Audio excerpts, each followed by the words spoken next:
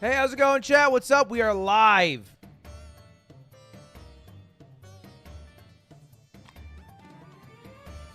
I'm not that late. I am not late, Wig, today. Hello. How's it going, everybody?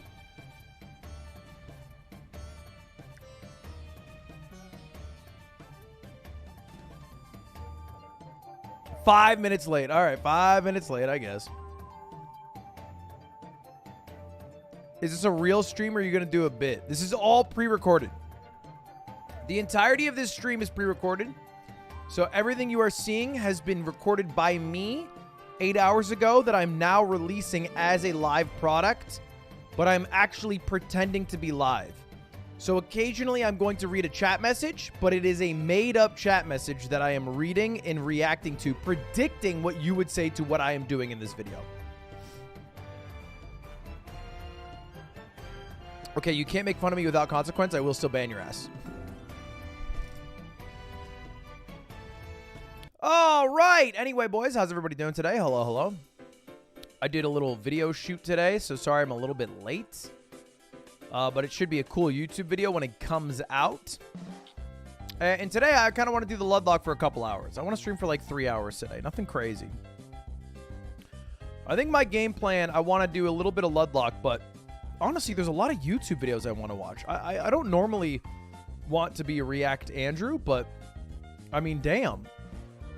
Look what happens. We have a Mr. Beast video. Charlie dropped a 1 hour, 15-minute video talking to Sneeko literally as I've gone live. Northern Lion wants to kiss Hasbullah. Olivia dropped a video, which I'm not going to watch on stream, but banger.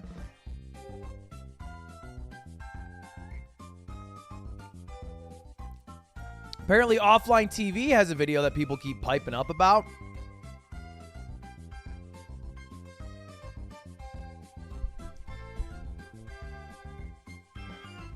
Then people keep telling me about I Did a Thing's new video.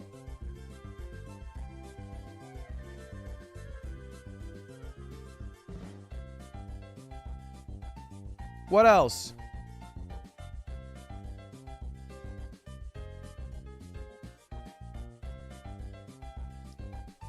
The button is back?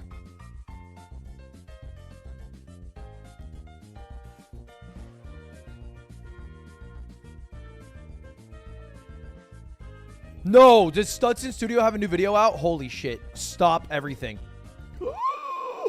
Studson has a new video. Dude, I love Studson Studio. It's time to recycle Howl's Moving Castle. Wait, what the fuck?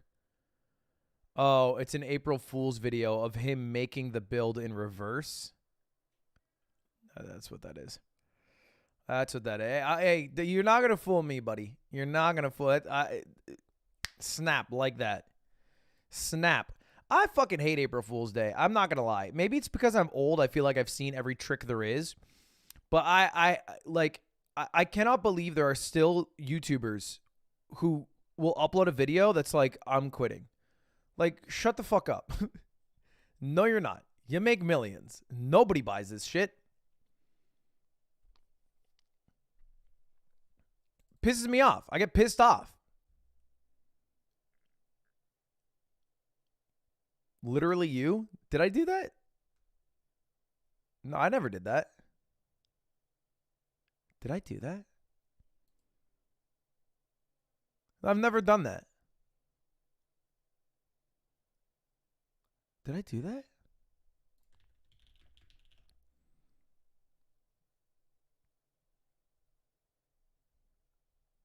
No, I didn't do that. I mean, this is fake, but...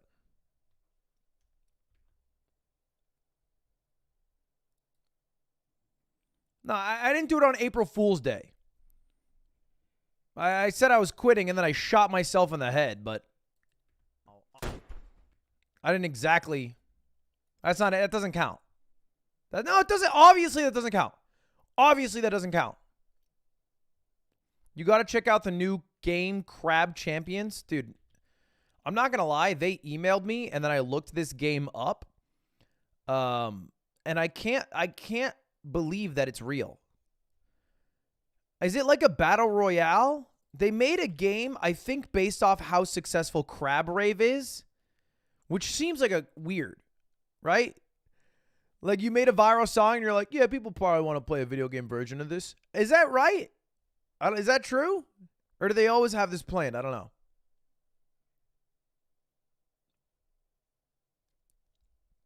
Scott Kramer has a video.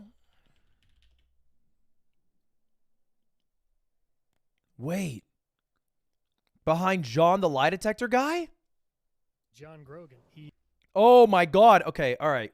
You know what? It's a React Saturday, everybody. Get cozy. I got a little.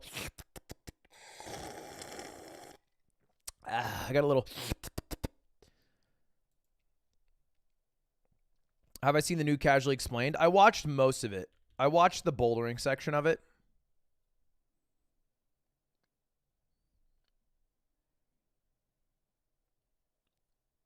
All right. Well, let's start with Mr. Beast, huh? We got a lot of videos to watch. Let's start with good old Mr. Beast and then go from there, okay? Today is a video Saturday, and then hopefully we get to do the Ludlocke at the end of it. Tomorrow, chat, if you guys don't remember, I'm supposed to be doing the room decoration stream with Myth, aka you guys are going to help me interior decorate Myth's room. We were hired to do this, so I need you guys to impress our well, the guy paying the bills, you know, Myth, our client. So that's the plan for tomorrow. Don't know exactly when that'll be. I'm waiting for Myth to get back to me, but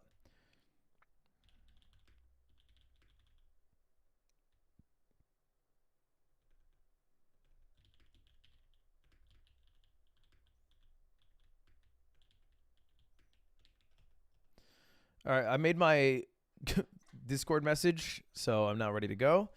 Ryan Trahan. No, I saw that video. I love Ryan Trahan. I got pissed off when I saw this video. I've watched every video this guy's uploaded for the past like 6 months. I watched this video, and I was like, son of a bitch. Why are you doing this to me? Why are you doing this to me, Ryan? I get it. April 1st, you know. Yeah, he's just having a little fun. Whatever. I get it. He's having a little fun. Change your Discord logo. It's pissing me off. Wait, what's wrong with it? I don't know what's wrong with it. All right, everybody focus. This jet that costs $500,000. We're going to fly on this jet that costs $500,000 per flight. That's a plane? We're going to fly on this jet that costs $500,000 per flight. That's crazy. That's crazy. The Discord has a logo. The Discord logo has a fake notification on it. Oh. Get pranked, nerds. I didn't know that I had a fake one because I have 19 normal notifications and I never clear my notifications. Do you guys clear your notifs on all Discord servers you're in? That's crazy. That's so high effort. Really? So like anytime you have a Discord notif, you're like, oh, gotta clear that. And you go clear it. Are you even reading it or are you just like going and clicking on it so the notification goes away? Like, is it like, are you literally doing like, it feels like you're doing like a, it's like you're clearing an Excel sheet. It's like you're pushing numbers. You're pushing buttons for fun. Are you just right-clicking mark as read or? Like, how are you doing it? Because there's 3 ways to do it. 1 is clear it by actually reading the message. 2 is just clicking to clear it. And then 3 is right-click, clear notifications. But if you're right-clicking and clearing the notifications all the time, why not just mute all? Just mute all, easy. I mute almost everything. But I want to see. All right, fair enough. All right, fair enough. New IGN video is also amazing.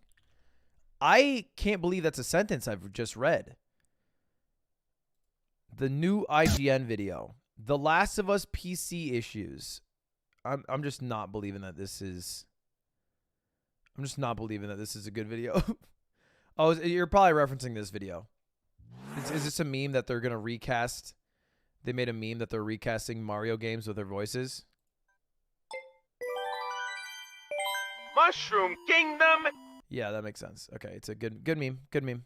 And we're also gonna fly on this $25,000 private jet, a $10,000 first class seat, a blimp, and so much more. But before I show you what it's like to fly on some of the most luxurious planes on the planet, we're gonna fly on the cheapest plane in the world. It's really rickety.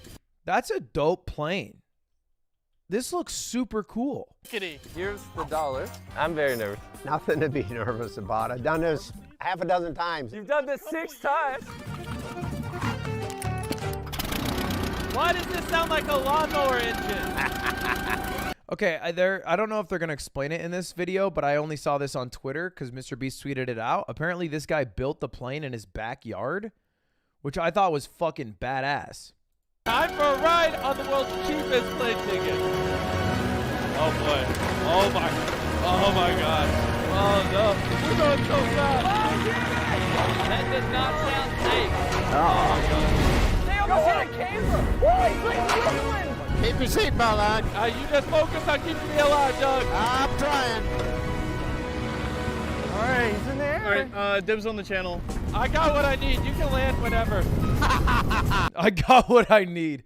Dude, that's sick. Man, I want to learn how to fly a plane. Are planes dangerous? I want to learn how to fly one of these little rinky-dink. I want like a Cessna.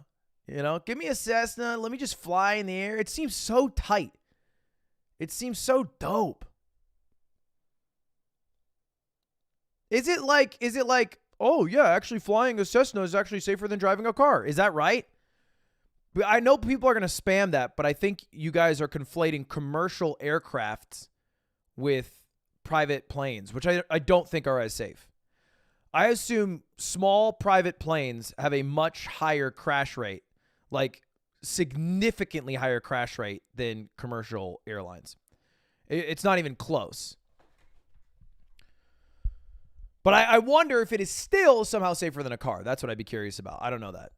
No! Doug, come on, Doug, please. That guy pays my bills. Be careful. And if you guys think this is crazy, wait until later in the video when we have the most expensive plane ticket on the planet. Wait a minute, you're making me feel bad. Oh my God, he's coming in hot. You ready to land? We're on the ground. We survived. Our next plane is the Dude, that's so dope. I want to ride that. $1,000 first class plane ticket. But here's the thing, boys. I okay. bought all the Little first motion class graphic seats. Just sit package. wherever you want. Would you like some Miracle Mist lotion? This is JetBlue. This is JetBlue. This is mint. Why? Because first class. I fucking love JetBlue, baby. I love JetBlue. Ooh, man, hold up, hold up.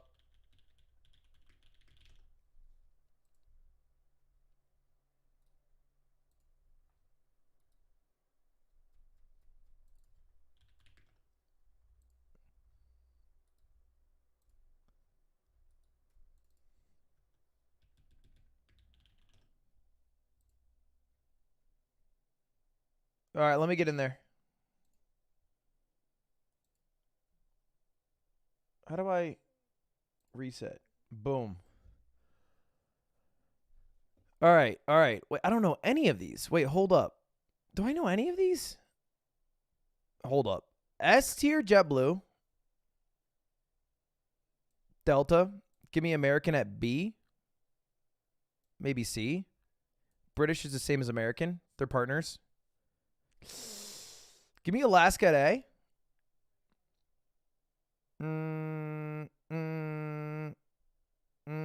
Frontier at D. Southwest, I think, is actually pretty decent. Delta's awful. Is it? I don't mind Delta.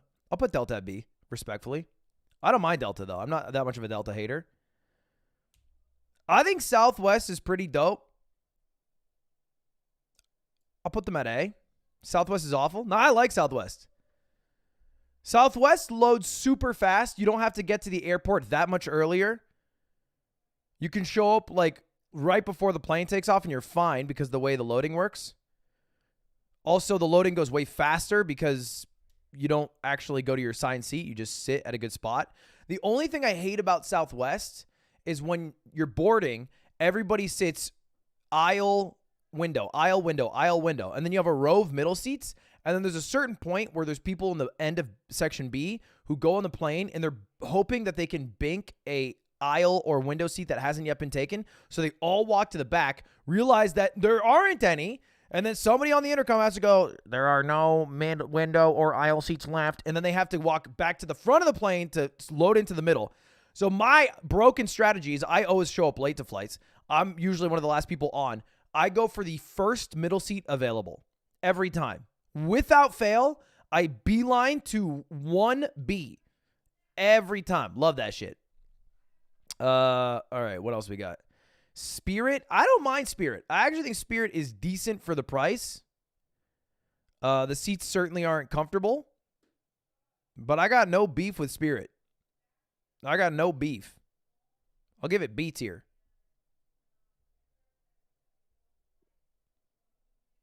I'd rather walk. No, that's a brand thing. You're getting caught by branding. United is C tier. I think all these three kind of suck, but they're also, I think they're the same company, right? United and American, isn't that right? What airport was SS? The only airport that I've ever rode that was SS is I went on Singapore Air once, and I thought it was godlike. I thought Singapore Air was godlike. I've never done any of the other ones. I've done like Air France, but I can't remember it well enough. I've thrown you know what? Actually, Qantas, give me also SS.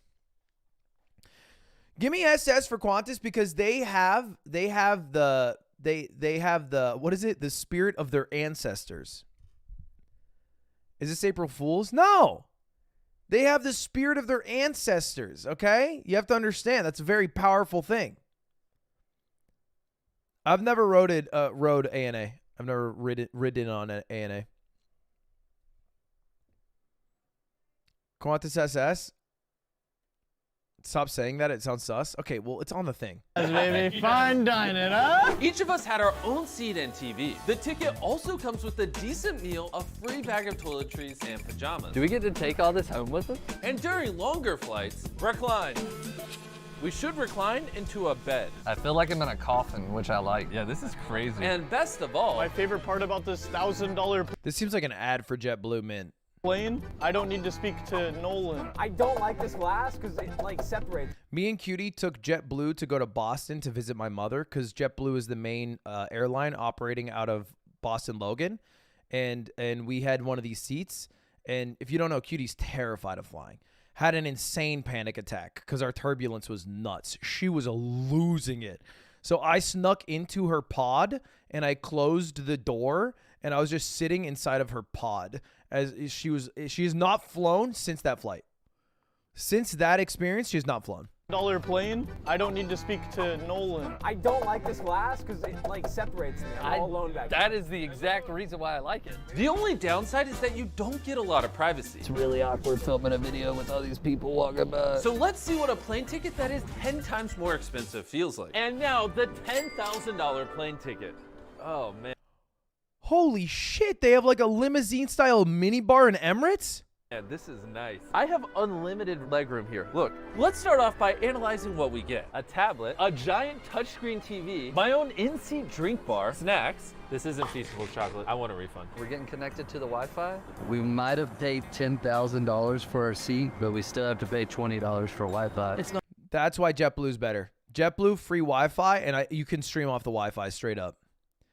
Hitler? Have you never seen Charlie Chaplin in your life? What are you talking about? No. Not free. Now we're taking off, which is pretty crazy because I can literally watch Charlie Chaplin did it first, by the way. it on my TV. And because it's a 16-hour flight, I get to take a look at how nice Good this song. bathroom is. You have a sink, a toilet, and then a shower. That is crazy. Look at that. We are 30,000 feet in the air, and I can take a shower. On top of that, me and the boys can order as much gourmet food as we want. And that's not all. We saved the best.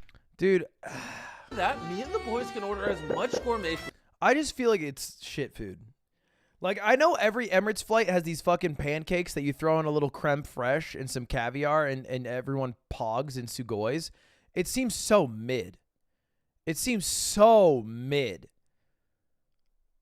Like, straight up, just give me big, fluffy, fresh pancakes over that any day of the week. These got to be the most dry-ass, pre-made, reheated pancakes food as we want. And that's not all. We saved the best for last. Hey, how's it going? There's a private lounge in the back of the plane. Hey, Jimmy, Yeah.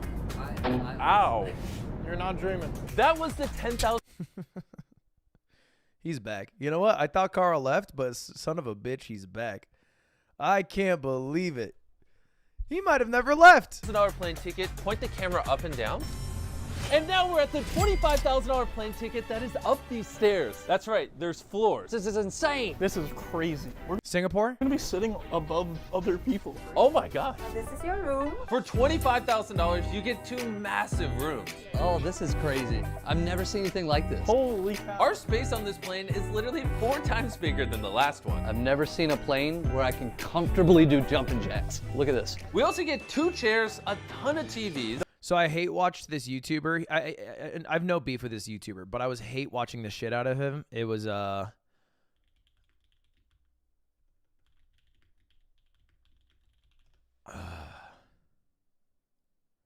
yes, Trek Trendy. Today, He's my favorite guilty pleasure YouTuber.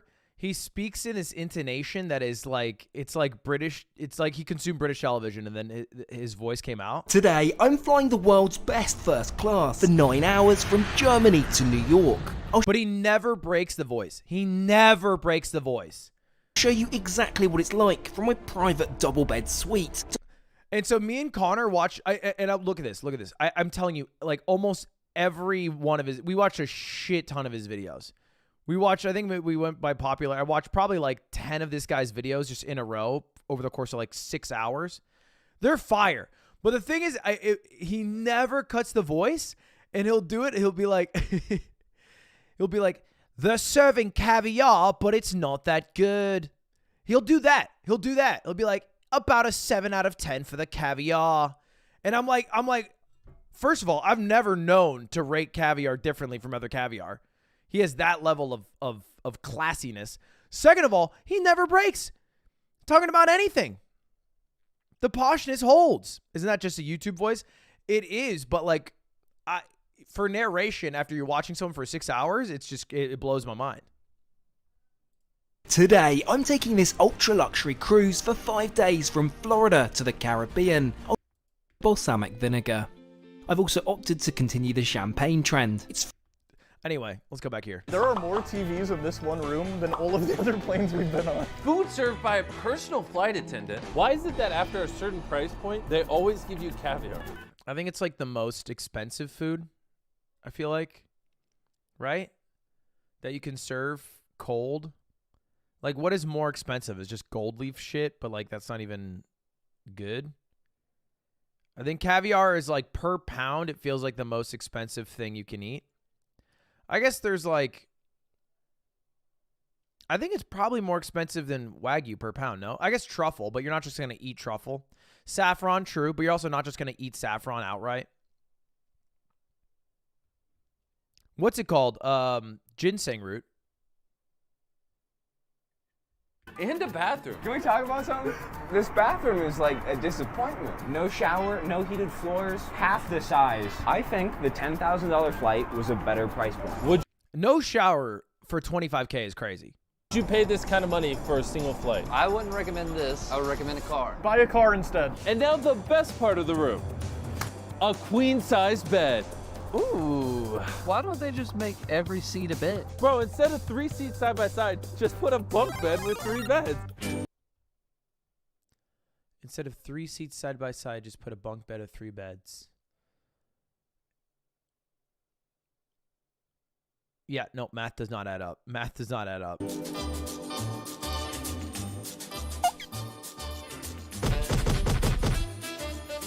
Good morning. That was really good sleep. Carl, wake up, we're gonna land. I slept like a rock. That was the world's most expensive commercial flight. Time for private flights. This is the $100,000 plane. Do you guys see that not Mr. Beast? You see that Ninja tweet the other day? Let me see if I can find it. You've been telling me I'm falling off, man. You've been telling me I'm falling off, man. I agree. Thank you. At this price point, you get the entire plane. Oh, it's like a yacht. This is wild. This is unbelievable. You want to know the craziest part? This is just one of 4 rooms. There's more to the plane? I thought this was it. Guys, come over here. What room is this? This is literally another lounge area with a bunch of snacks and a huge TV. And if you're feeling tired, you get your own private bedroom. If you spend $100,000 on a flight, and one of the perks that you bring up are snackies, bitch, go to Target before the movies and you will have as many, if not more, snackies. All right? And it doesn't cost a percentage point of this $100,000 flight. Dude, what? This is like a hotel. And last but not least, the bathroom. Tariq, shut your mouth right now. Shut it. This is insane. There's a seat in the bathroom, Dib. Have you ever even seen a jet half this size? No. Never. What do we talk about? Wait. Well, I guess, are commercial planes not considered jets? What makes something a jet? Because those are bigger. Is a jet just a plane? Or is there something, does a jet have to be private?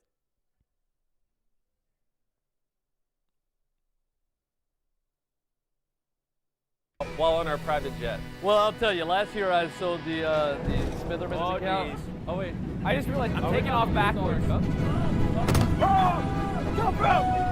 I didn't realize you were taking off. Stop the camera! Stop!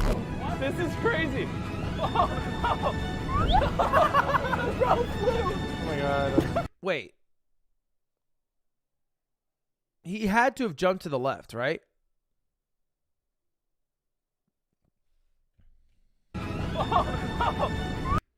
Like, just based off the way that jumping in a moving plane works. Like, I don't think it accelerated that much faster, right? I guess maybe they accelerate fast. Bro, flew. Oh, my God. I can just roll back. Oh, turbulent. All right, I'm going to sit down. This might be the best bathroom yet. This is the toilet. On the toilet, you can watch TV. Hey, Nolan, I hope you feel comfortable in the bathroom. What's going on? I'm so confused. No. No. He's never getting out. Oh, wow. What? I have steak, mashed potatoes, and veggies. And Keep it a buck. That is some mid-ass sushi. That is some grocery store-looking sushi. and you guys inspired me a little bit, so I brought some pizza. This is my favorite plane because it has YouTube, but we didn't pop up first, so now it's not. You can tell this is a rich person bed because there's like 500 pillows. This one out of here, that one out of here.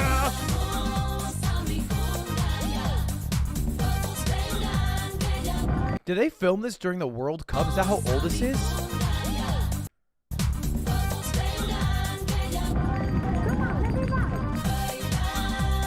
I'm gonna fly this thingy. And that's the beauty of flying private. You can do whatever you want, whenever. Carl's flying the plane, Chandler's jamming out the pizza, Chris is taking a nap, and I don't even know where Nolan went. There's no layovers when you fly private, and there's no TSA, so you save tons of time. Yeah, but it's $100,000. He's like doing an ad for it. I know private's better, but son of a bitch, it's $100,000. Hence why basically every rich person you know owns a private jet. Hey guys, Yeah? we're gonna land soon. Carl, let me out. We're about ready to land. You gotta let me out, bro. Oh my God. That was the opposite of smooth. Wait, is Nolan still in the bathroom? As a residential PJ rider myself, having ridden on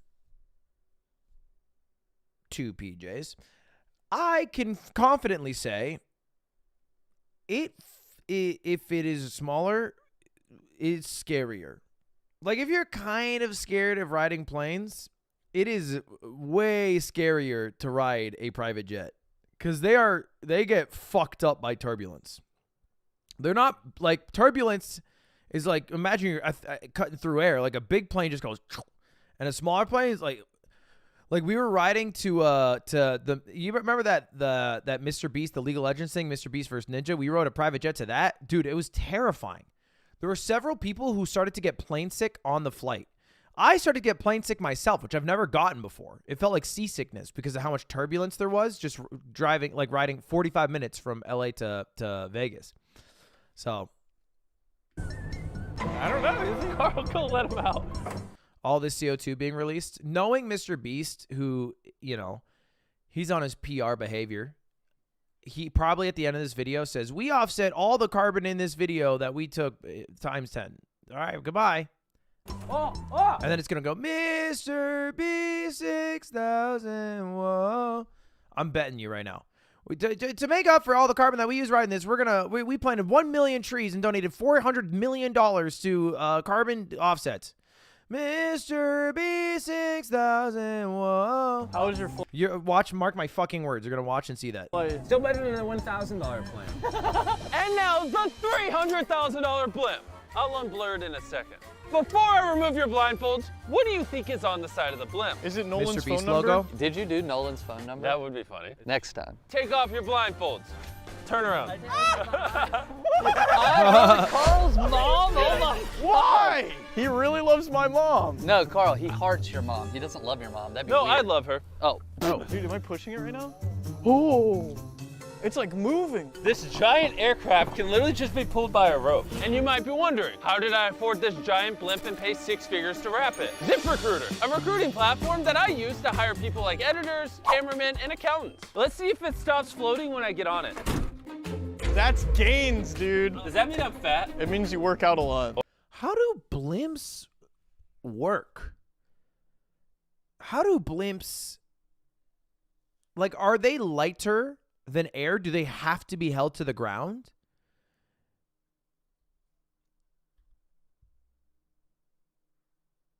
How do they go down? And how do they go up? Or I'm fat. ZipRecruiter is where people go to discover their next great job. If this blimp crashes and I die, you guys can just use ZipRecruiter to find a new job. That'll make it so much easier. I feel like I don't man. like this conversation. I can't believe they allowed that for their All right, let's do this. Goodbye, Chandler. Goodbye, forever. I think I heard forever. He could have promoted anything, and he chose Carl's mom. I'm terrified. This thing's picking up speed. Well, we'll see you at the race. Oh, and I forgot to mention, we're flying this blimp over 150,000 people at the world's largest race car event. And Carl has no idea. Before I die in this blimp, Dude, it is. I know I sound like a fucking zoomer because blimps have been around longer than planes, but it looks futuristic. This shit is crazy. It's so big and it goes through the air so seamlessly. I want to tell you guys about ZipRecruiter. We recently made a It's so big. job posting on ZipRecruiter, and I'm going to call one of the candidates and interview them. Hey, Thomas, I saw your application on ZipRecruiter. Can you hear me?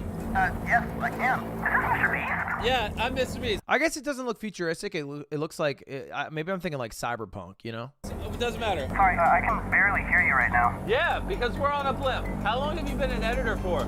I've been an editor for about 10 years. Do you think you can improve our videos?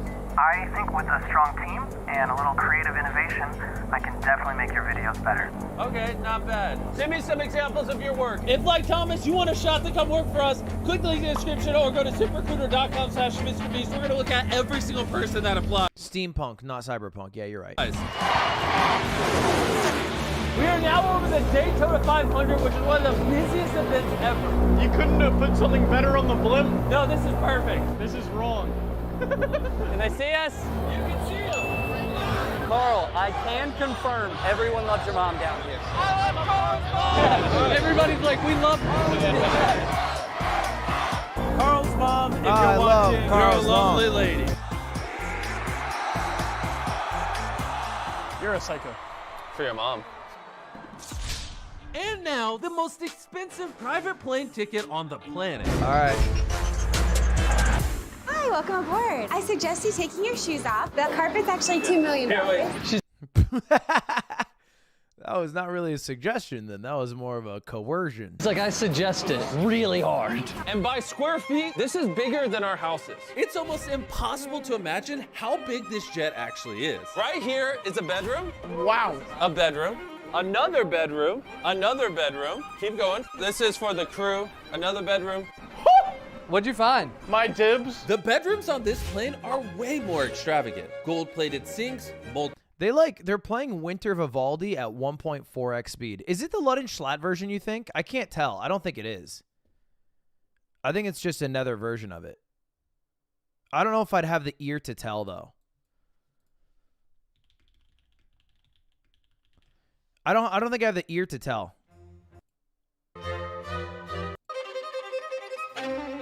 This is I think how you tell.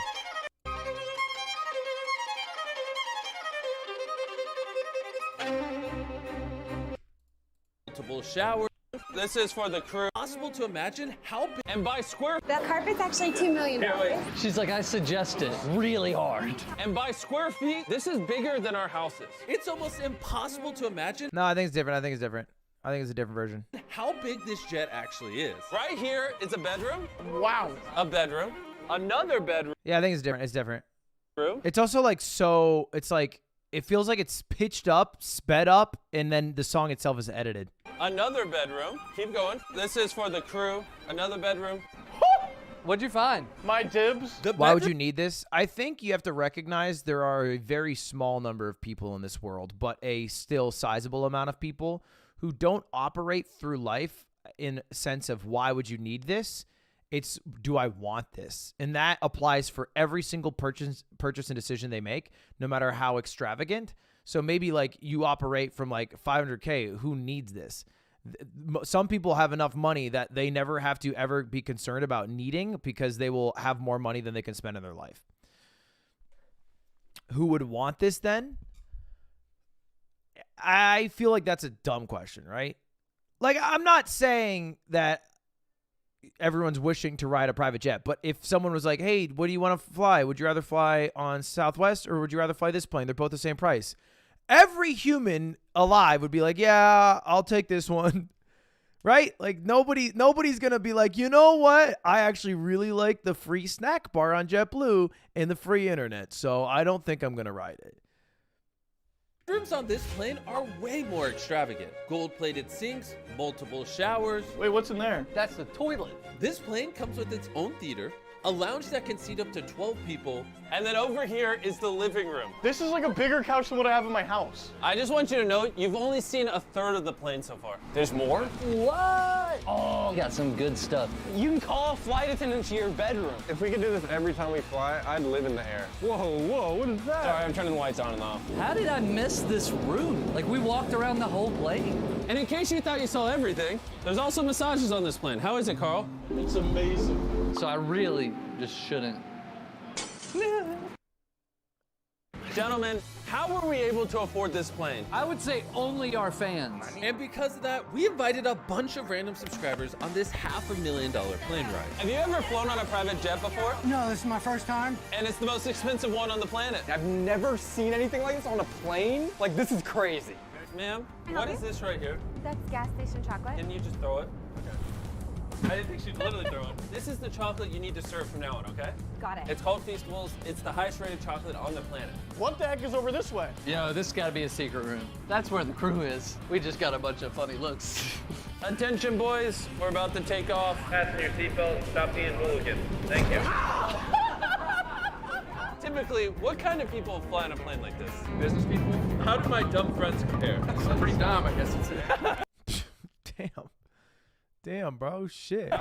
At this price point, they serve the highest quality food anytime you want it and wherever on the plane you want it. Even in your own private Okay, I will say of every single plane we have seen, the food on this plane is insane. Is that a huge matcha cheesecake or some shit? master suite. Do you guys even know where we're going? No. We're taking you. Look at that. Look at the charcuterie board. Look at the brie. It looks yummy. Yeah, the food looks insane. I mean, not $500,000 worth insane, but insane. Definitely the better than anything else I've seen. World at Disney World, and we're going to give you 2 days of all expense paid trips to do whatever you want. No way! So if you want to fly on the most expensive jet in the world and then spend 2 days all paid for in Disney World, subscribe. In this video, I flew around the world in a lot of big planes. I wanted to do my part to protect the environment, so I'm planting 100,000 trees as well as protecting over 100,000 acres in a rainforest.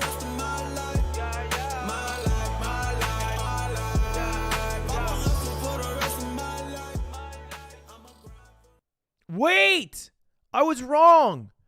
They didn't end it with the Mr. B6. Is this the first time I've never seen the explosion? Of all expense paid trips to do whatever you want. No way! I'm actually shocked. What is this song?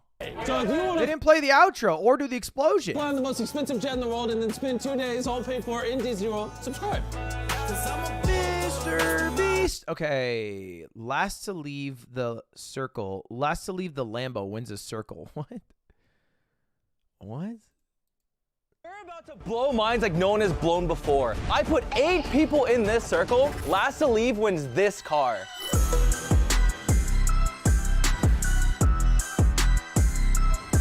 But first, I'm going to spend the next 200 hours buried alive in that coffin.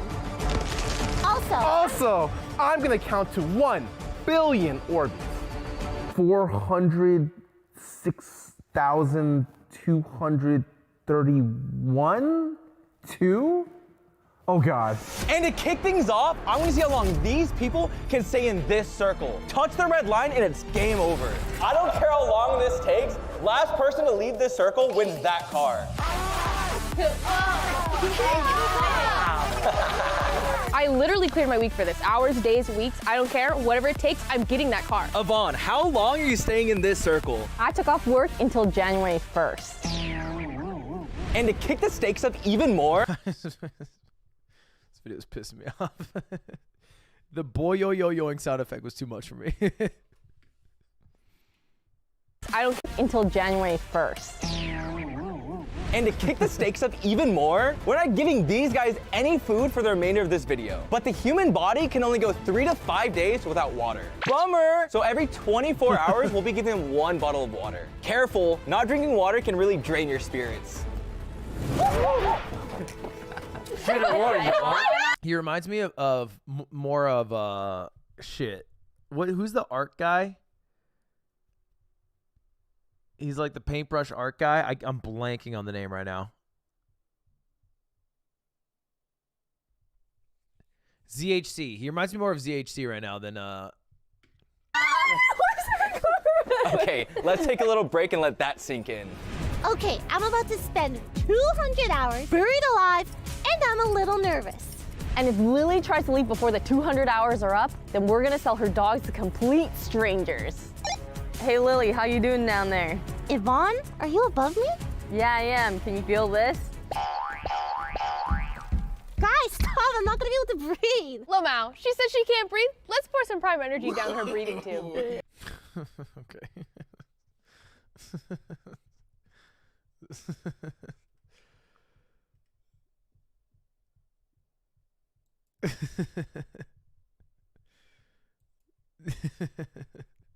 Lamau, she said she can't breathe. Let me pour prime breathing down.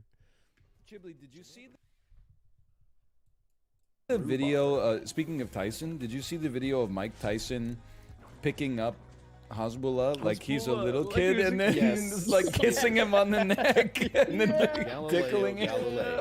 I'll put that. I thought everyone hates Hasbullah now, right? Oh yeah. Yeah. That makes the video so much funnier that Mike Tyson picks him up and gives him like a little snuggle and like nuzzling him and shit. Yeah. Why do people hate Go back. You want me to finish? Hasbullah now? What do you... I can finish. We're gonna fly on this jet thankfully that our costs table half is a- We're nice about to blow minds like no one has blown before. Up above the world. Little star. Gotta sing your song or your air gets cut off. Oops. Please no. All right. I'm not doing this anymore. I'm moving on. Charlie uploaded an hour video. I talked to Sneeko. Dude, that is long. I know it's April 1st, but I'm not fooling. The title is not a joke. I talked to Sneeko, and I gotta be honest, I had butterflies in my tummy. I was more excited to talk to him than I would be to talk to Santa Claus. Now, I know this will be coming as a shock to I'm not going to watch a whole thing, but I'm curious. a lot of you, a bit of a jump scare, so I hope you're sitting down so it doesn't knock you off your feet. Sneeko and I have not been on the best of terms recently. True. We've tried our best to keep it a secret and handle it behind closed doors, but unfortunately, it's bled into the public eye, and you know what? By golly, I'll say it with my whole chest for all to hear. We just haven't liked each other. We haven't Can I say it? I don't want him to make up with Sneeko. seen eye to eye on many things, so our internet beef has become this fine Wagyu steak. It's been this very tasty, juicy bit of drama between the two of us, and today, fuck 'em, it finally boiled over and we had a conversation. And I want to show you some clips from it. He actually asked me to record, so don't think that this was some kind of one-party consent thing where I pulled the wool over his eyes and pulled his fucking pants down to surprise him with a recording. He had actually asked me to. And I want to show you how this went, because it was actually a very interesting conversation we had. I want to tell you how we got there. It's because last night I noticed Sneeko was raving about cuties on Twitter yet again, talking about how much he loves it and how he'll always defend it, but then said that I wouldn't debate him on it. And this little nugget of cringe had me scratching the hair on my chin, confused. I wouldn't debate you on it. I would actually love to hear your side of things on how you could possibly excuse the blatant sexualization of the child actresses in the film. Now, I'm not a debater. I actually am not a fan of debates in general. I prefer just general conversations as opposed to these like gotcha and leading questions and traps and shit. I think that's not very conducive to actual... It is an hour 14. There's no gender. Nothing matters. I do as I want. Everything that's promoted on social media. Do you realize half of what you just described is how you've lived your life for the last year? Like feelings over facts, for example. To carry it on. I wasn't reacting to you. I wasn't even talking about you. It's too long. Chad, it's too long. We're not going to sit here for an hour 14 watching Sneeko and Charlie talk.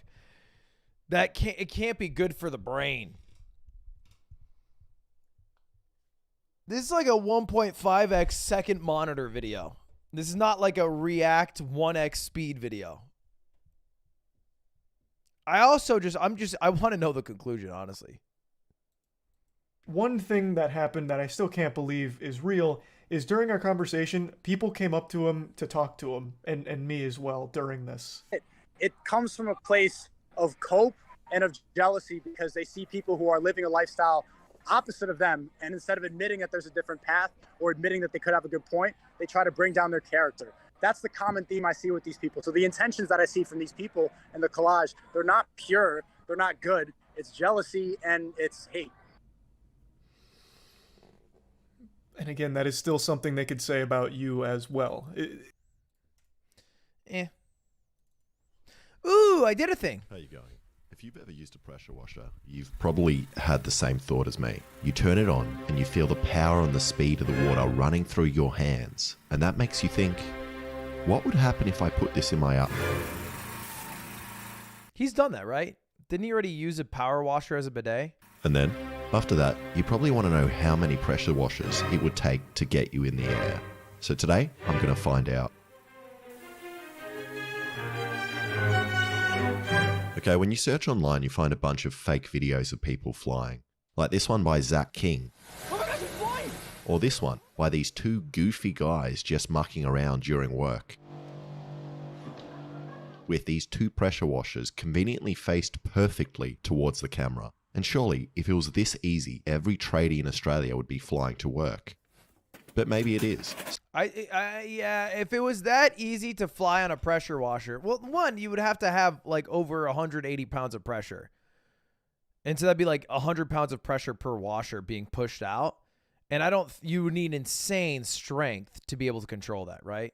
Like just shooting normally to like clean a sidewalk. So I feel like the pressure per washer sits around maybe 10 pounds. Took apart. It's not pre-wash. It's like simple my pressure washer bidet and pointed the pressure washer down at this scale to see how much force they I'm going 10 pounds. actually produce. And most days my weight is roughly between 88 and 90 kilos, depending on if I do a morning poo Big guy. and whether that poo falls on the scale or not. And now, when I turn on the washer,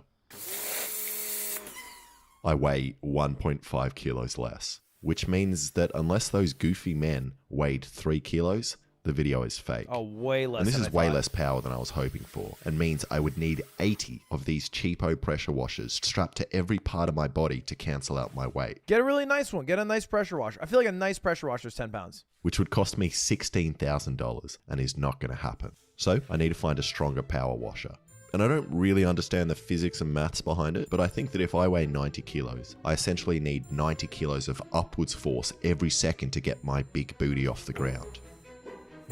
And it is possible to do these with water, as there are companies that offer water jetpack experiences that work by essentially strapping their customers to the exhaust of a jet ski, which gives some pretty impressive results.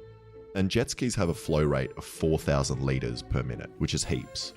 To put that in perspective, my mate Alexa has a flow rate of around 1.5 litres per minute. Stop.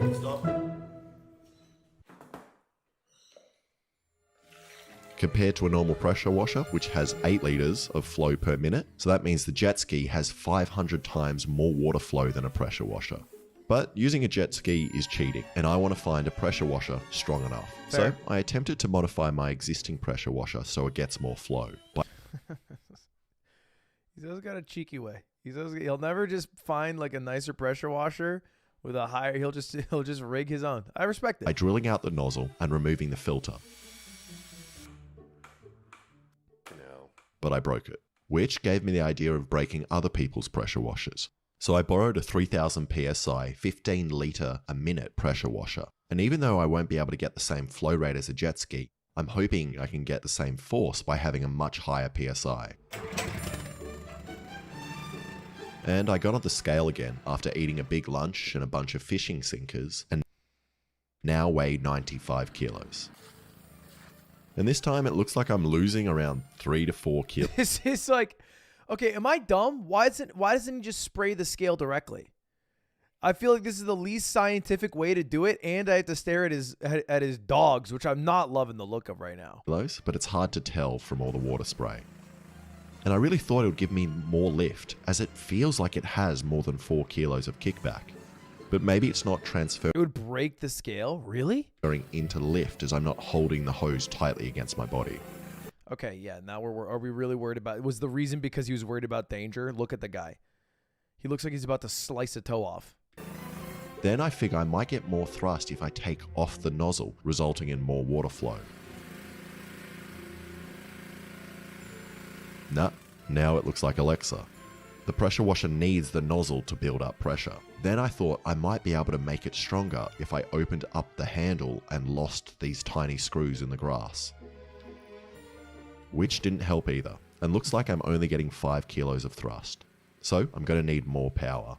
And I found these even stronger industrial petrol-powered pressure washers, which will deliver 20 litres of water a minute at 5,000 psi. Which might be able to get me in the air if I have multiple of them. But before I hired them, I decided to see if my arms were even capable of supporting enough thrust to get me off the ground. So I made this pulley system, which I can add weight to, and will pull up my arms in the same direction as the pressure washers.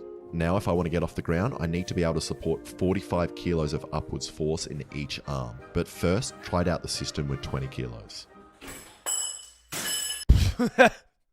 It was one screw in the roof, to be fair, Alex.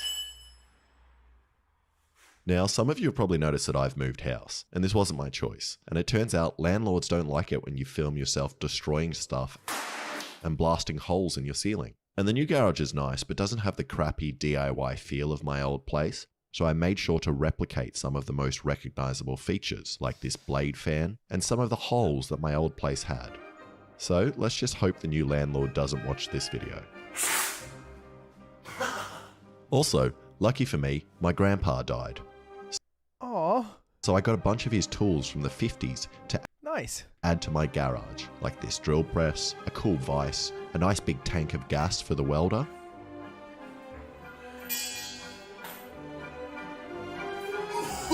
and most excitingly, a tool I've always wanted to use. Ice cracker.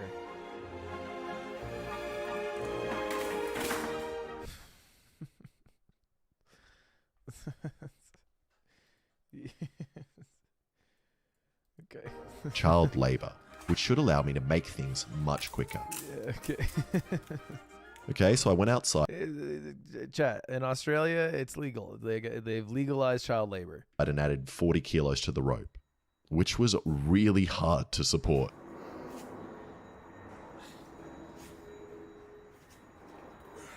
And hurt my hand heaps. And that is even without the threat of being blasted open by water. So I can't imagine how hard it's going to be with the pressure washers. But I decided to hire the 4 big ones anyway. And I didn't realize how What's the point of doing the test? hard it would be to hire this many pressure washers, as most places only have 1 big one. And then when I finally found a place that had 4, I didn't consider that I needed a cover story as to why I needed them. And then when I was on the phone, I panicked and for some reason told them I needed 4 to clean my kitchen. So Kennards, if you're watching, here's me doing the dishes. And even though they seemed confused, they still delivered 4 giant pressure washers. Yeah, nice. Yeah, just 4 of them. Thank you.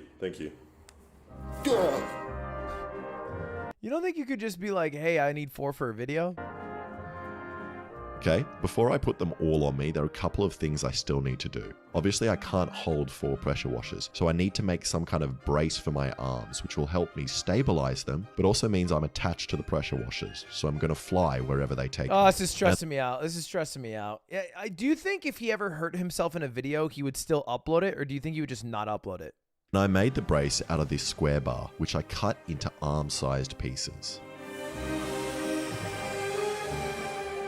I then welded on some right angle pieces for the rope to go through, and then also welded another brace on the end, which should help me hold my body weight against it in a similar way to crutches. What type of injury does he have to do that he doesn't upload it? Like a burn, a broken bone, a broken finger?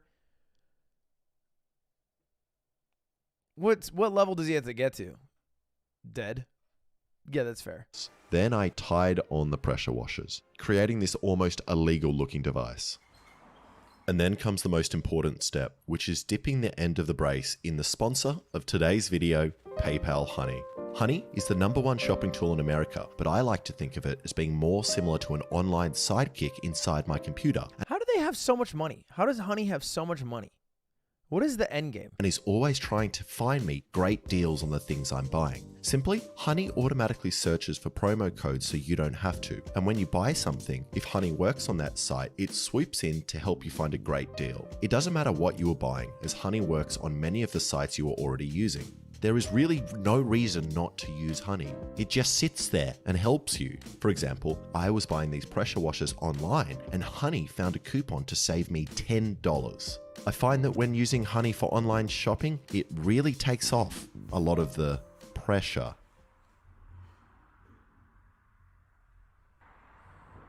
So go now and add it to your browser for free at joinhoney.com/iditathing. Cool. That's joinhoney.com/iditathing.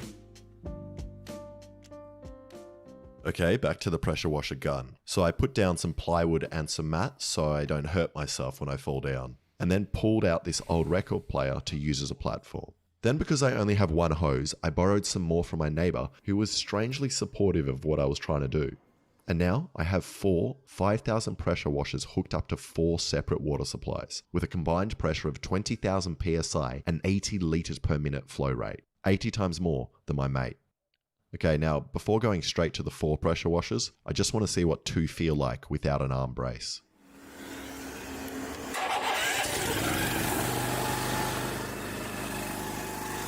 I feel like there's no way he gets close to flying. I feel like at most he loses half his weight.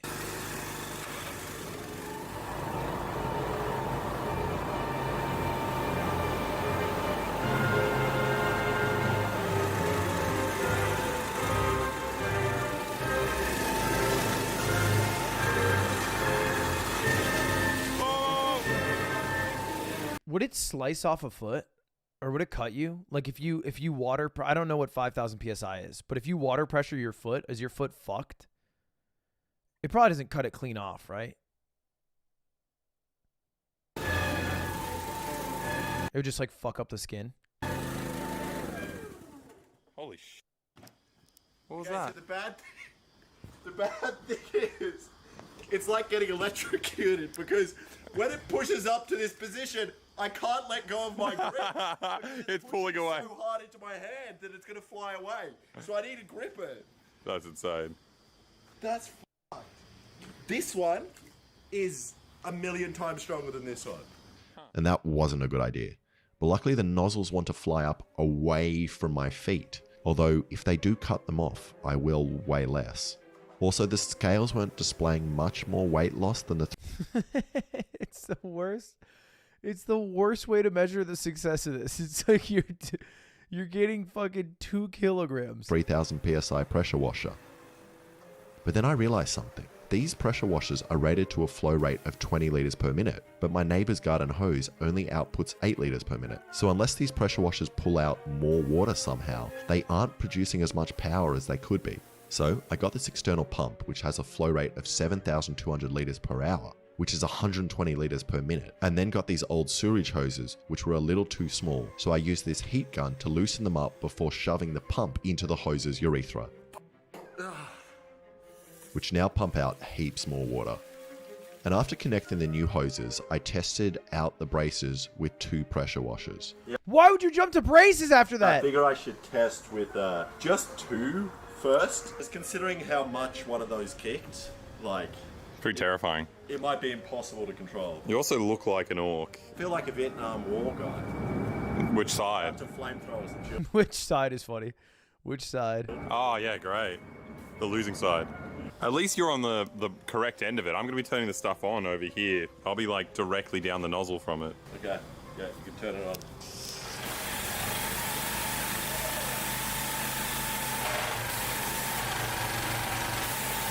Okay, these feel way stronger than the normal garden hoses, and were pushing me back really hard, and I couldn't really keep them in one spot.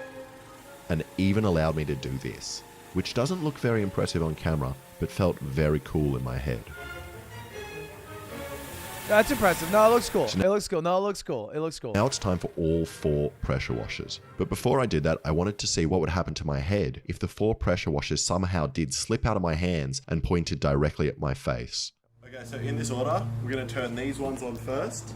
Yep. Yeah. We're going to turn them on first. Okay. And then you'll turn these ones on. I'm turning on all of them. Huh? I'm turning all of them on. You're going to turn all of them on.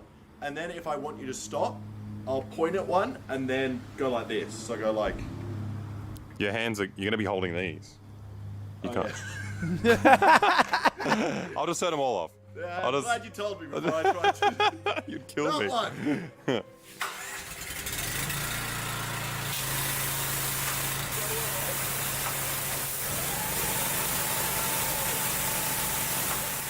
And the power of these 4 washers together was insane. The only way to describe the feeling is kind of as if a wet man was pushing back on my underarms while spitting on my face.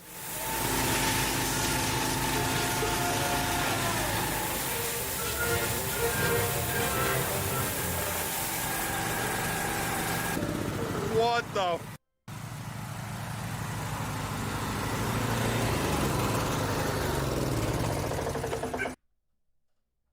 It'd probably kill you. It'd probably go through your eye hole into your brain and kill you. What? Wait, I wanted to eat the watermelon afterwards. There's no watermelon.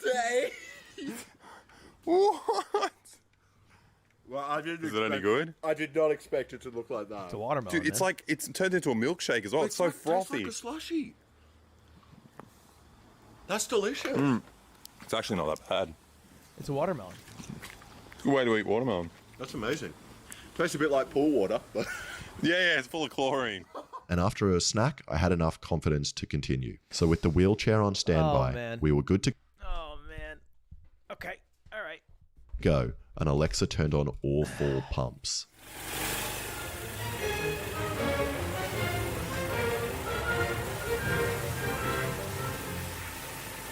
And although I look very graceful here, it may surprise you to know that I didn't really have any control of the movements my body was making, nor could I let go of the trigger. I also couldn't scream loud enough over the pressure washers to tell Alexa to turn them off.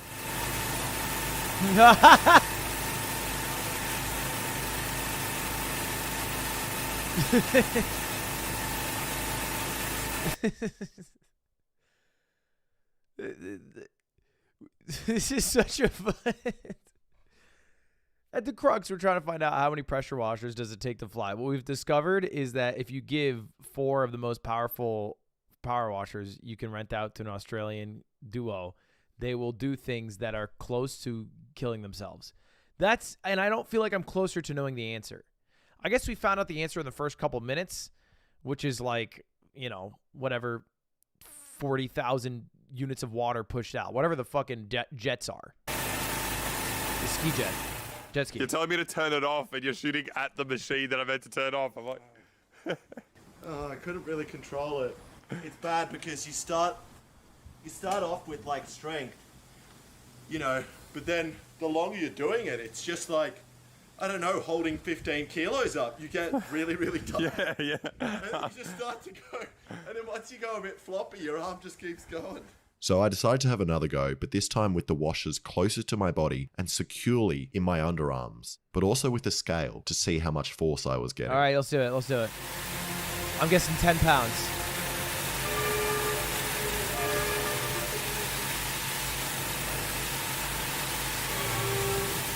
How is he heavier? How is he heavier? He's gained 10 kilos. And the scale was saying I was losing about 50 kilos, going from 110 to 60-ish, which is a lot of force. Do you think the way they rigged this shot is it's just Alex on the scale and then Alexa just going whoop and like lifting him up a little bit? And then they just put washer noises in the background?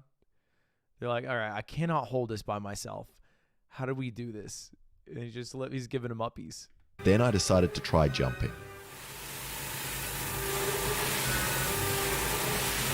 Oh, wow. He's getting some air. Now, That's it doesn't crazy. really look like anything is happening, but I did feel like I was getting a little bit more airtime than usual. 100%. And I'm not trying to say I was anywhere close to flying, but it did look pretty cool. And in the slow-mo, you can see that I actually seem to get a bit of extra height and fall slower than usual. Or that could just be the wobble from the pressure washers and the slow-mo from the camera, making it look like that. So I gave it a couple more goes, but my altitude remained pretty similar. And with these pressure washers, I was getting around 12.5 kilos each, meaning I would need 8 of these to get me off the ground, plus the weight of the pressure washers, so more like 10 of these. So unless I magically lose 50 kilos, I don't think these pressure washers are going to make anyone Bring back the kid. fly today. Bring back the child. Hey. Oh. Oh, fuck. No, I wasn't being serious. Come with me. Come with me. Watch your head. Come with me. Come on. Thank you. Can we put this? Yeah. Now, just, yeah, keep it like that.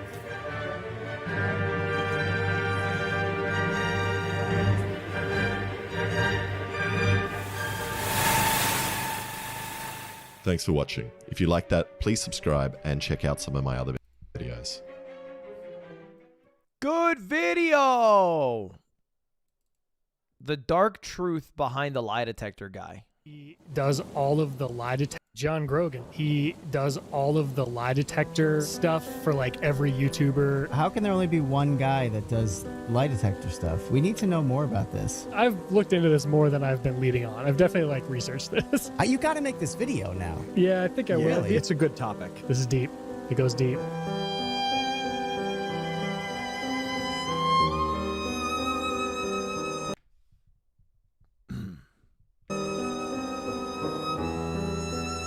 Why do you gotta use me for the end dramatic one? Strugglers, I have been... Yeah, I've used John Grogan before. He even gave me a nice mug. It's one of my favorite mugs. It says lie detector. Fascinated by this guy, John Grogan, for years now. He's known across the internet and TV as the lie detector guy. I've seen him pop up in so many different places. He's just always been this mysterious figure lurking in the shadows of media and my mind. But who is he? What does he really do? And is there more going on than meets the eye? Anthony? No! He's just a lie detector guy And you're digging down the wrong hole, bucko. You're going for the working man, Scott, and you're gonna get silenced for trying to expose a working blue collar man. Anthony Padilla type intro. Now I gotta warn you, this story takes some unexpected turns. When I first started looking into John over 3 years ago, I had no idea how deep the lore was gonna run. But I hope you'll take this journey with me as we unravel the mystery of the lie detector guy. Before we begin, I have to thank this video sponsor, Helix. I also want to, but mostly I have to. Helix makes premium mattresses and bedding that are customized to fit your needs and sent straight to your dang door for free if you live in the US. There's this short little quiz on their website that you can take, and they use those answers to help match you to your perfect mattress. So like for me, I sleep on my side. I would love to know the cost of things. You know what I mean? Like, there are so many bed sponsors. I would love to know how much they get the beds for or make them for. Like a medium firmness mattress. I'm not much of a tosser or a turner for that matter. And for a bunch of other reasons too, the Midnight Lux mattress is the British people are losing it at that. Perfect one for me. And I've been talking about the Midnight Lux mattress for ages now. Years. Because that's the one that I have, the one that I was matched with.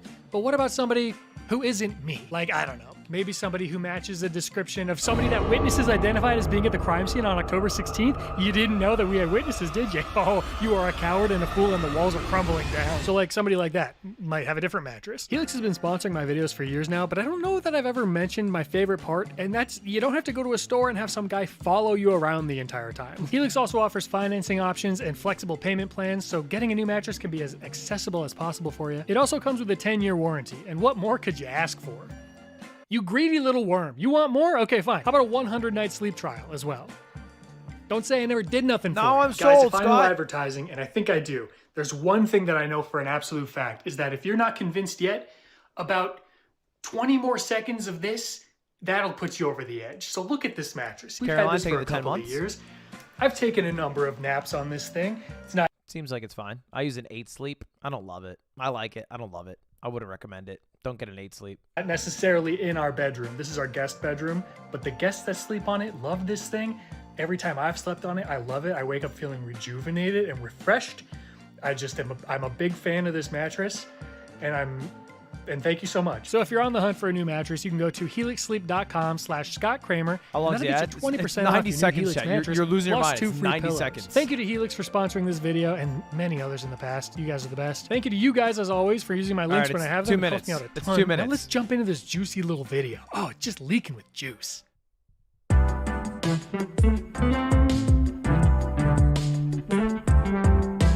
Why are we watching a better view? Because we're going to watch the rest of the video, and respectfully, it'd be kind of rude to watch the video and not watch the ad.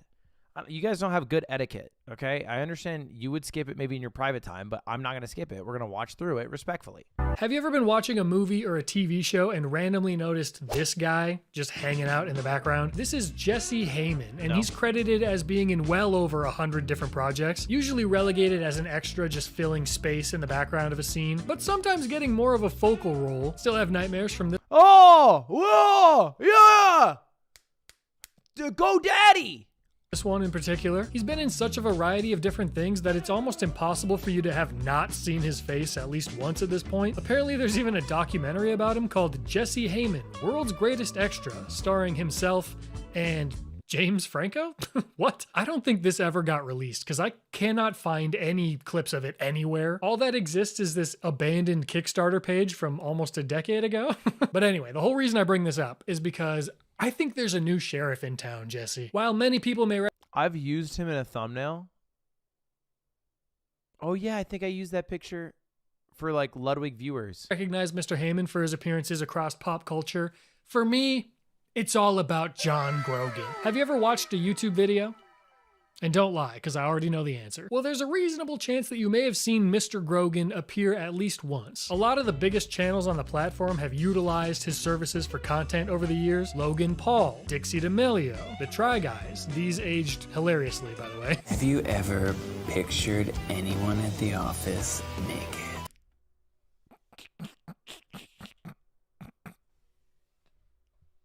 Do you think you're better than other people because you have a great marriage? I don't have a problem telling the truth even if it hurts. And so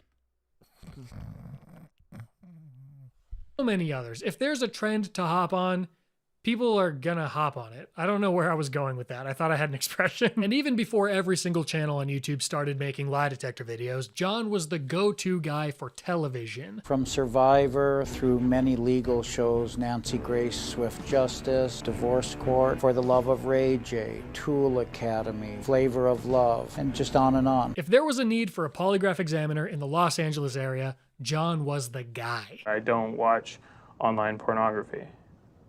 Okay. According to his John's funny. I gotta say, I hope he brings up how fucking funny John is. He's just a great straight man. Nothing cracks him. I've never seen the guy chuckle. I've seen him in like 15 different videos. Never seen him crack a smile. Website, he's done over 12,000 exams since the 1980s. This website looks like it hasn't been updated since the 1980s. I'm John. I think part of his secret is he has like 15 different websites for lie detectors in Los Angeles, and they all lead to his business, which is a very old school 90s, early 2000s style of marketing where you are like you name your business AAA whatever, and you're at the top of the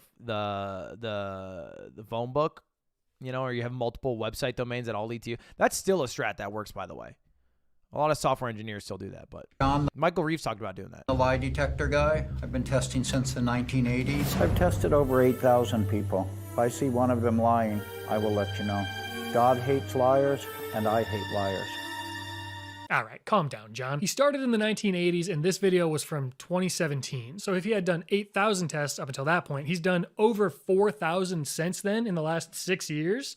YouTube exploded this man's career. And that's clear when, and I cannot stress this enough, John has been in a ridiculous amount of YouTube videos. I've shot this video 3 times before, right? We've done this before. I've been seen on almost 700 million views of social media. I pretty much can't go in a Walmart or a Target without people coming up and saying, I saw you on this show. I think that's crazy. He is wildly famous. He is arguably more famous than most YouTubers. He's more famous than me for sure. He's been on so many things. Depending on your friend group, you could go as John Grogan for Halloween and they might actually get it. He's also become known for his iconic thumbs. How many people can say that? Vault Boy, maybe, but that's about it. Here's how the videos tend to go. The YouTuber sits down and explains how nervous they are to take the polygraph, as if they can't just cut out anything they don't want people to see. John sits there with the absolute grumpiest energy imaginable. And then the YouTuber's friends ask them the exact same questions every single time. Do you think you're the best looking person in our friend group? Do you think you're the smartest out of all of us? Have you ever had a sex dream about anybody in this room? What the fuck, Scott? These are important questions, okay? Sometimes you don't have to dig past the cliches. Sometimes those are the best questions, all right? You know? Like, let's talk about how love songs all sound the same. It's because we're trying to get to the same point. Same thing with this, you know? Has anyone here ever had an original thought? And all throughout this, John is just stone cold. Man doesn't flinch. He's a professional. He is a pro. It doesn't matter how hairy it gets. pro. John doesn't give the camera anything to work with. I've seen him in so many videos where he just shows no expression. So John is there to determine if these people are lying. Or is he? A lot of the time, I can't really tell if John is a serious polygraph examiner or just a dang comedian. There's no way any of these guys can trick me, and I live by the motto, liars go to hell. I love you. I love her too.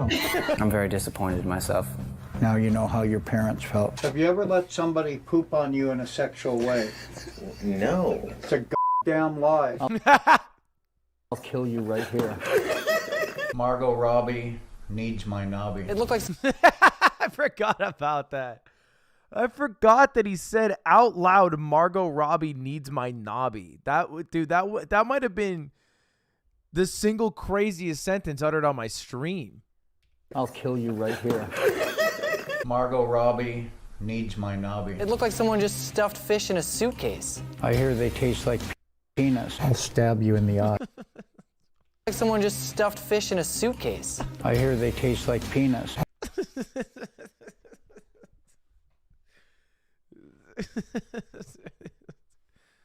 Are they just talking about anchovies or sardines?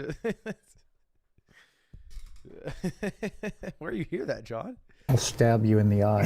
The man is low-key funny as hell. I'm so glad Scott brought that up. He's so funny.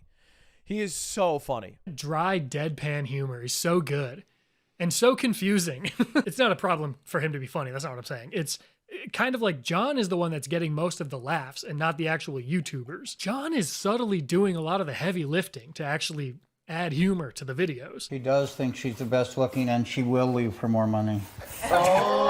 You do crack. Of course. True. Like, there's absolutely no way he was able to read the machine that quickly and determine if Michael was telling the truth. Right? He just knew that it'd be funnier to say that's true. Right?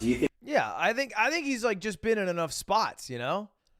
He's been in enough. He's like a pro. He's like a trained stand-up comedian who has like his tight 15 set, and he's done it 10,000 times, and now he has it to a T. He does the same questions on the polygraph. He knows when to thumb up. He knows when to thumb down. He knows what to say for the lol. You think I'm pathetic because I'm 47 and I'm filming with you guys? Yes. John didn't even have to look at the screen for that one. That's just his honest opinion. So it looks like at least sometimes John may not be the neutral party that he's set up to be. Now, is that a problem? It could be. Yeah, plastered all over John's website is language about how the polygraph is the way to get to the truth. It's a nearly foolproof method to see if somebody is lying. It is a lie detector after all, so of course it can detect lies. Or can it? I thought it's like widely known that polygraphs are just incredibly terrible at detecting truth or lies, and you can't even use them in court. And the only time they can be used is if you're on like Maury. You know, and they just, you know, they want to be like, did you cheat on Tamara? And then it'll be like, nope. And then it'll be like, yeah, he did. And that's, I feel like the only time I've seen it try to be used in a legitimate way outside of YouTubers. Did they used to use it in court back in the day? Like in the 1900s, or I guess I don't know how old. Yeah, I was thinking Tia tomorrow. In the 1900s, like early on, were they using that shit? Okay, we can't keep doing that every time. To understand this better, I think we need to take a closer look at what a lie detector really is.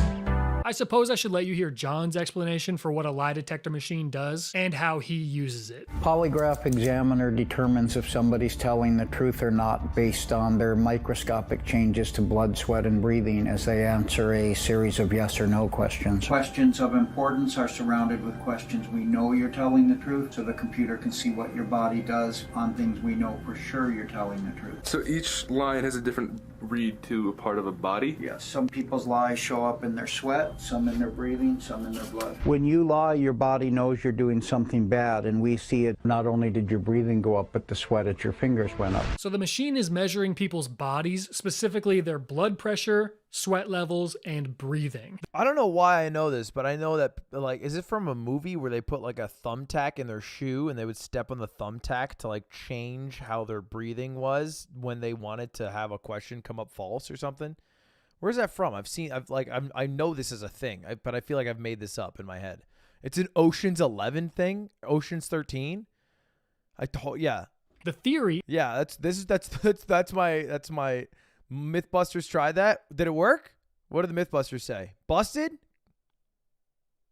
Confirmed?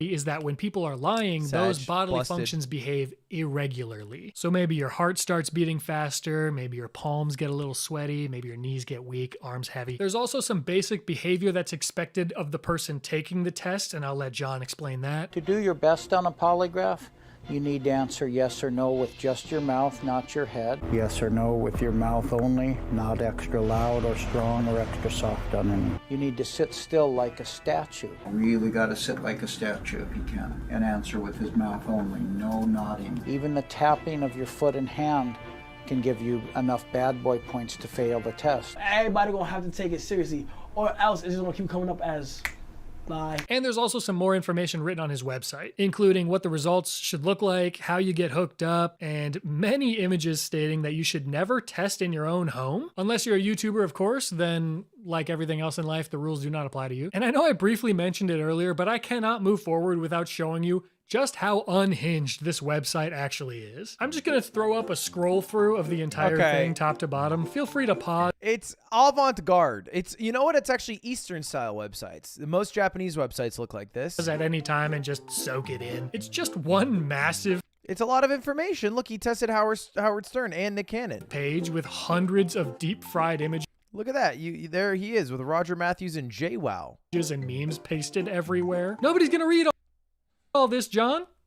Except for me, I read all of it. I am out of my mind, though. The problem with all of this, though, is that regardless of how prepared you are going in, regardless of how experienced your examiner is, regardless of where you take the test, this machine cannot determine whether or not somebody is lying. All it can do is measure very specific changes in your body, and even that is not guaranteed to be accurate. And I know this from personal experience. So there I was. Just a wee lad, about to start my new job doing videography for the city of Fargo. But since my job would entail spending some time at the police department, I needed to take a polygraph in order to gain clearance to work there. So I'm sent this long questionnaire like a week before the polygraph, probably 40 to 50 questions.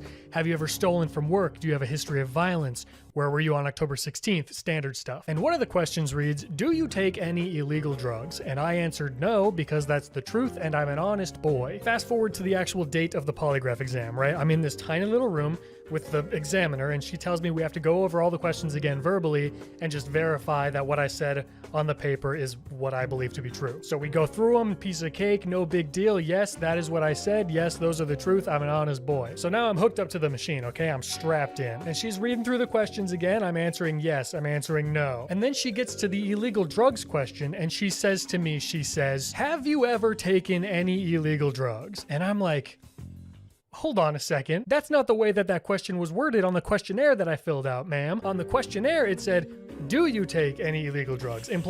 Implying, is this something that I'm doing now? Not, have I ever in my life taken any illegal drugs? So immediately I'm transported back to my freshman year of college when my reckless friends talked me into smoking a weed. Scott. You don't gotta say it like that. You don't gotta talk like that, Scott. It's okay. It was okay that you did it.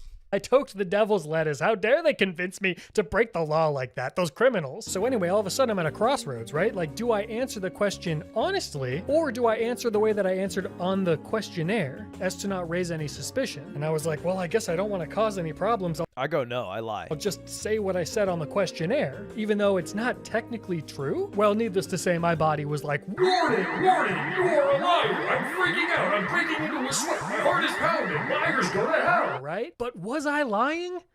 Not really. No, you were. I mean, at most, I was confused. I was just playing along. I was trying to do the right thing, and I did what I thought was the right thing, and all I got out of that was a failing test result. No, I feel like it was a lie. They asked you if you ever did any illegal drugs, which is a different question, but you have done illegal drugs, so you lied. It was a lie. I failed the polygraph. It all worked out eventually. I went to the supervisor's office and explained what happened, and I still ended up getting the job. But those stakes were fairly low. What if something much more intense was on the line? Ma'am, I put people in jail with polygraph? Yeah, something like that. I've heard so many people say, lie detectors aren't admissible in court, and you're so smart for that. I bet tons of people have already commented. Chat, that's you. He's making fun of you right now. You guys spam that shit. You were like, actually, they're not admissible in court. That on this very video before getting to this part. Go ahead, expose them. And that is true in most places, but there are certain jurisdictions in the United States of America that still allow a polygraph to be used. If you happen to live in one of those jurisdictions... You said it first? No, I read it first. It's different. Don't agree to that. So many things could go wrong, and you could end up getting screwed because some godforsaken machine can't understand nuance. It's a lie. What? If, according to, I mean, if you want to believe computer, but Tell me you got the source. But it's also like so easy to beat a lie detector. That's why they can't use them in court. Criminals do it all the time. Adam Conover said it, so it's gotta be true. You literally just put a thumbtack in your shoe. I actually think this guy's a piece of shit. I think he's a piece of fucking shit, and I hate his videos. And then you blah, blah, blah, blah, blah, blah. I saw Ocean's 13 too, guys. Yeah, beating a lie detector can be done, and it has been done. Not as easy as you think it is. Until you're actually there, sitting in the chair, strapped in. It's hard to understand just how— I've been strapped. He thinks I haven't been strapped. I've been strapped. It would still be easy. how reactive your body is to stuff like this. It would take a lot of practice to get your body— Oh, I have practice. to go against its natural responses to certain stimuli. But yes, I suppose somebody could trick a lie detector. You're not wrong. You could probably do it because you're so sick, dude. But all that Do you see that? He meant that. That was not sarcasm. He meant that. aside, none of that matters because, as I said before, the machine can't detect if you're lying. The machine is reading your body. The examiner, the human being that's looking at the screen, they're trying to guess if you might be lying. And that's as good as it gets. If you're in a situation where you're asked to take a lie detector and there's consequences and you think you can just trick the machine, don't do it. You might be in for a rude awakening. I'm not a lawyer, but I would, I personally, I would advise not to do it. In like crimes, why don't they literally just hook everyone up to a polygraph test? Like, did you do this? Yes or no? James just solved crime. I think not. Like, why not? If like, okay, whatever. Crickets from John. Answer the question, John. When he's reading the results in real time, he's doing it with superhuman speed. Do you like my hair like this? I do. True. Cute. There's just— Yeah, I think okay, I'll let it play out. I'll let it play out before I peel the curtain back a little bit because I have a little information too, Scott. no way that any of this is correct. There's no way the readings are right. All these videos give off such weird vibes. I read vibes now, by the way. I'm a TikTok teen, which brings me to something that is a little bit less— Don't call yourself a TikTok teen. Fun.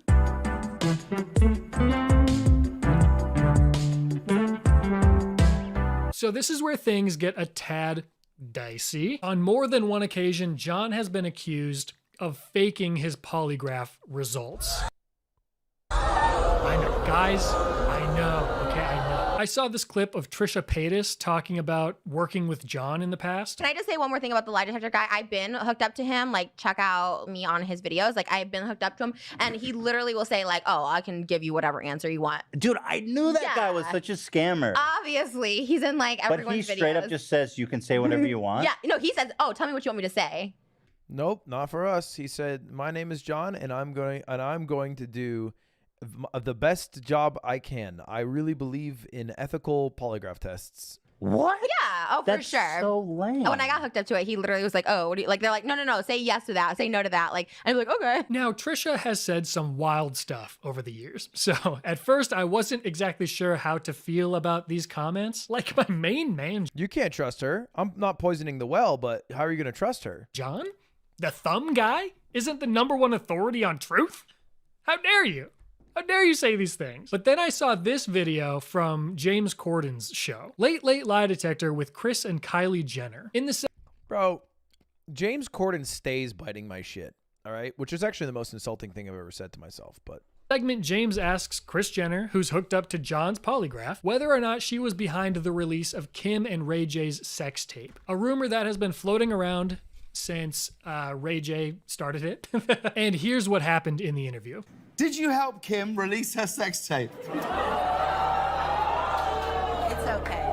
No. You're not supposed to nod your head.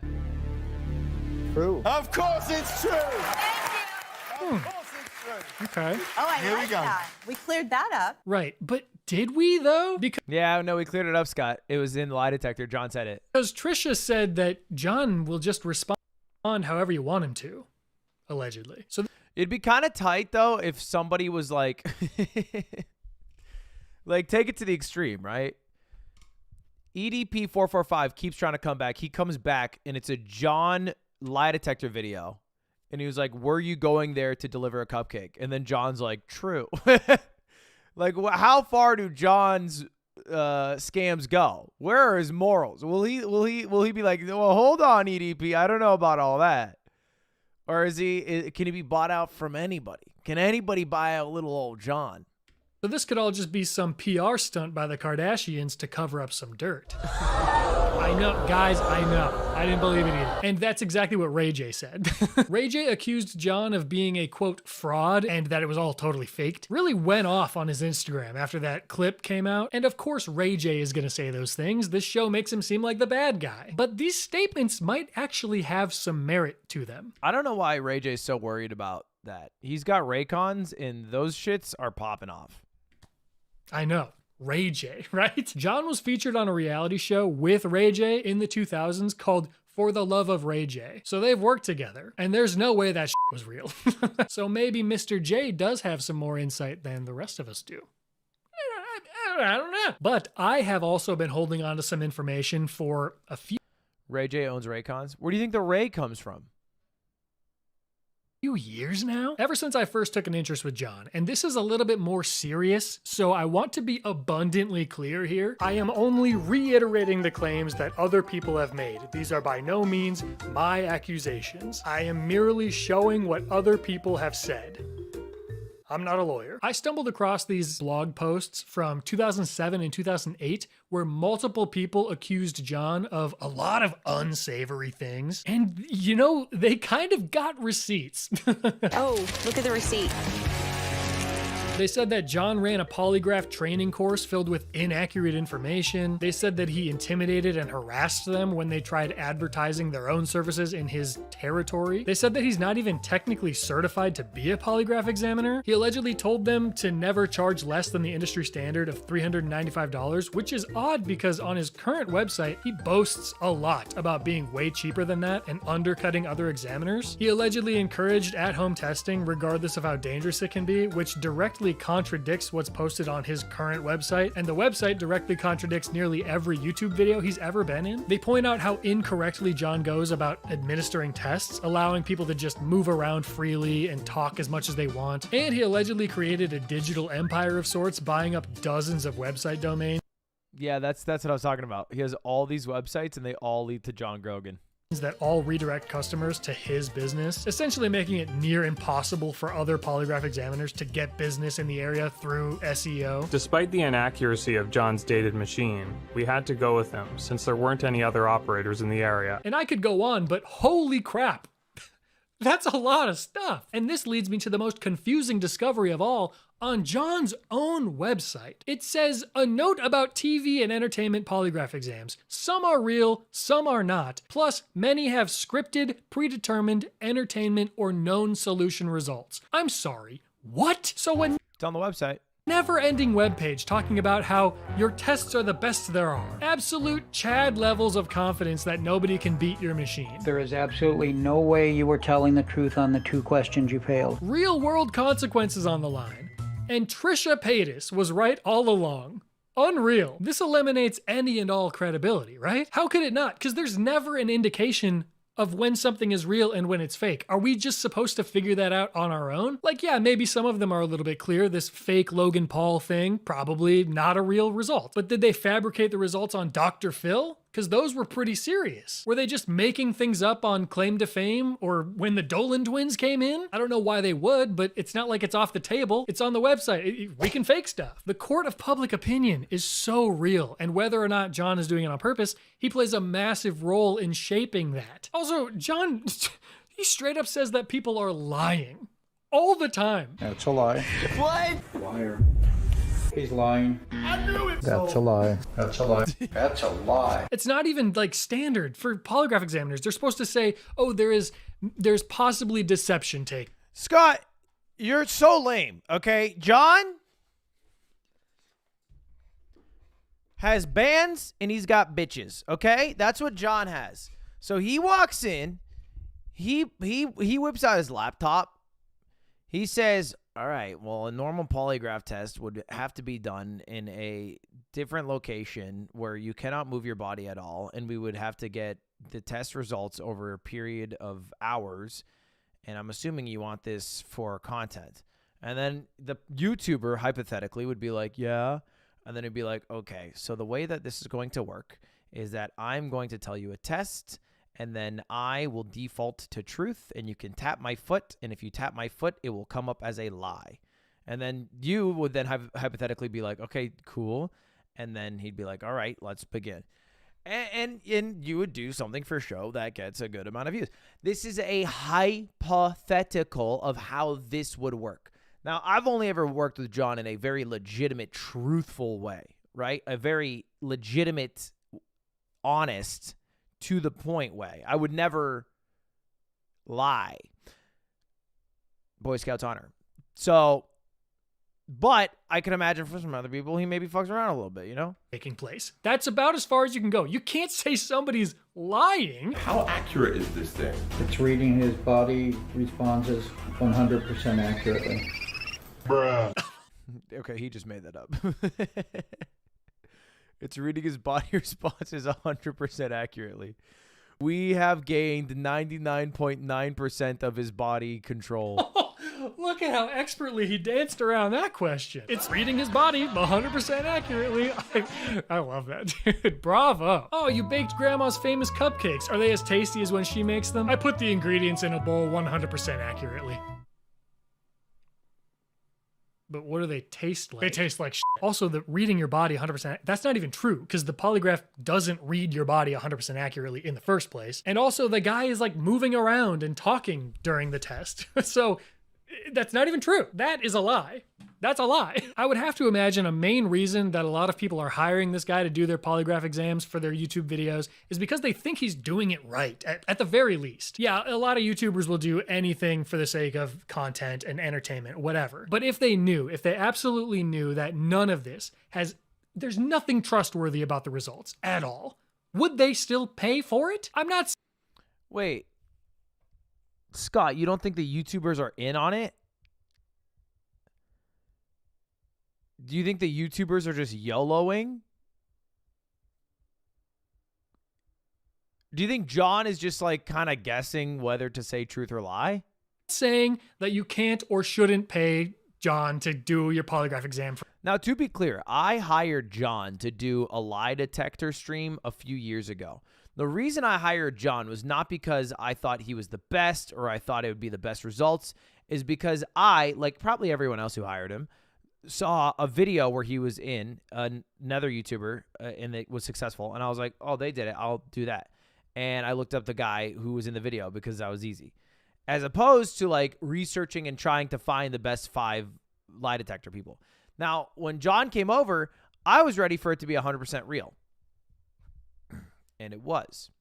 For funsies. Or even for seriousies, whatever. Me personally, I wouldn't have it done. I'm just saying that it would probably be better if he chose one of those things and just stuck to it. Be the silly, casual, no rules, internet actor, essentially. I think he shifted. I think early in John's career, he was a more legitimate polygraph tester. And then polygraph testing partially fell off, but in terms of using it in legitimate ways. Like I'm talking like 80s and 90s. And then YouTubers got a hold of it and TV shows got a hold of it. And now I think he only does it for entertainment because I think it probably pays way better. And the hours are probably way smaller than having to do like, you know, small civil polygraph tests. Or be a professional. What's like something that I can compare it to? It's so hard. This is so weird. Maybe like an animal wrangler. If there was somebody that was doing a lot of tricks and they were dealing with animals, really dangerous animals, but then they were also just like faking it half the time and they didn't tell you which was which, I wouldn't care about that person then. Because it's like, well, if I don't know what's real and what's fake, why even bother? Why pay attention? Except hopefully animal wranglers aren't putting people in jail. So I see him in a lot of videos. If I see him in more going forward after looking into all this, I might feel a certain type of way about it. But then again, if I never see another lie detector video for the rest of my life, I'll be overjoyed because I've watched hours of them for this and I'm just so sick of it. It's like a boring Q&A with extra steps. It's not my cup of tea. Anyway, I think that's all I got for you. Some are good though. Thanks for coming. Some have value. Along this journey with me. I don't know where we go from here. I don't think we do go anywhere from here. I think that's kind of it. If you're still here, I'd appreciate just, check out another video. There's other good ones on the channel. Check out another one. The next video that I post will be accompanied by some new merch. New merch, baby. There's gonna be a lot of new items actually. So Watch the German. The German lie detector video did not have John in it, famously. I have a little trick up my sleeve if you'd like to. If you'd like. I love hate this video. I love it because it's funny. I hate it because the lighting slowly gets so terrible through the end of it because they have like one window, and so it becomes like literally unwatchable partway through. Like they all did drugs and they're doing an anonymous interview, and then they turn on the lights after a little bit because they realize it gets so dark. There has been at least 3 of us, so.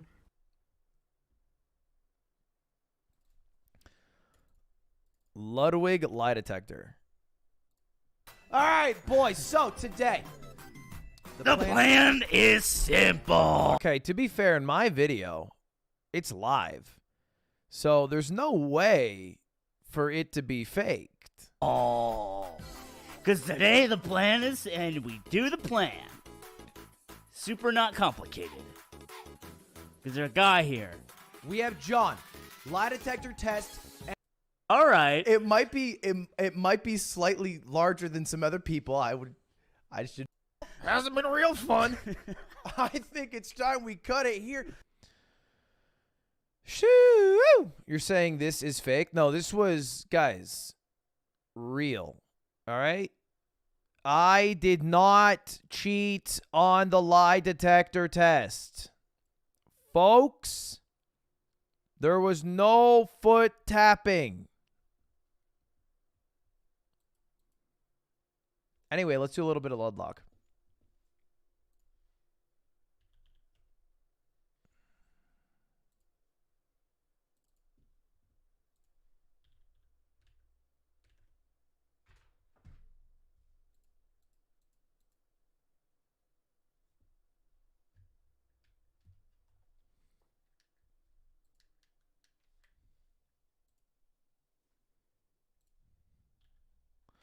Son of a bitch.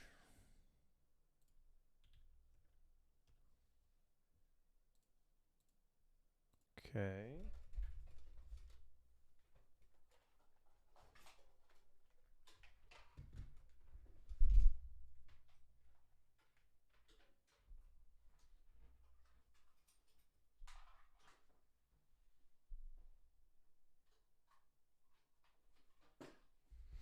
Huh.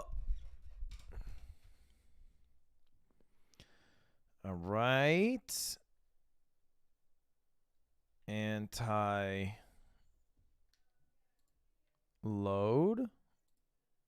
Oh, it's preloaded. Pog. MGBA. Pog.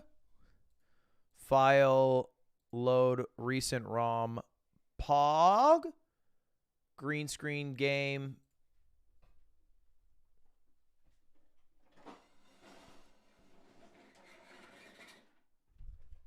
Okay. Green screen now on.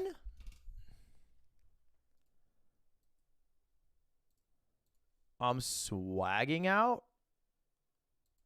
Oh, fuck. Live split's not here, though. Chat, what was our live split at? It was like 11 hours, if I recall.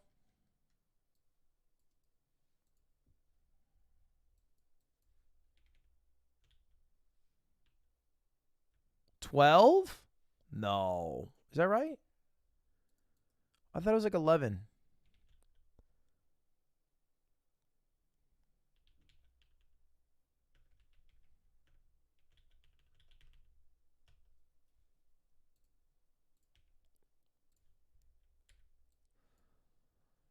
Okay.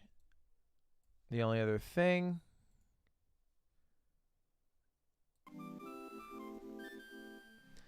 Nice. All right. If you are just tuning in, we have beaten the 6th gym. We have 2 gyms left before Elite 4. And then the whole Team Magma, Team Aqua thing. So we got a little bit to do still. Today I'd like to ideally beat the 7th gym and then deal with some of the Team Magma stuff. I don't know if I'll get to the 8th gym. It depends how long we play today, but Also depends if I win. If I lose, this changes everything.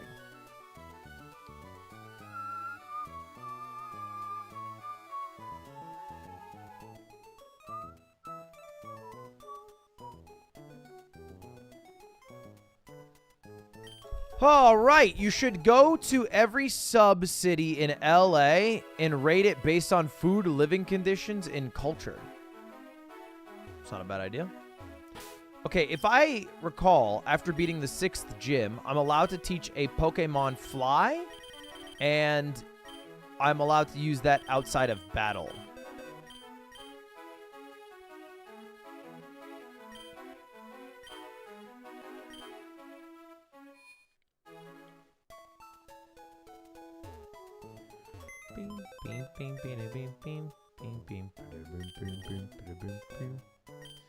I'm not going to give the Pokemon pressure washers.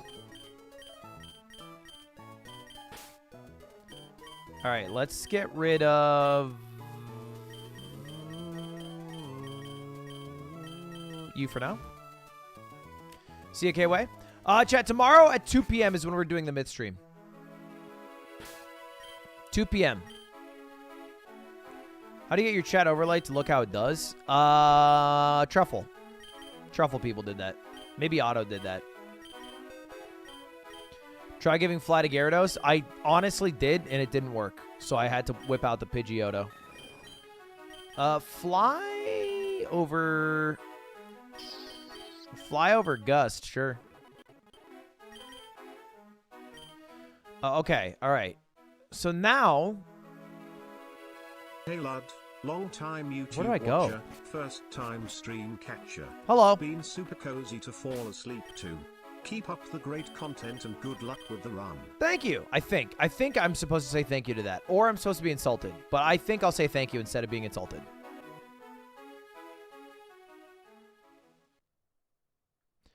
I don't think it's ideal to be the person you fall asleep to. West Virginia. Why would you be insulted? Because they're saying I'm the perfect person to fall asleep to, like a lullaby. Faked you out?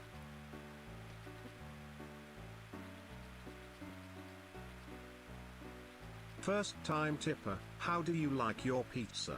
Also, pepperoni. You're fucking stupid. Stop spreading misinformation. I don't know what that was about. I don't know why that donator was so mad at you guys, but you guys are in trouble.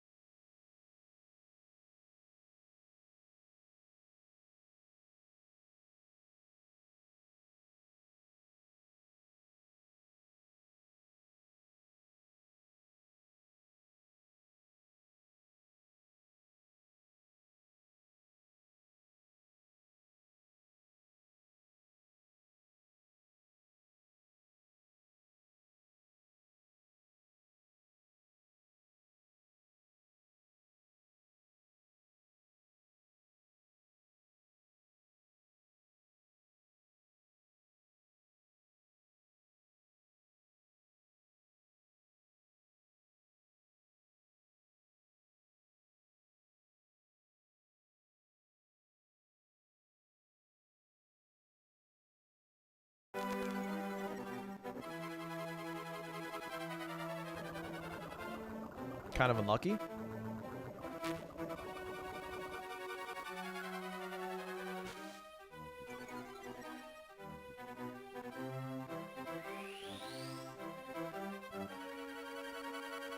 Can you play Rayman 1 someday?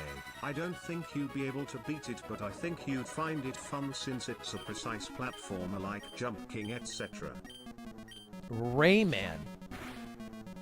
I've never even thought of playing that game. No! Oh, Surf doesn't hit your teammate. Good to know. Boom, bada boom, bada boom. I used to fall asleep to my brother playing Zelda. Chat, you know what show actually has kept me up and ruined my sleep schedule over the past couple days? I already talked about this before.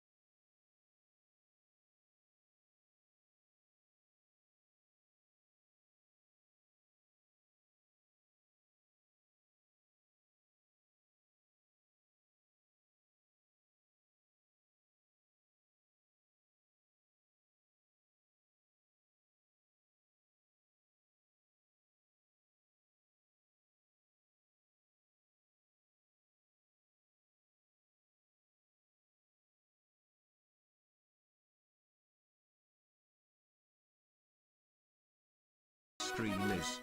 Will you be playing Kingdom Hearts with Cutie again soon? Dude, yeah, I really want to.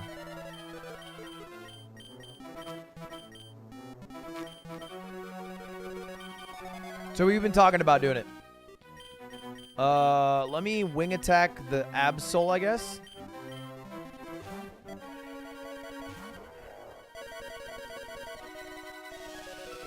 No!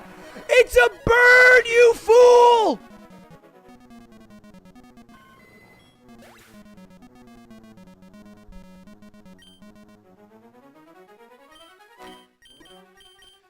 I forgot it was a fucking Hey Ludwig, bird. can you please put in Subway Surfers gameplay? It'd be way better than watching you throw. This is so cringe. You guys are so fucking cringe. How many fucking Pokemon do you have? My God!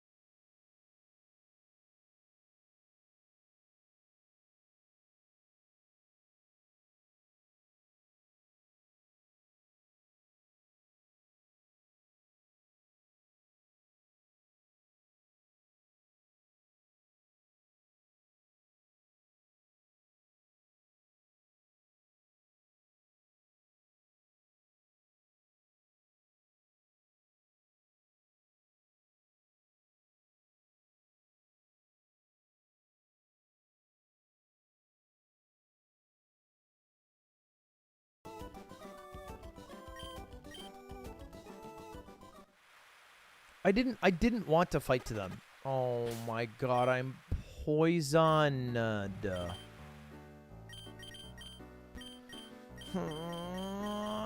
poisoned. Antidote. Life is old there, older than the trees.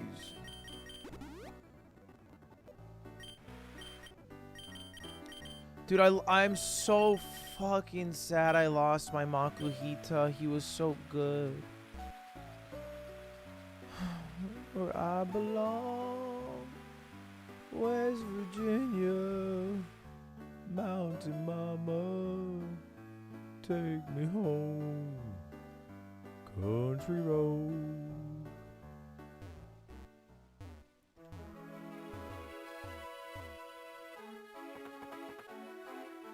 Dude, I lost my only flying Pokemon. What is the 7th gym? The 8th gym is Sutpolis, Ice. The 7th gym is Psychic. And it comes right... It's the twin battle. That's it.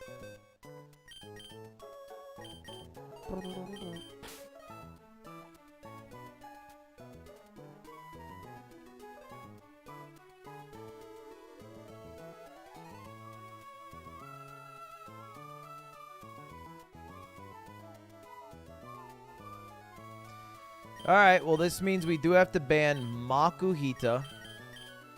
Ludwig 7's in chat.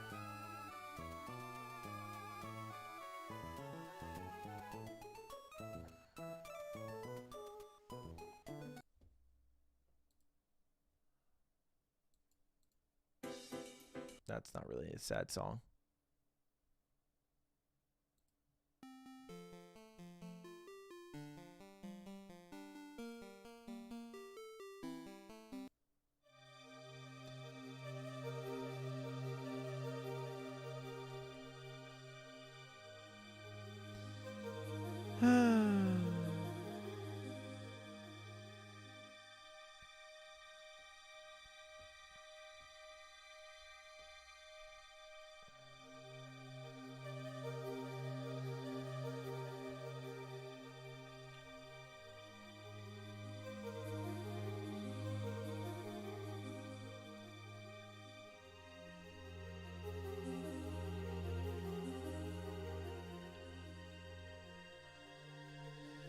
All right, that's a ban for Skadiz. And a ban for... Wait, can I ban this person? Hold up. This person is YouTube staff. Dialer. Does that work? Can I ban staff? Ideally, I can, but I guess I don't know.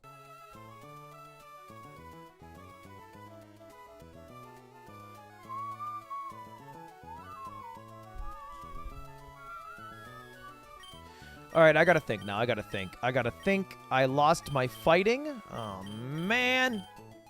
Oh, brother. Oh, brother. Okay, let me bring back Ampharos, because I think that's a pretty powerful Pokemon. Let me bring in Trap Inch as well.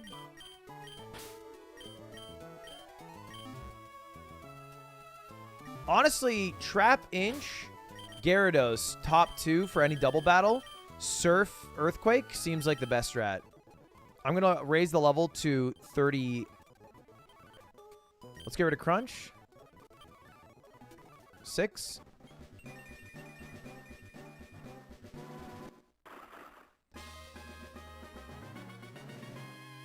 Phew! I forgot about Vibrava. I literally forgot about this Pokemon. They're trying to learn Dragon Breath. I don't think it's a very decent move. Ah, no, it seems decent enough. Better than Sand Tomb, surely.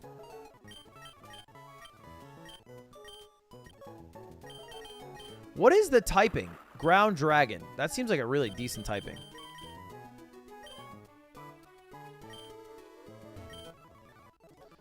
Oh, maybe I should teach... Because I need to teach a Pokemon Fly. I could teach them Fly. They're not very good against ice, yeah, but that's okay. If I don't run into ice, I don't run into ice. Is there a level cap? The current level cap is 36, but the level cap increases based off the gym that I'm headed to or the gym I just beat.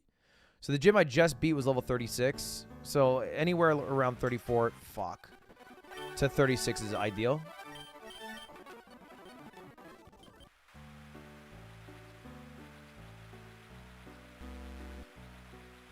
Pokeball.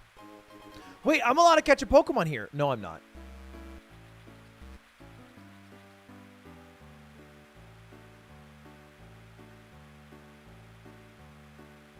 The grass is indiscernible.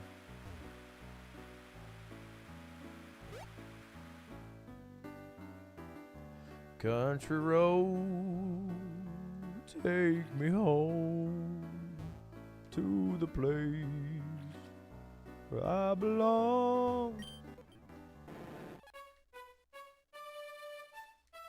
All right, there has to be a secret item here. Like, why would there be an island if there was no secret item here?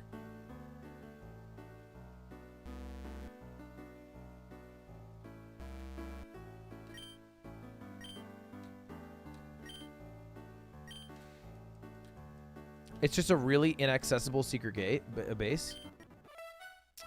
How many people have been banned so far? It is now 29 people. Which isn't bad. Not great, but not bad. Excuse me, Charlie. Pokeball. Ooh. Hope my TTS comes through. I'm waiting for mods. They can put it through whenever.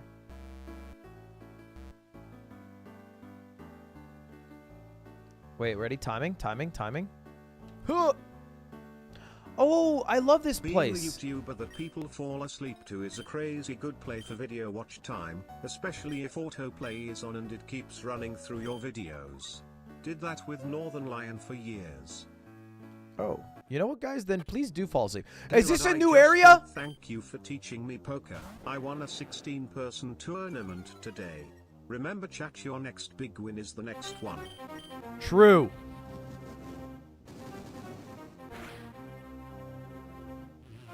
Wait, what does Spite do?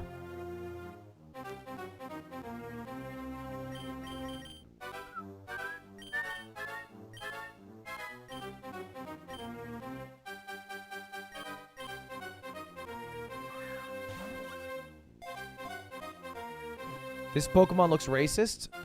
Wait, what do you mean? Like, it looks like it would say racist stuff?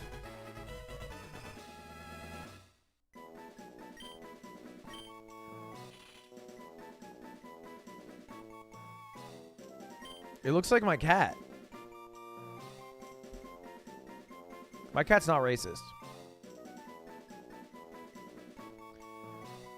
We're going to call it Zampet after Zam in chat.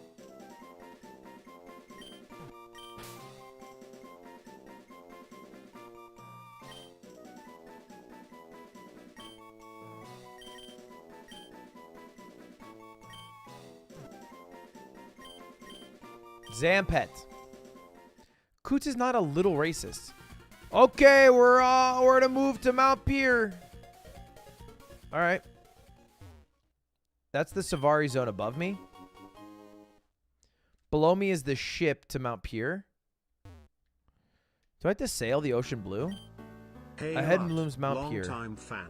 Okay. I'm visiting Japan next week and wondering if you had any hidden gems or off-the-beaten-path places you would recommend. I've only been to Japan once for 2 weeks, but there is a dope coffee spot that I liked. But that's the only spot. And I couldn't tell you exactly where it is. It's at a Chome somewhere. Chome 30 or something.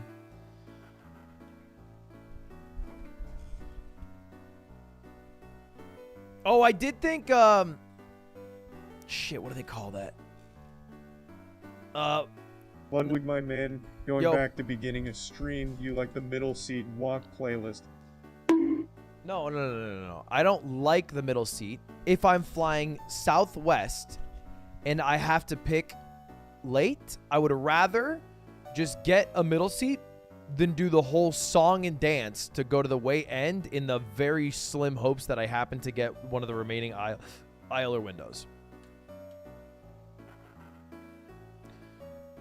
But I'm not like, oh, please give me the middle.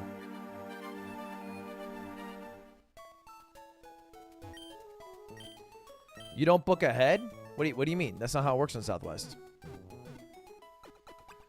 Aisle or window? I tend to prefer aisle. I pee a lot. I like to pee every 90 minutes to 2 hours. And being window makes that a little tougher.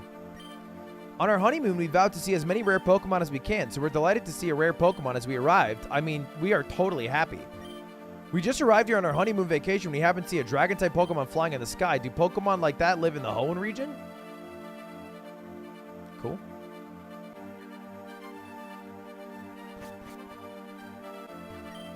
I beg your pardon? You're looking for a ship? I'm sorry, this ferry service isn't available. How do I survive a 12-hour flight? Bring things. Bring a book. Everyone's got an activity that they only do on planes. I categorize all the pictures on my iPhone.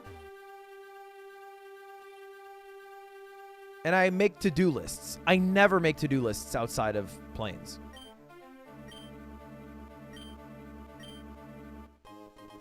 Oh, fuck. Thanks for a citrus berry. Wait, that's actually mega valuable.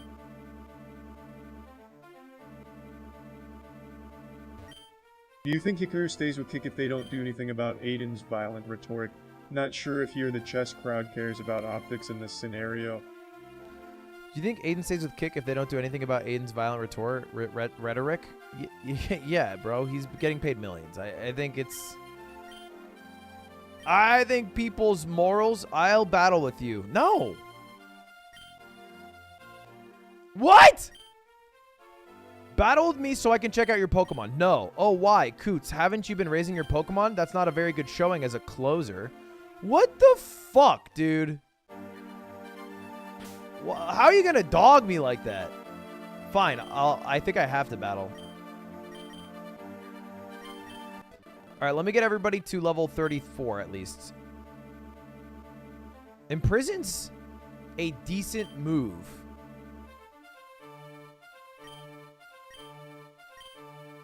In very situational positions, most of the time it's bad.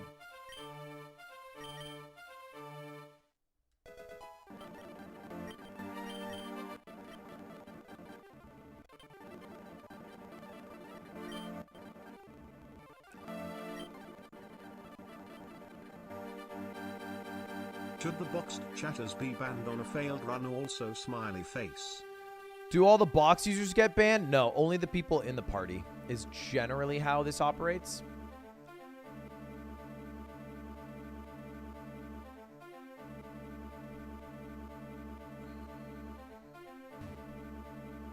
Audiobooks are clutch for planes. Can we get a moment for all of our fallen soldiers? Or if that's enough now, get wrecked, nerds. Oh my god! Obviously she's gonna start with a flying Pokemon. Rivals always do, and I didn't swap out for an Ampharos. Oh. Okay. This actually works out well. Let's just use Dragon Rage. Maybe Strength? Dragon Rage.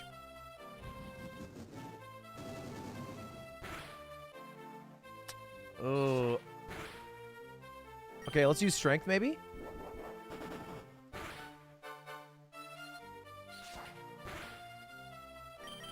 Strength again. Call it a day. Peace.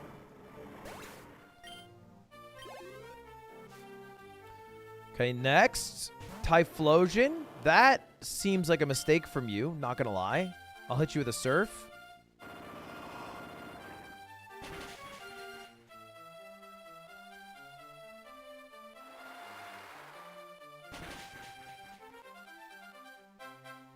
Oh, wow, wow, wow. That was scary. That was scary. I gotta swap out now.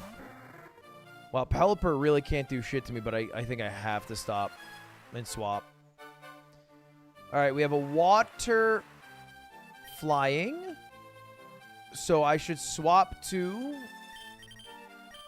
Ampharos. Purple Cliff! You weren't wrong, Lud. Run 9 was it. Don't lose, you got this. Appreciate you, Purple Cliff.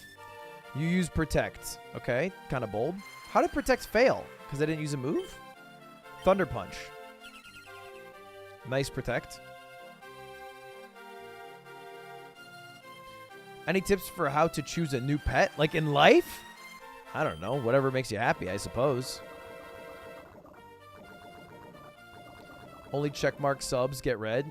Look, they're not removing the checkmark on this website, so we're staying classist.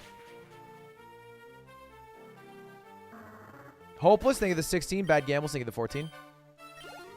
Did you just go past the level cap? The level cap is not 36. It was 36 for the last gym, but we are past that gym. This is grass water. I can just use Thunder Punch, right? I feel like Ludicolo uses Fake Out more than every other Mon. I think I have to swap. I'm getting a little bit nervous staying in, to be honest. Yeah, I'm getting nervous. I actually think Cresselia is pretty good here.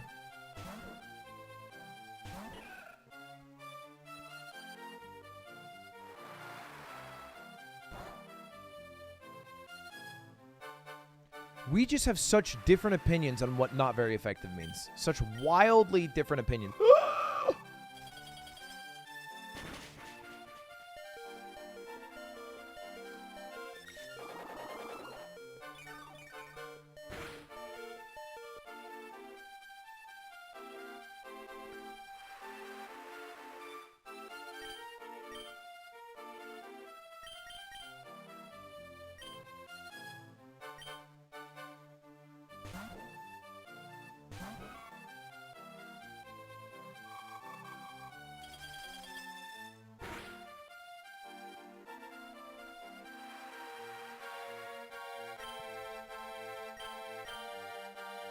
This might kill.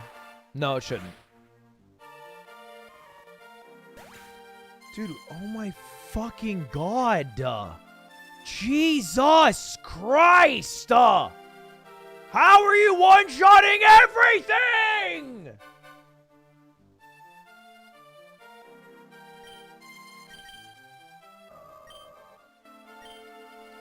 All right, Gardevoir's special defense is high.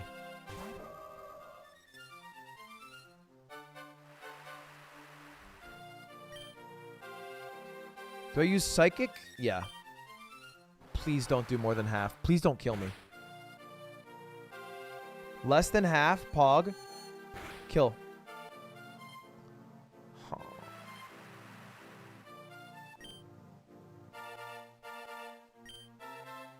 Don't kill me.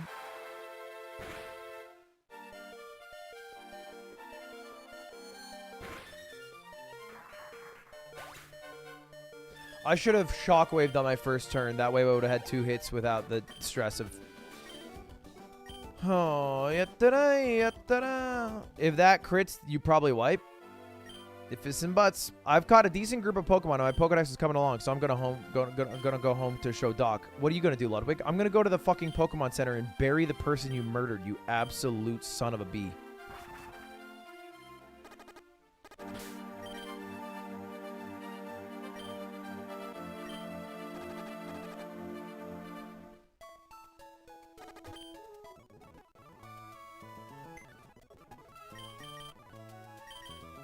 All right, we have to say goodbye to our HM brother-in-arms, Senbred.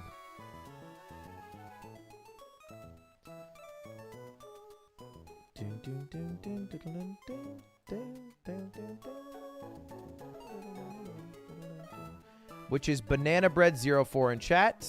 You are banned.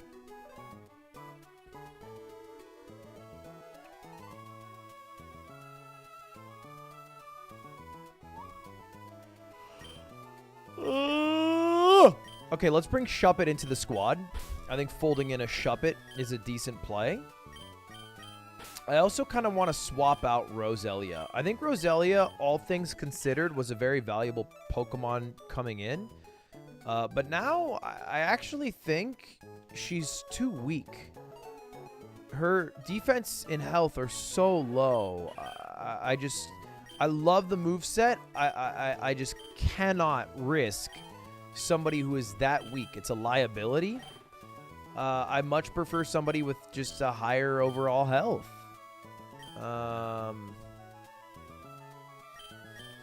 Honestly, Show Me the Carfax might be good. Wow, 16 defense. Yikes. Maybe Armaldo? Well, let's just do... Shit, who do I add? Maybe I go Sceptile. Let's do Sceptile.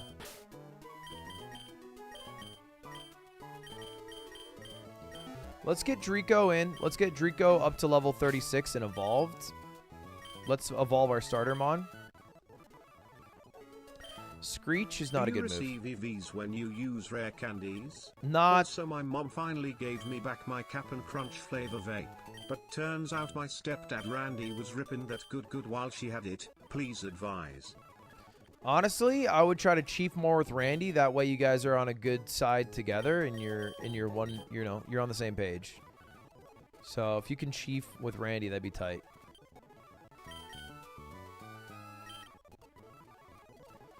Agility's decent. Agility's a better setup move. The song Halloween by Houseplants feels like it's your vibe. I'll check it out.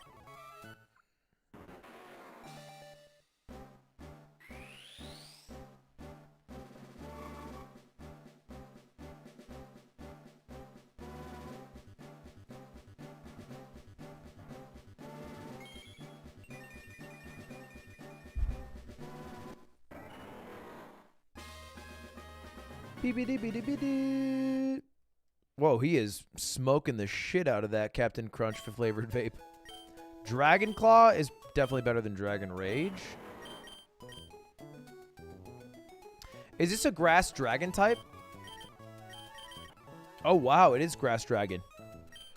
Okay, that's a decent typing. Ice right now beats out you, and that's where it ends. So not the worst thing in the world. Let's get our Shuppet up to snuff. Will-O-Wisp is amazing.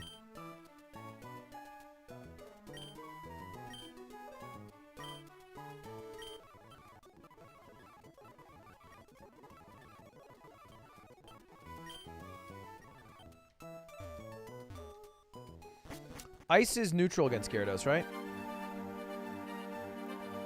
What song have I been listening to that's a banger?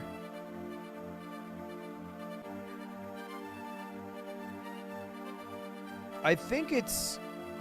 I can't tell if... I think it's an Indonesian duo. He's got me singing again. I don't know if it's actually Indonesian. But the names look Indonesian to me. Wait, they got leftovers?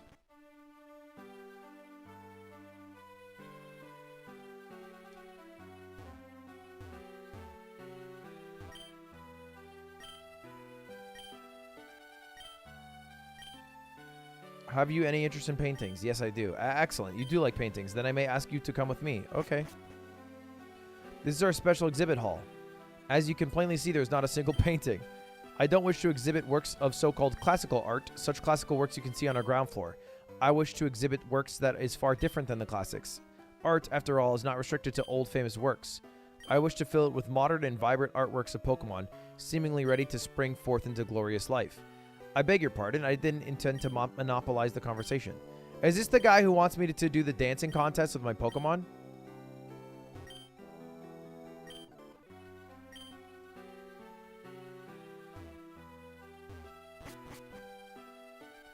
Alright, enjoy the NFTs.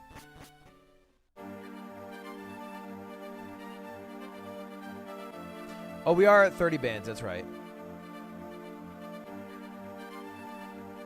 Alright, the next thing I gotta do is go to the department store. Don't you get an EV on the top floor? Or is that Pokemon 1?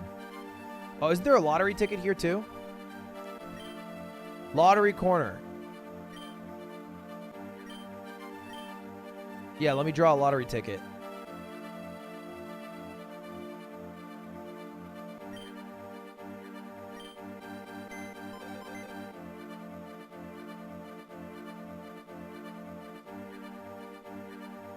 damage.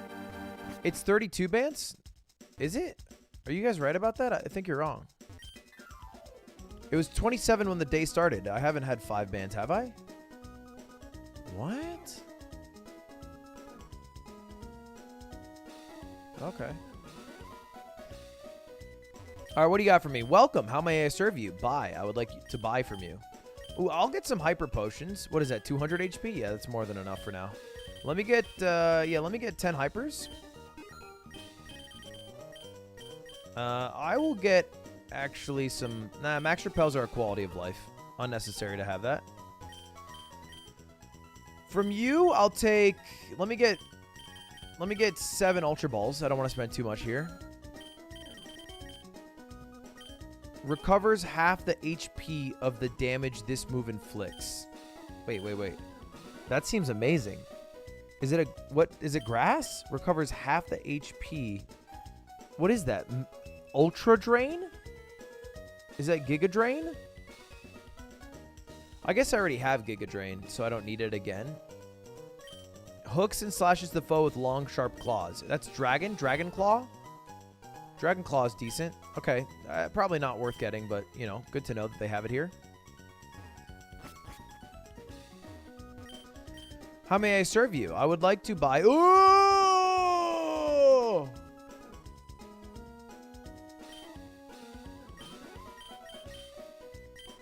Let me get 4 leftovers.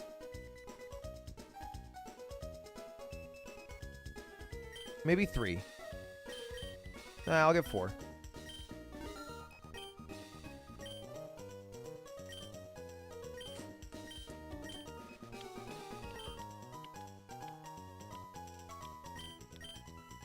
Let me get a King's Rock. Let me get a Choice Band straight up.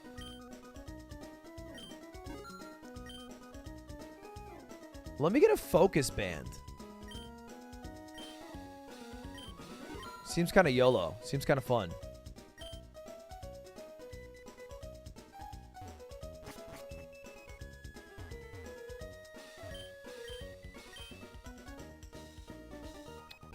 Okay.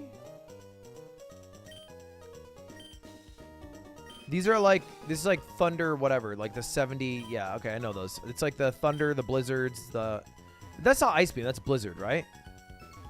It's like the 70% accuracy ones, right? Is that just Ice Beam straight up?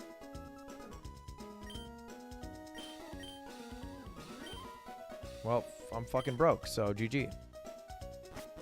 That is Thunderbolt and Ice Beam. Oh, those are the good ones. Okay. Well, I can't buy them, so we just got to chill for a moment. What I do want to do is spend this time to equip my items.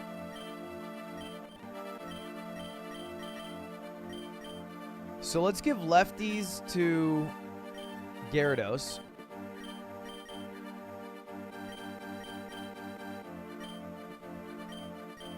Let's give King's Rock to Draco.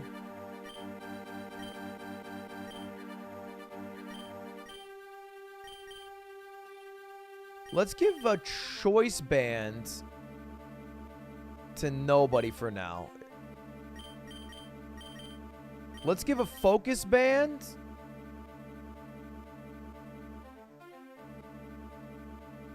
to Zampit, our lowest HP. And then let's give lefties to the rest.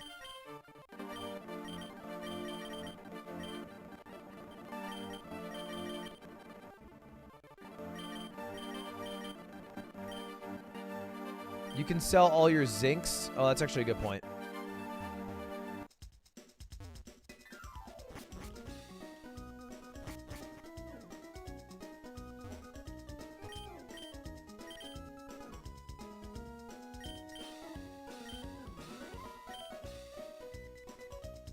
I mean, I could use the zinc, actually.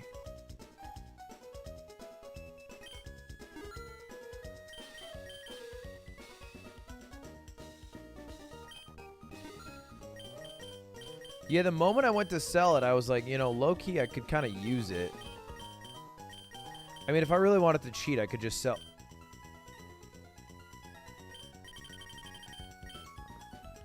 How did they know that I would scam?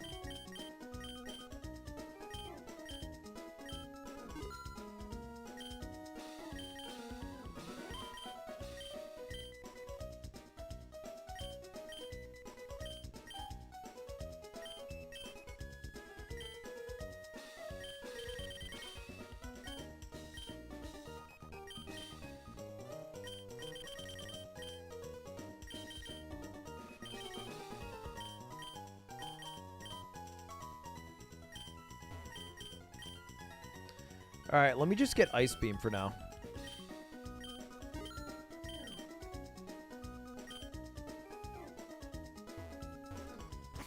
Not worth the zinc. I feel no need to sell it in the short term.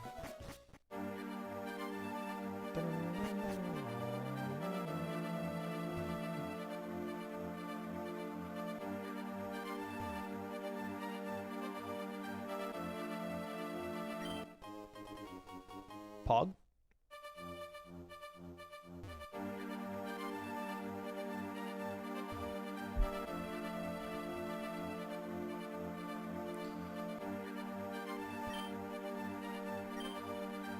I believe you go to Team Aqua's base now that you have to swim to the right. Right? I have some vague recollection of this.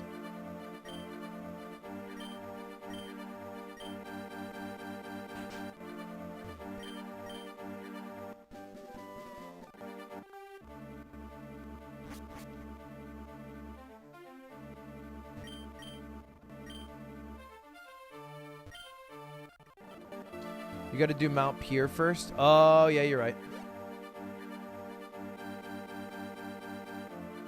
Wait, haven't I already done Mount Pier?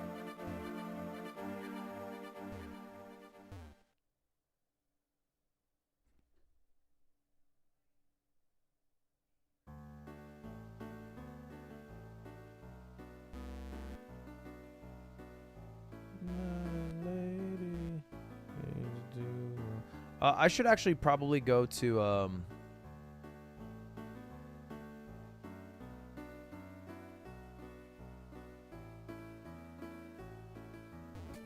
aw, you SOB.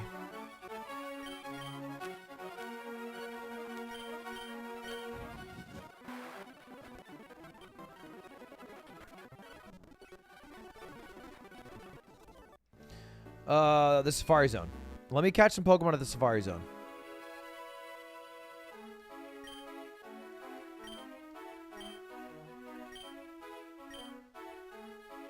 Oh my god. I forgot how cringe this game was.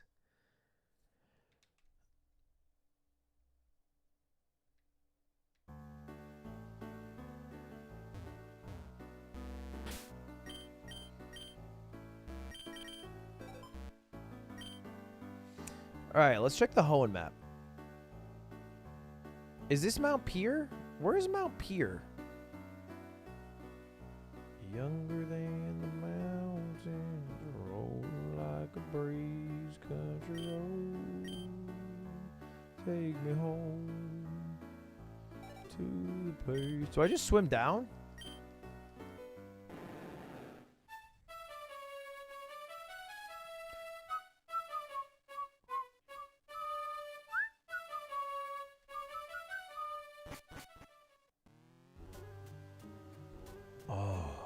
Mount Pier.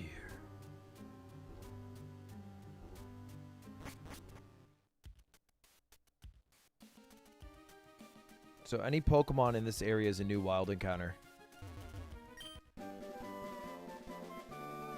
Kind of an interesting move. Mount Pier. Hold up, secret item right here. Guaranteed.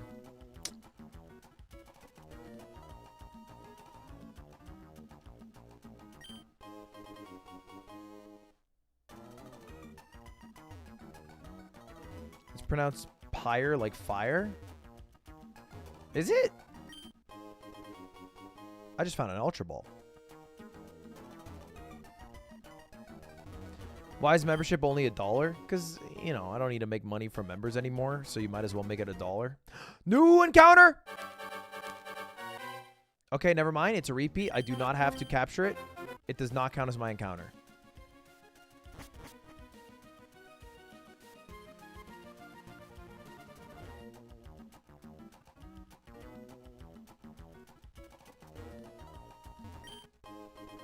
Ooh, that's 4,900 right there. Does he still do chess? Yeah, we played yesterday. I actually just got 1,000 rated on Rapid again. Thank you to the members. Liam, Zach, Fabulous Sparkle, Ambitions. Appreciate it, guys. All right, hold up. Let's think who's going to be front of our party. I kind of want... What's Draco's moveset? Give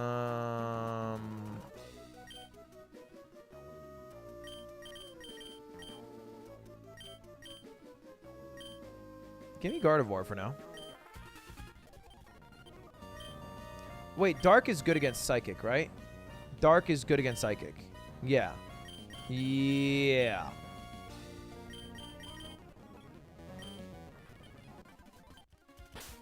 So let's actually put Bruffy in the front, and let's do that. Let's be smart. I want to play smart. I'm trying to be my small ant. Hey Ludwig, please help me decide what 99 I should get in RuneScape, fishing or fletching.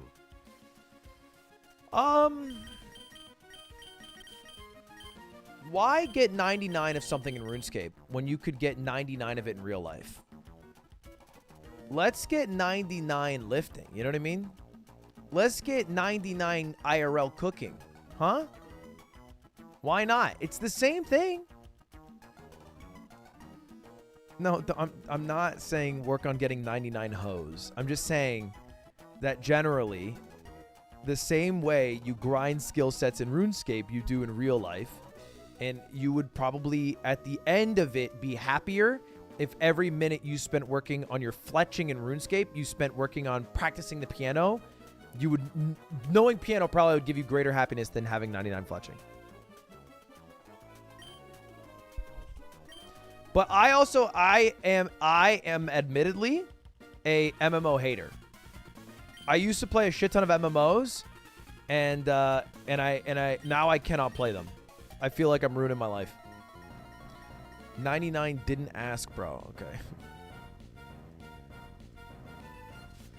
If I had to pick between the two, I would pick the one that is fishing, because I know it. I don't know fletching. Like, I didn't have membership, so I couldn't do fletching. Whalmer and Poochiana. And Whalmer looks like Lightning McQueen. Great. Let's Thunder Punch Whalmer, and let's Surf. Let's Thunder Punch the bat, and let's Surf. Let's Thunder Punch the dog, and let's Crunch the dog. Easy. Hey Ludwig, there is a stain on your shirt. No, there / isn't. April Fools. No, there isn't. I know there isn't because this is one of my nicer shirts, and I rarely wear it.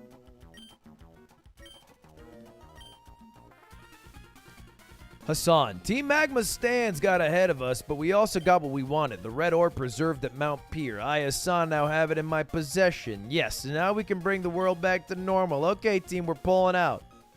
Oh no, this cannot happen. Not only the blue orb, but even the red orb has been taken. They must never be separated. They belong together. What are those men trying to do with my orbs? Oh yeah, Team Magma took the orb? Well, in their haste, they left this behind. I can't imagine what it does, but I want you to have it. Oh, thank you. It's a magma emblem. What do you got to say, old man? Mount Pier is where we calm the spirits of Pokemon that have passed. Will you hear out my tale? A long tail.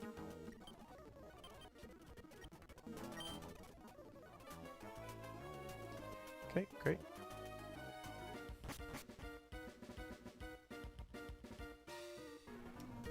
Go to the top and you get a Shadow Ball TM. Is this not the top of the mountain?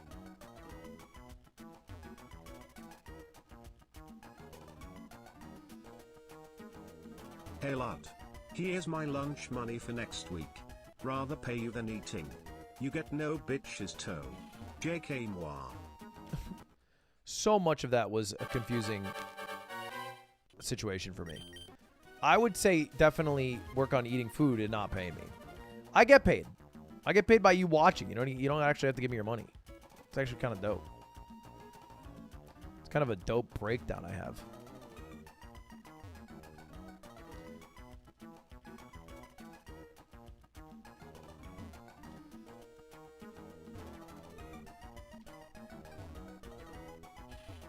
All right, let's get my encounter.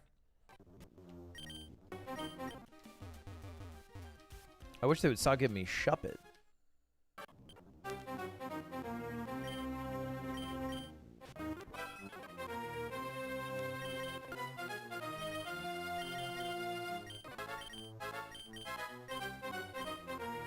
I don't want to kill it, but I do want to hurt it.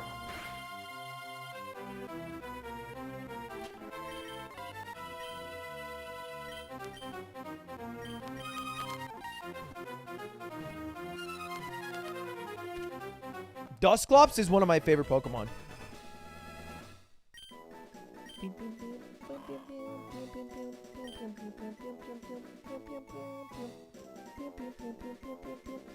We're gonna call this guy.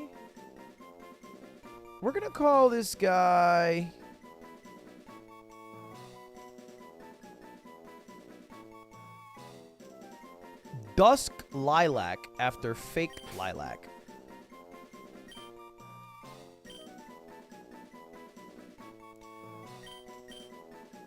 Should maybe just be Dusklack, but it's okay.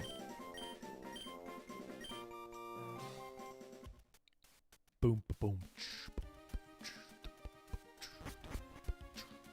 Hey, I'm hard stuck Plat 1 in Valorant. Do you have any advice for how to get out of that hellscape? Bitch, if I had advice to get out, I would have used it. You think I have the strats, but I willingly stay hard stuck Plat 1? When you find out, come back to me.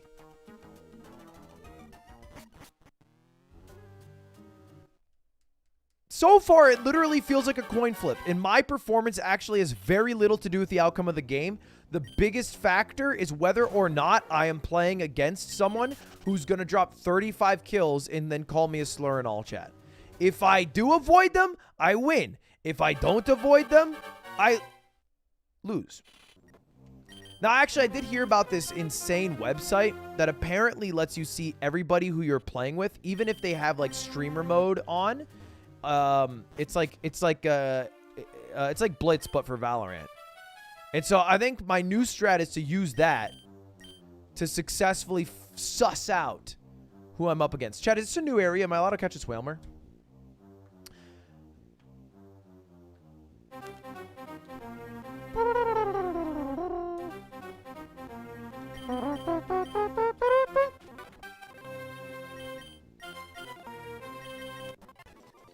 All right, we got a Whalmer. Why not just practice your aim? Usually the, that's like the worst thing to practice. Aim is, I think, an overrated skill to practice. We're going to call it Almer after Owlcog A7. And look, I'm not a pro, so don't listen to me. But I think people obsess over improving aim because it feels nice to snap on someone's head. But realistically, it's like your decision-making and general knowledge is something that would be way more valuable to improve. Your comms, your character pool. Wait, I don't care about Shadow Ball. I'm not going through this goddamn rigmarole. That's because your aim is bad? No, I frag. To be clear, I frag out. I'm very good at Valorant. Guys, when I play at night, people recognize my voice sometimes, and they leave. I swear I am not making this up. Mouth open, guffawed at what I have done for them. When people get me as a teammate, they leave oftentimes cheering my name, asking for what channel to subscribe to, singing like my praise in chorus in unison.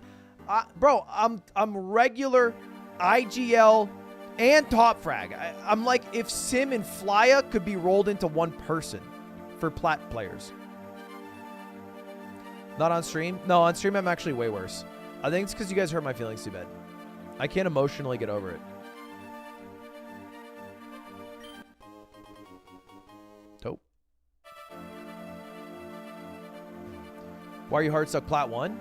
Because I go up against Smurfs and then my team doesn't listen to me or they don't calm. I'll actually tell you the real reason. The real reason I'm hard stuck plat is because I solo queue. And solo queue has much higher variance than duo queue. Duo queue is infinitely more consistent than solo queue. That is not copium. Everybody would agree with that fact. Everybody would agree with that. Everybody claps at that fact. There are literally two factors for why I lose. Factor one, I solo queue. Higher variance. Factor 2, and this one's actually super big that nobody thinks about.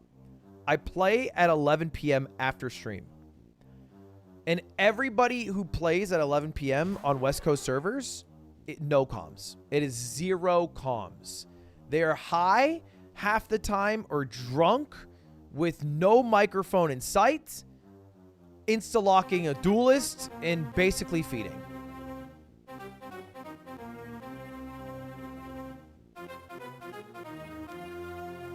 Is this a new area? It doesn't matter either way.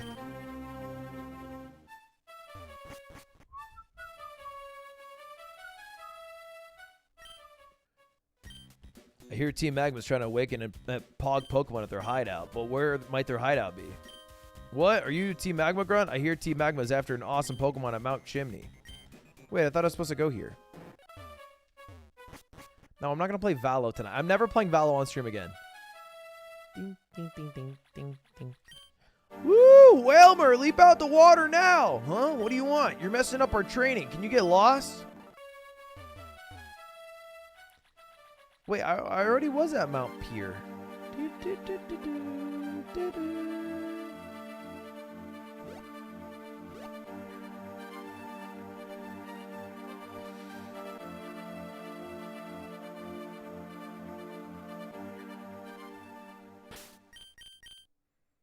I gotta go to Mount Chimney? Alright, let's fly.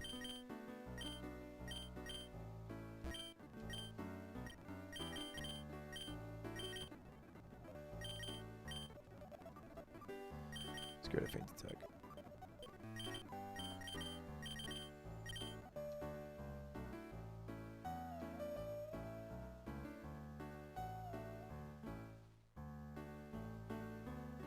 Where the hell is Mount Chimney?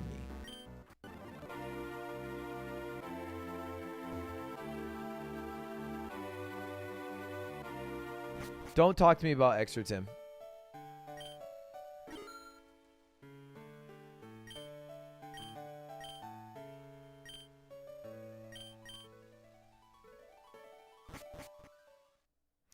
Oh, is it that place up here?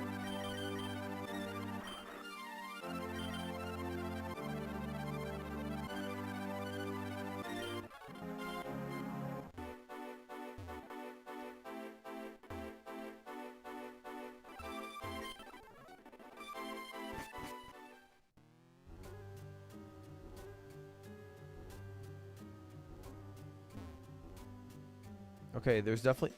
You're a trainer? I thought you were an old lady.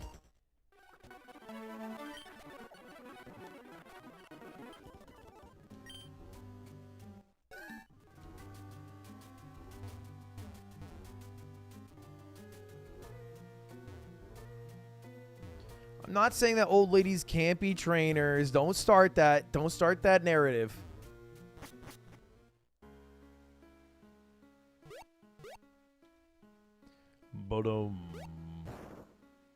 Oh, this boulder is shaking in response to the magma emblem.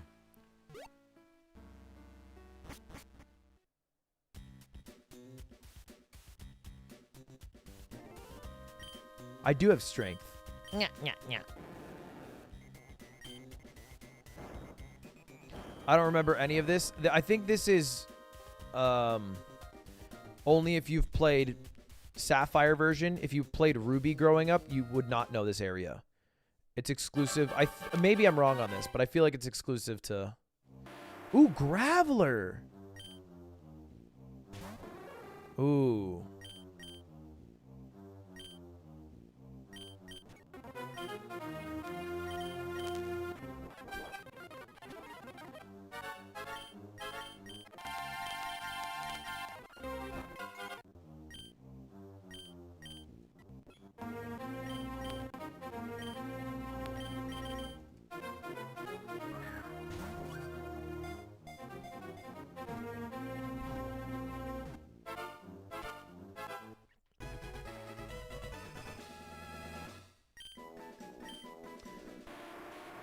All right. What are we naming this guy? How much copium does it take to convince yourself that's why you are hard stuck plat 1? Okay, I gave like a nice detailed explanation why I could be hard stuck plat 1. If all you want me to say is I suck at the game and I'm never gonna get better, we can do that. Are you happy? All right, did the monkey say the thing that makes you want to clap? We'll do that.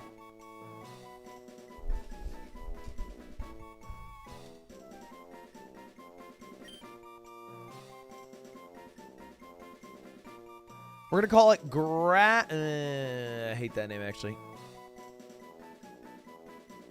We're going to call it Cablum after Cabba.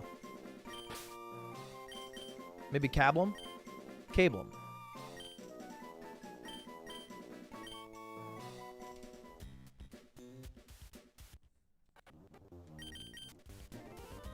Okay, if it's all rock Pokemon, I should probably put Gyarados in front.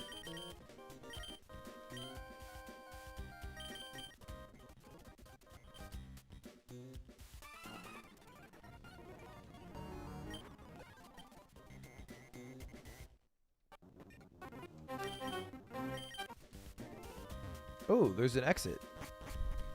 Oh, there's an entrance.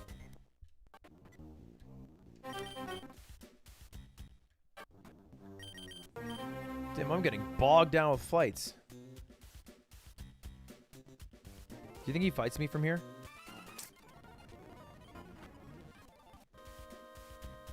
Whoa, your vision's insane!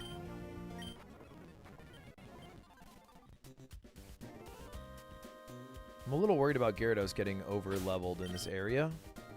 But a water Pokemon is just so invaluable, and Trapinch doesn't actually have any good ground moves.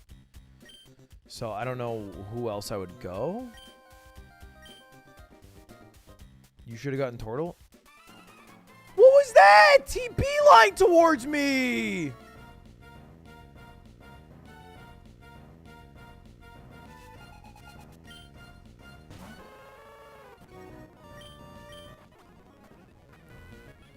I'm gonna run out of PP the way you guys are. Oh man, I wish I could have had Ninetales with that collar.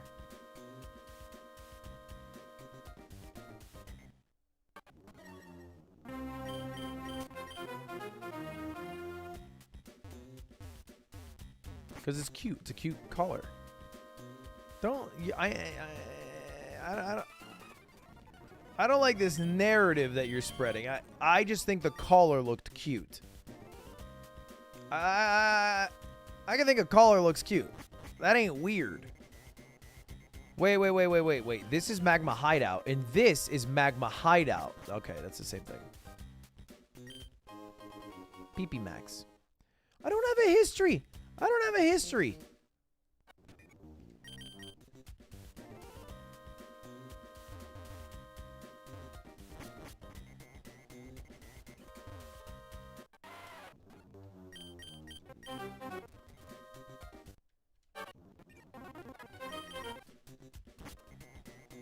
Okay, I need to find where to go.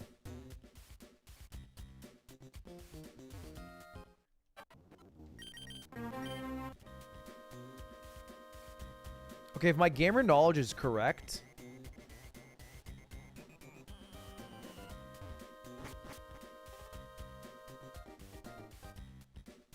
this is the wrong way.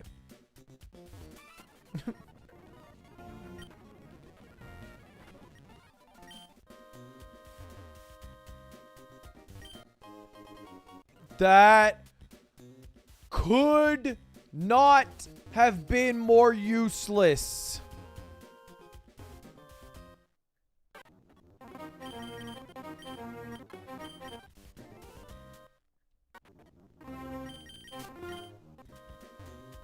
I can't even sell it. It's worth $0.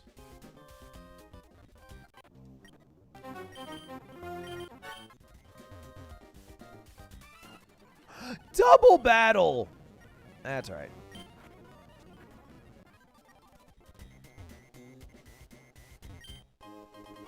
Okay, I think I just go down. I think I just go down.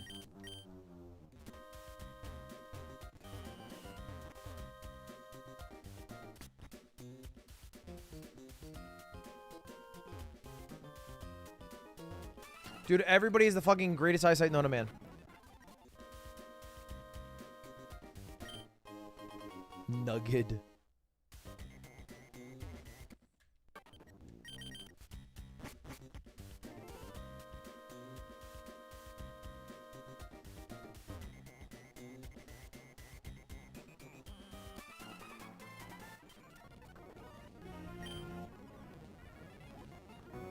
I'm out of dick.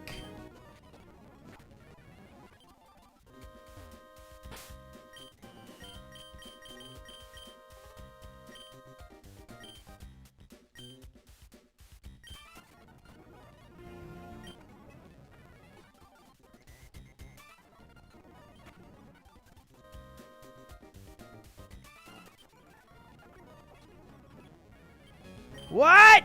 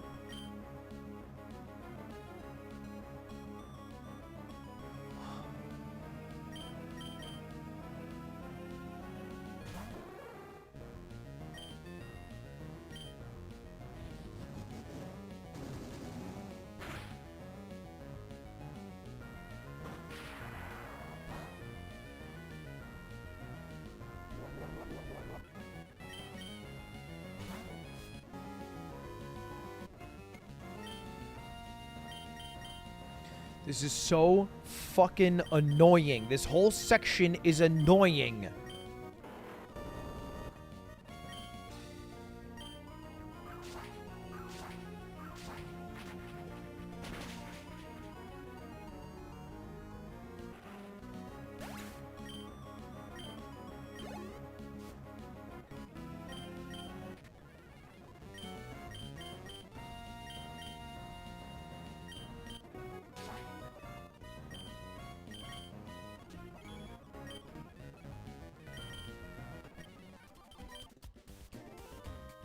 Oh, brother. I need a Pokemon Center. I've been in this place for an hour. I've fought everybody in this place. I need to go heal. No.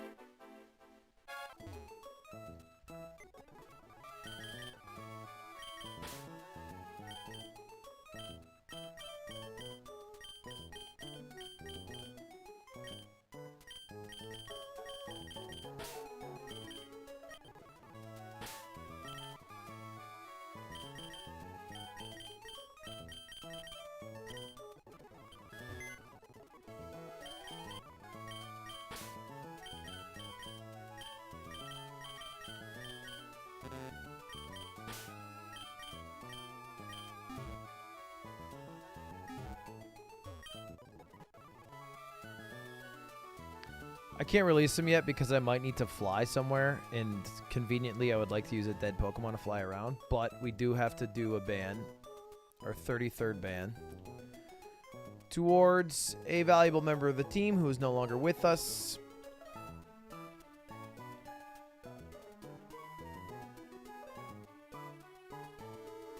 What the hell was the Pokemon called?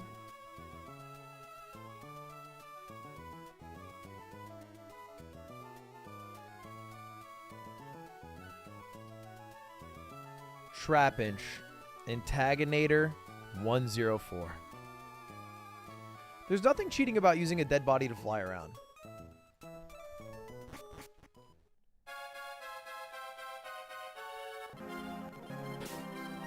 Alright, I have to go fight Big Man on campus. So let's first...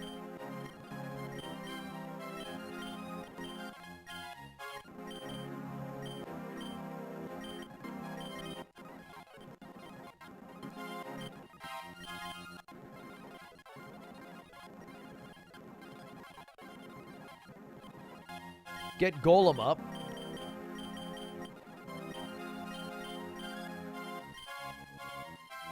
That is a pretty tough moveset, NGL.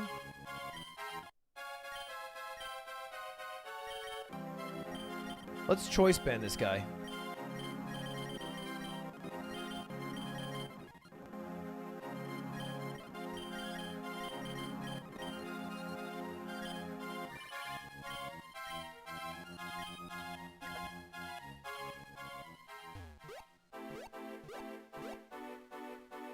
Trying to keep it peaceful is a struggle for me.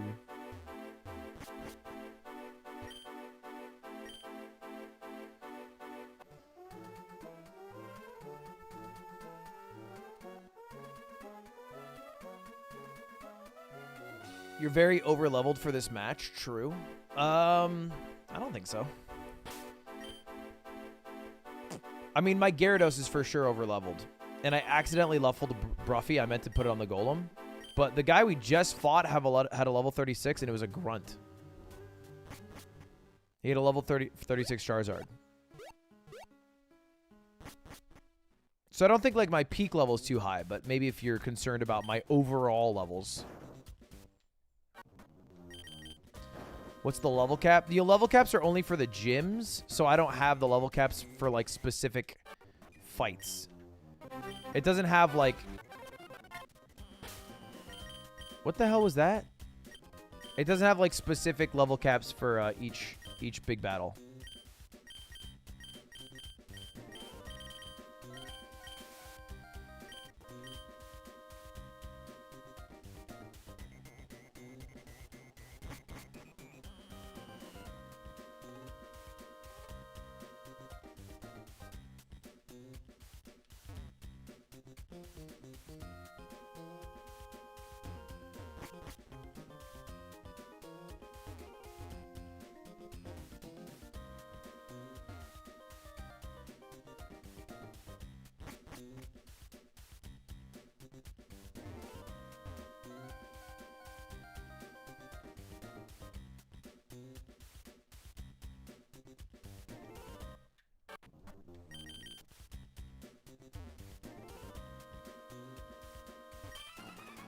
Groudon, nothing could awaken you from your sleep bathed in magma. This blue orb is what you sought, wasn't it? I've brought you the blue orb. Let its shine awaken you and show me a PogChamp you really are.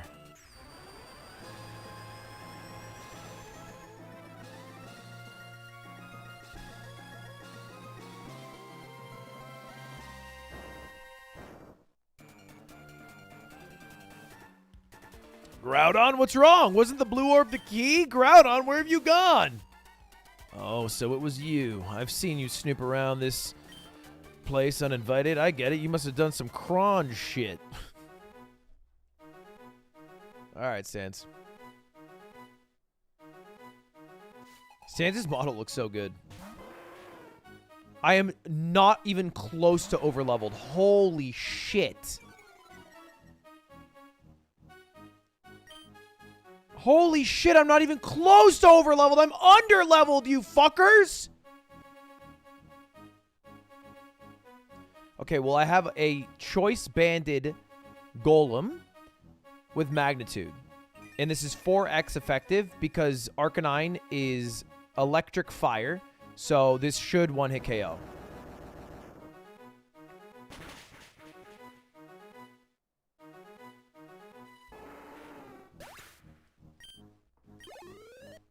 Okay, Arcanine down. I think I doubled down. Level 39! I'm going to go Magnitude. This could kill me. This is super effective. Okay, I could kill him, though. All right, 6 for 6, tit for tat. Okay, an 8 would have been nice there, I won't lie. Let's swap out into Gyarados, who's going to not only intimidate, but also avoid Magnitude because of flying. And then finish him off with Surf. Okay, none of that happened because he uses Super Potion. How does Team Magma not have the bankroll for Hyper Potions? Are you cutting costs over there? Sun nerfs water, so that didn't kill. That won't kill.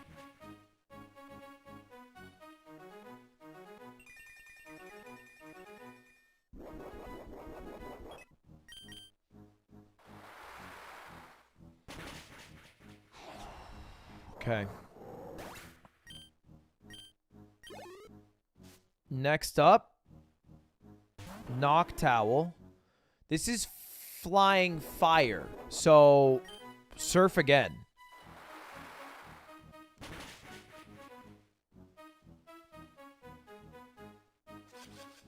Okay, that's a bit annoying.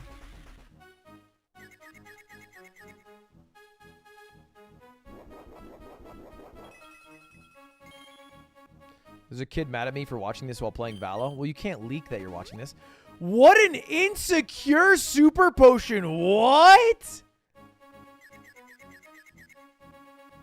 Blake, thank you for the $100. Been in a rough spot. Appreciate Lud and chat. Appreciate it, Blake. Chat, say appreciate you if you mean it. Okay, I'm doing well right now because Stans is playing this as bad as it gets. And I snapped out of confusion. GG. GG. This could have been an interesting fight because my level is actually right on par with Stans's, but I think the AI played it as bad as you could. Also, the AI seems to only have fire types, which means that Gyarados sweeps. So I don't... This is GG. I don't think I'll lose a single Mon.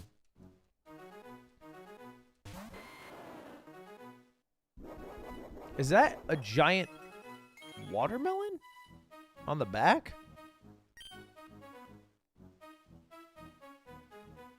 Okay. Huh.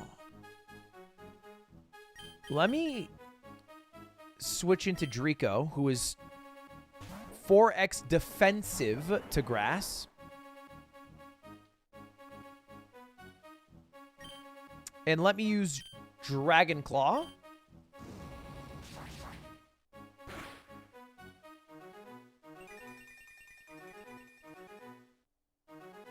Presumably they don't do that without having some sort of fire move, right? Like you don't Sunny Day and then go into a grass type move.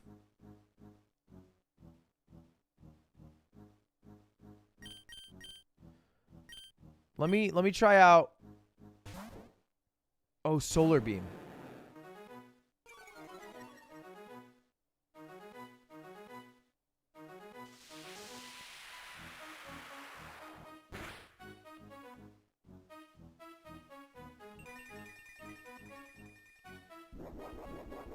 That was so stupid of me.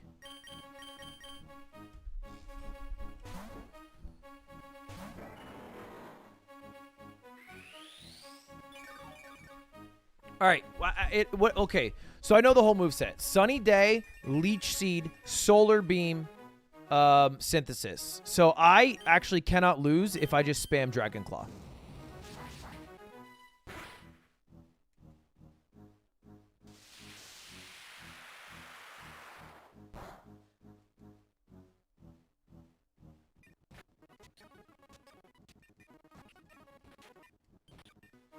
Wait. Wait.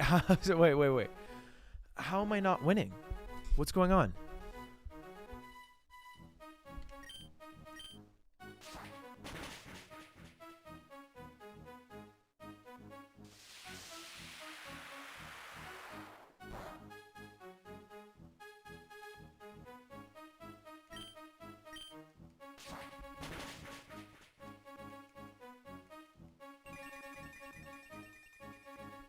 How much does synthesis heal?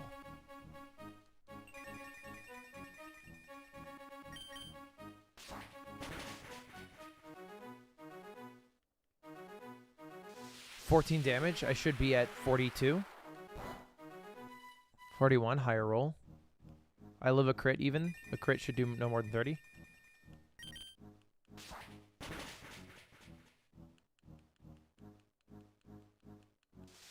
I win. GG.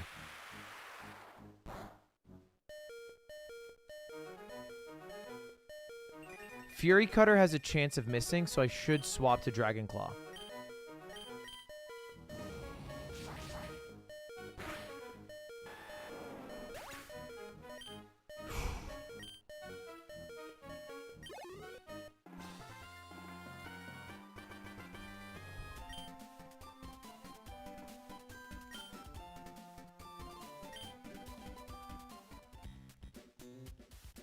Is Cutie supporting Fansly? Are you drama baiting me right now? You know they sponsored chess boxing. It was called the Fansly Sky Table. You don't got to get all roundabout. You can just ask me. I'm here.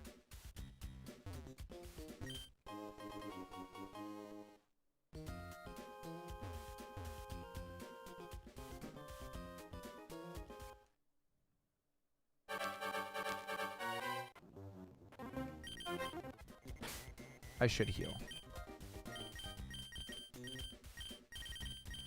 Although I do see there's a wave of people who hate Fansly. Is it Fansly specific or is it any Fansly OnlyFans equivalent?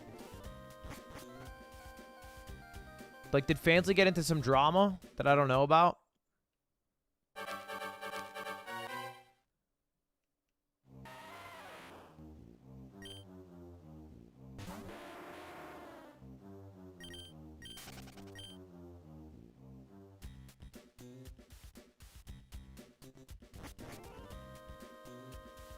How does it make sense that I go up into the cave, but I come out down?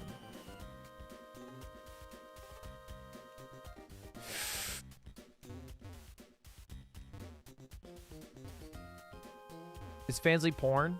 Not necessarily, but it's usually lewd content, yeah. Lewd pornographic, softcore pornographic content, I feel like is the bread and butter of Fansly.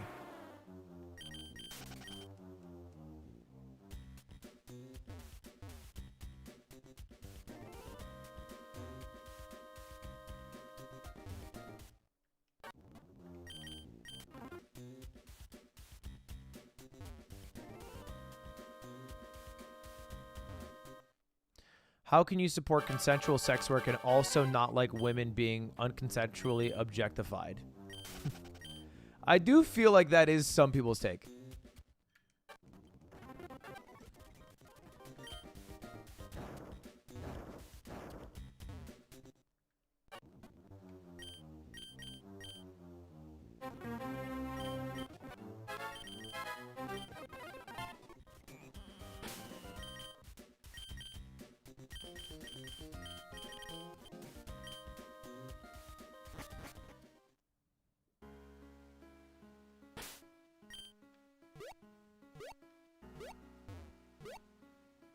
The demands of the people, super auto VODs must return. Hey, Lud, can you set a timer for 15 minutes? That's when my coworker gets back from lunch and I get to go eat mine. Wait, you could just eat it when they come back, though. Right? Like, if you have to wait for your coworker, you could just wait. Can Wilmer learn fly?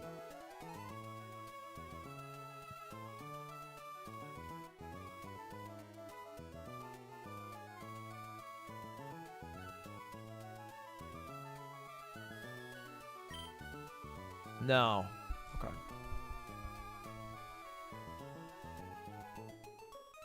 Why could he? Because he can learn bounce, which is a flying move that does 80 damage and has 80% accuracy. It's a valid question. I am valid for asking. You didn't know about bounce. Plus, this one is kerchowed out, so maybe it can fly. I don't know.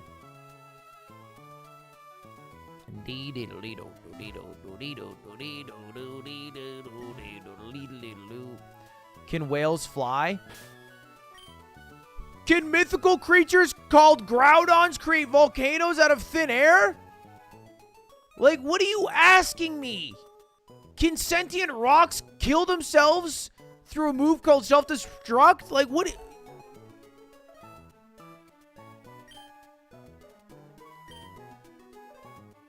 I literally have a fish that can fly.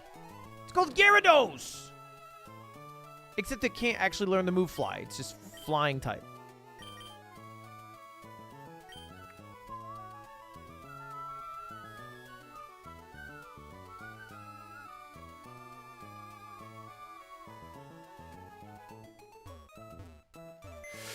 Chat, 1 second. Chat, everybody look at me right now. Look at me. I'm gonna do something funny with my eyes in a minute here. So keep looking at my eyes. Look at my eyes right now. Are you looking at them? Ready? Whoa. You see that? Is it doing it? Is it doing it? Am I doing it?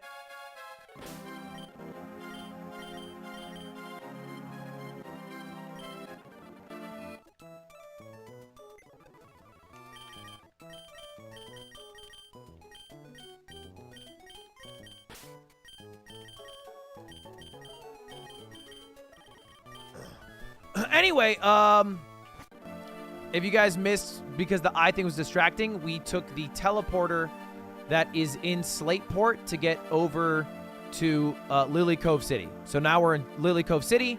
Feels good, man. Clap. We got here with the teleporter that exists in the game.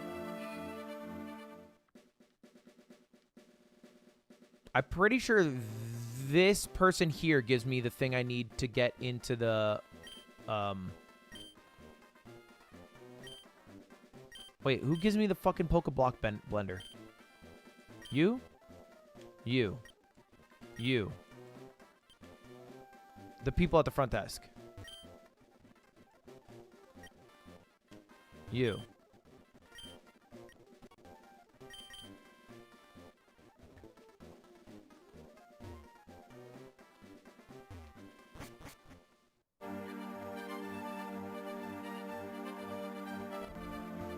What's your favorite song right now? I think I called it out earlier. I'll give you another one. It's You by Max featuring Keshi. It's you, love is so easy to do. Yes, it's baby. Sure.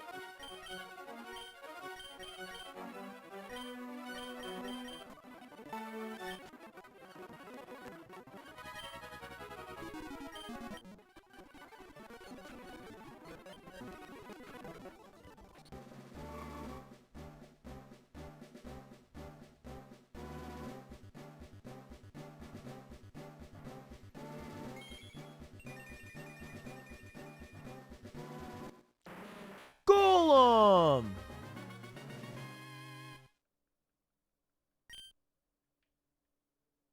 Ah, son of a bitch, I miswalked.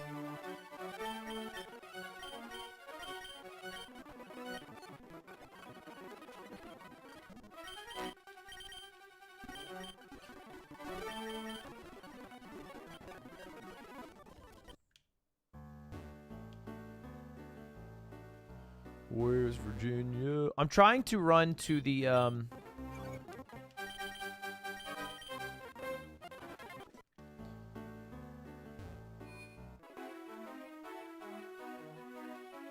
Safari Zone, and we're gonna get ourselves some new Pokemon. Oh, I actually have a lot of money. I can get all the TMs I wanted to get earlier.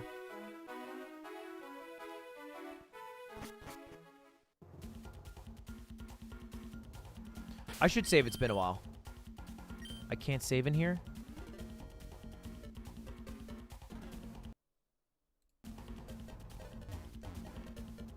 All right. I'm pretty sure the Safari Zone is important to the game itself because you get TM Dive by going to the very far end of it. Or is this a different game that I'm conflating the two?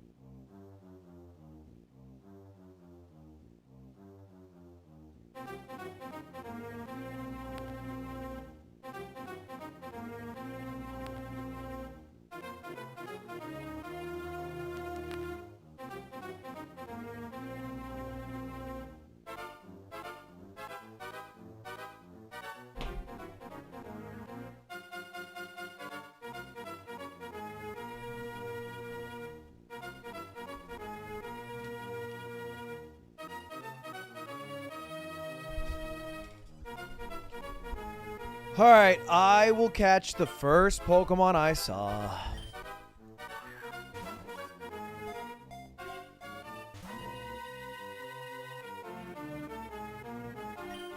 Is the song changing pitches?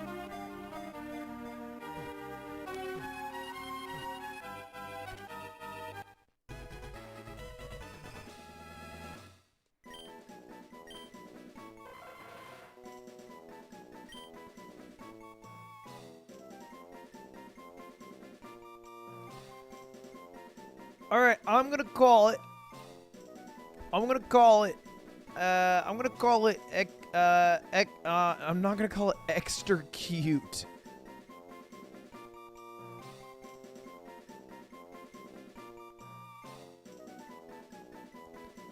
I'm gonna call it Ois cute. After a one Ois Callan chat. Ois cute.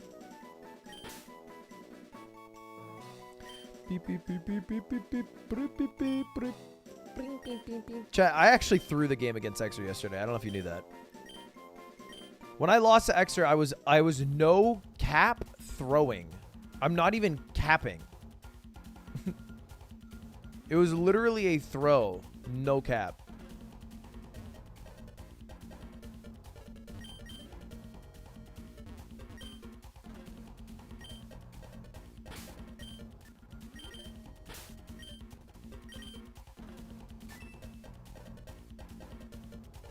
What are these badges? The first one looks like the GOATS Esports logo. The second one looks like a middle finger. The third one looks like the Wendy's logo. The fourth one looks like a chess piece, but also kind of an anal bead. The fifth one looks like a CD.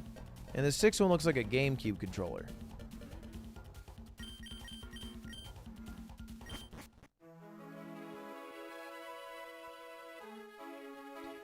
Did I see Charlie talk to Sneeko? I saw that he did it. I did not watch it because it seems miserably long. In ways that make me not want to watch it. Because it's just long. And I'm lazy. Lapras is such a cool Pokemon.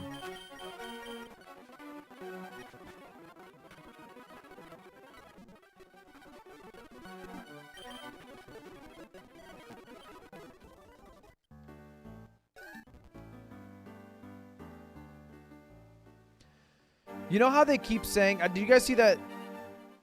There was something that was like... movies have gotten longer. It was some argument about how all of our attention spans have gotten shorter. And that maybe we crave more long-form things. And movies have been longer over the past, like, 10 years. I also... Let me say it. I'm so excited for movies again. I'm so glad Marvel's kind of fallen off and that they're not the only people who create movies that are like blockbusters or marketed well. There's deadass like 4 good movies coming out this month. John Wick, banger.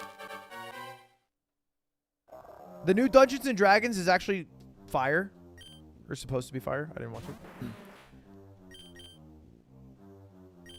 No! No!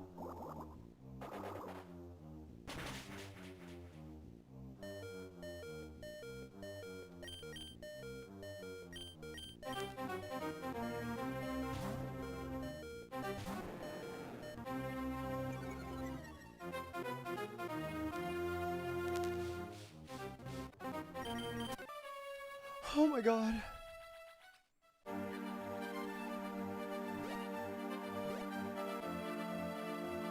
All right, if I'm going to run through Team Aqua's base, I should not have a golem. I should not have a golem. I should not have a golem.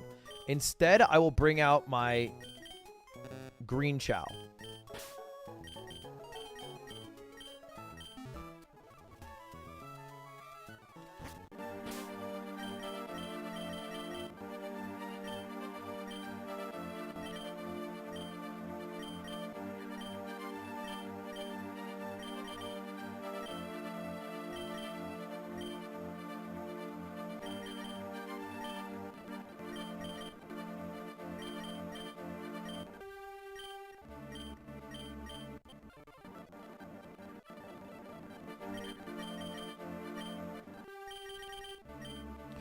Oh my god, that was stressful.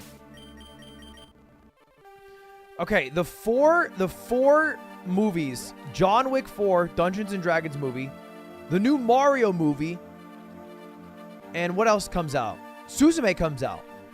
Suzume comes out this week.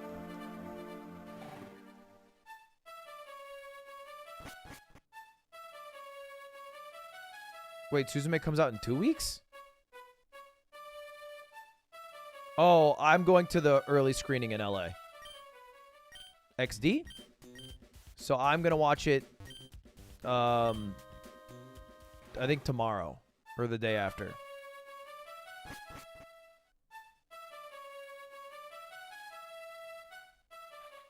What the hell? Am I not supposed to do Team Aqua shit?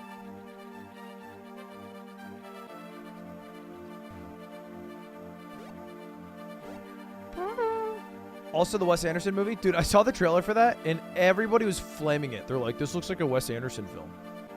And it's like, yeah. Yeah, it is. It's like clicking on a Ludwig video and being like, he's doing the Boys intro again. Yeah, that's all I got. You have to go to Slateport? Oh. Chat, look at my eyes real quick. Chat, check this out. Ready? Chat, well, ready? Look at that. It's like ping pong.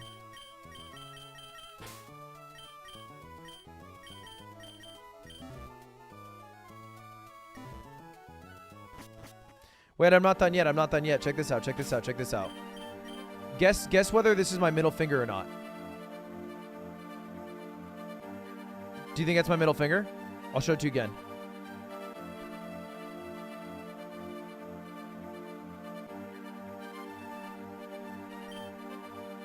Ring finger? Wow, I tricked you. A little bit of a trick there, huh? A little bit of a sneaky little tricky.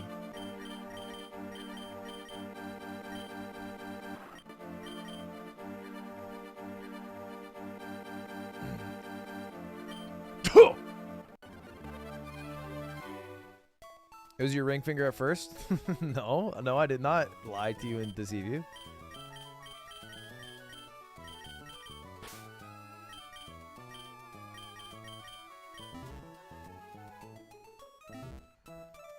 No, I did not take a gummy. I'm merely showing you cool tricks that I've learned. Oh, you see the sun is shining on me. Didn't take a gummy? No, I didn't take 2 gummies. There's no amount of...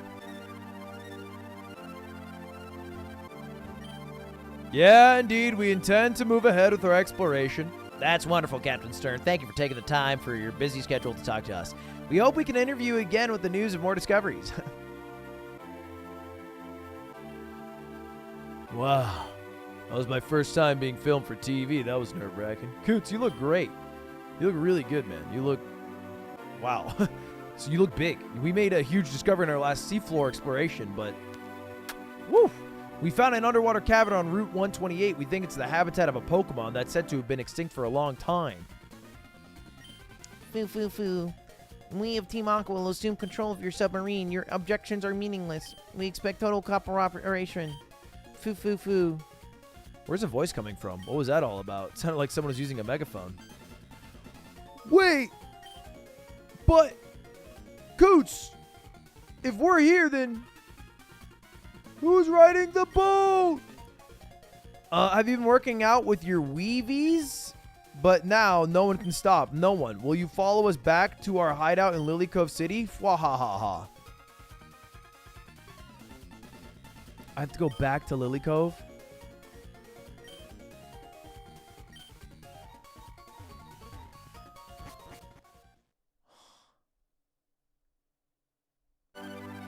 Hassan calls Eevee Weevee, does he? That's cute. All right, hold up. I've never caught a Pokemon on Route 109 before. So I'm allowed to catch a Pelipper or a Wingull.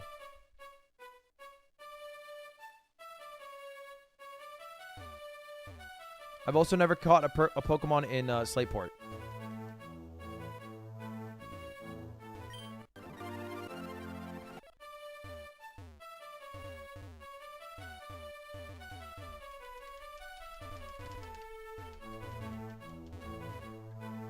Are there no Pokemon in these waters?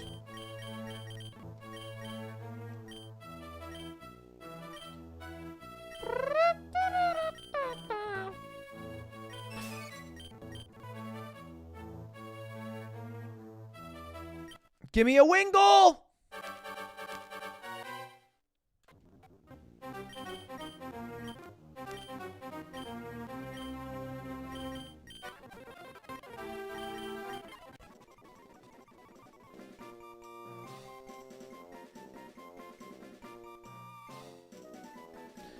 I'm gonna name it Starlight after Light the L.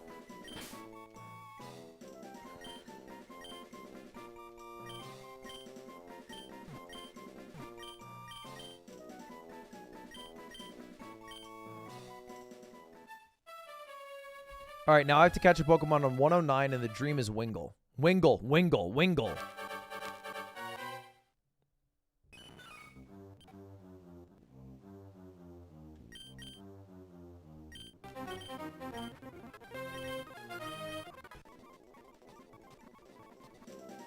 All right, what do we name Meryl?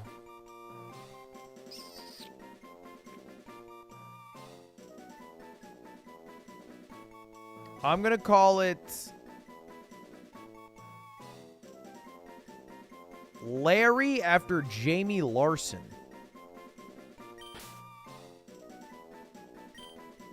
Just straight up Larry. I don't know why Larry, but I liked it.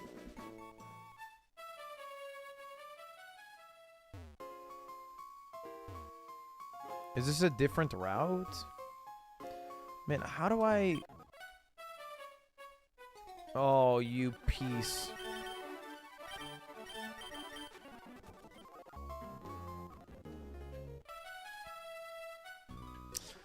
Oh, you SOBs.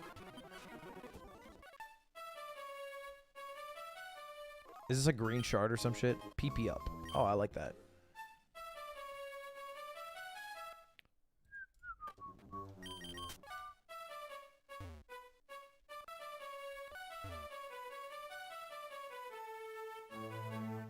Okay, Route 108, new Pokemon.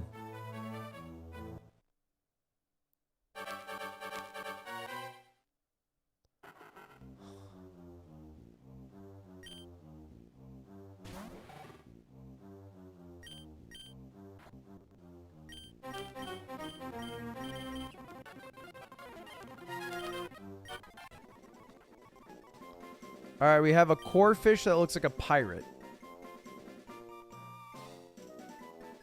I'm going to call it Pilgrim after Pilgrim.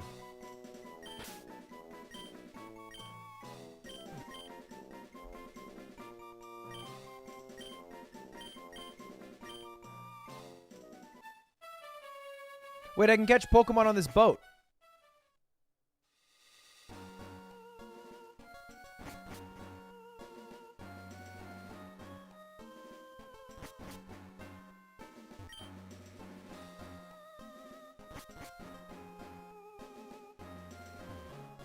You're being lazy? Wait, Pilgrim asked for that name, to be clear.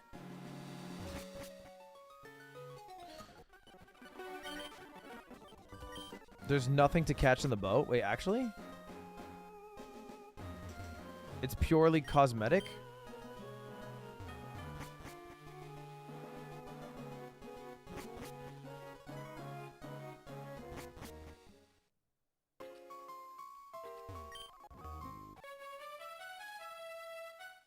There is water on the boat. He's lying.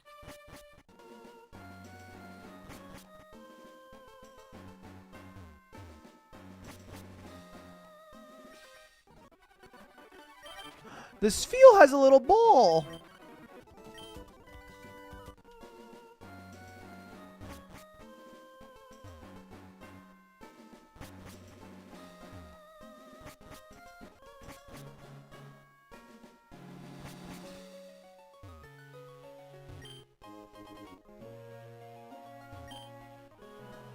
Who are you? I'm investigating this ship on behalf of Captain Stern. Okay, cool.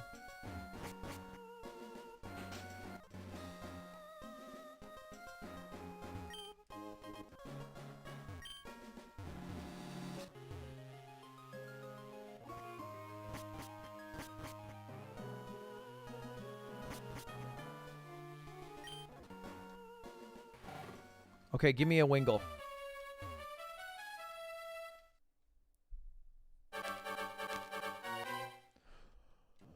Oh man, I have every water type Pokemon there is to have.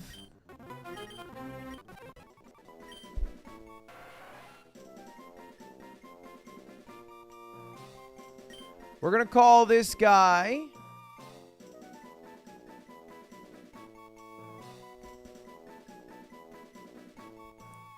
get this. We have a good name coming up. Actual good name. Actual good name. We're going to call it Pick is Cool after Pick instead of Tentacool.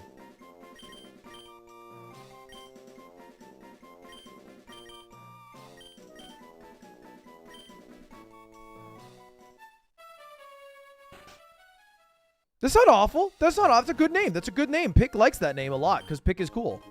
Oh, say you don't. You say, okay, you think Pick's lame. You think Pick is lame. That's okay. You think Pick is lame. That's okay. I think Pick is cool. Leftovers? Oh.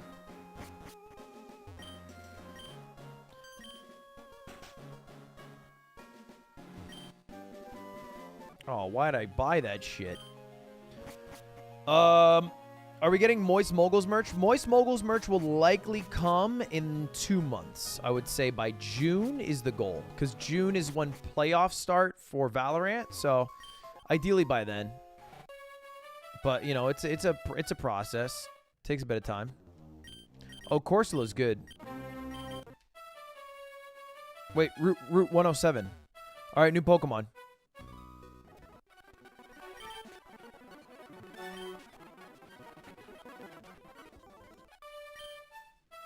All right, new Pokemon. Give it to me. 107's not new. Is this actually not new? Well, that's not new.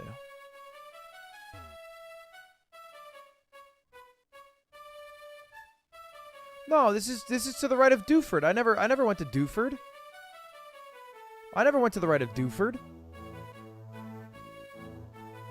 I didn't fish at the right of Dewford. I fished in Dewford. I already have a Tentacruel.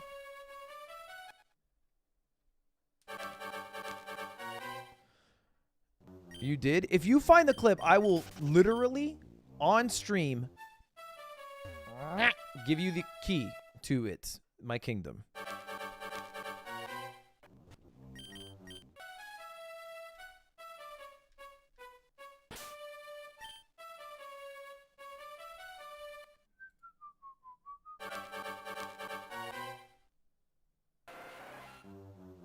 Wait, we actually have a document with all of the Pokemon we caught, and I caught a Pokemon at Route 107. It was called Totodile.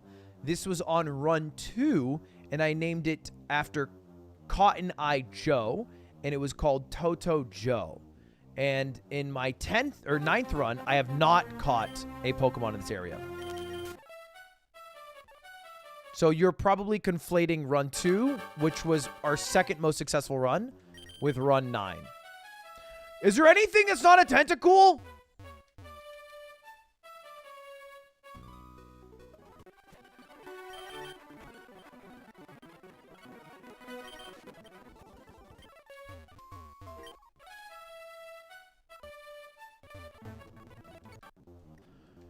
If I fish, I will not. Fishing does not. If I fish, I am not gonna get a. I'm not gonna get what I want. Hold up. Pokemon Emerald Route 107 Pokemon. Route 107 has a 60% chance of a Tentacool and a 35% chance of a Wingull. And if you fish, then you will get a Magikarp.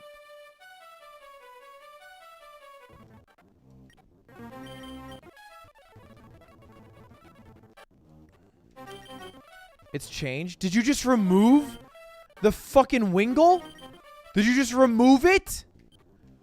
For what?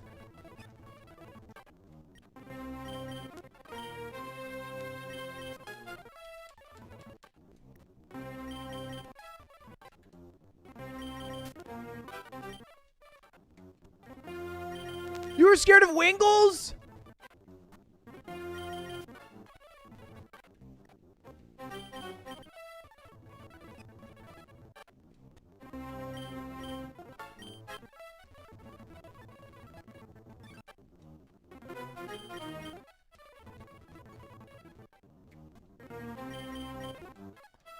Last one. Dude, I am not happy.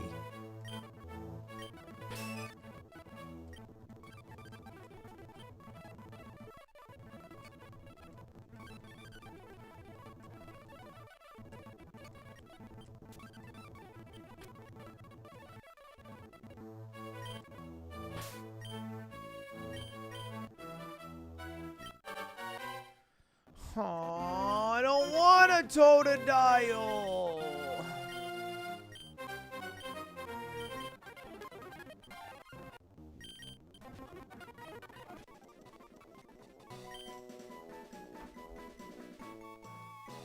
I don't want a Totodile. I don't want one. Fuck. Oh, man.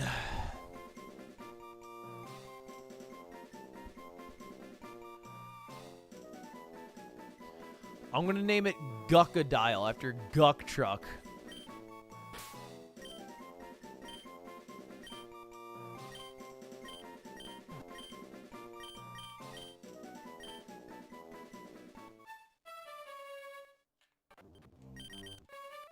Okay, the question is, have I caught a Pokemon in Dewford or Route 106? Let's check the sheet. I did catch a Carvana in Route 106 and a Chinchou in Dewford.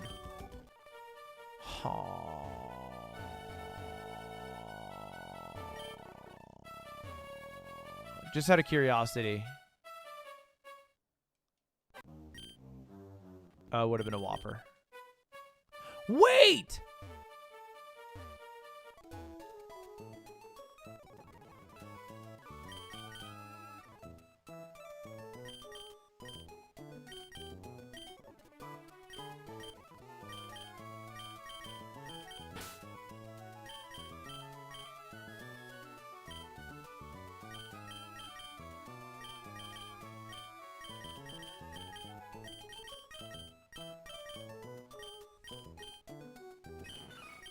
I have thick fat, not big power.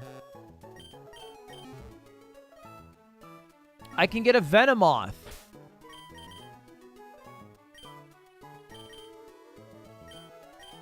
Jeff.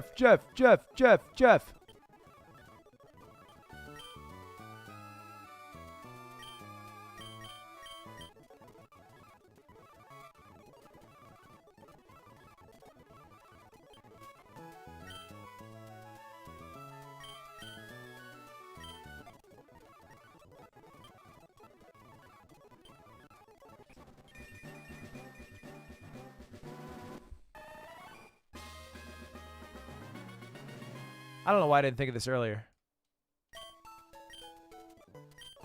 And it already learns a flying move. Look at that.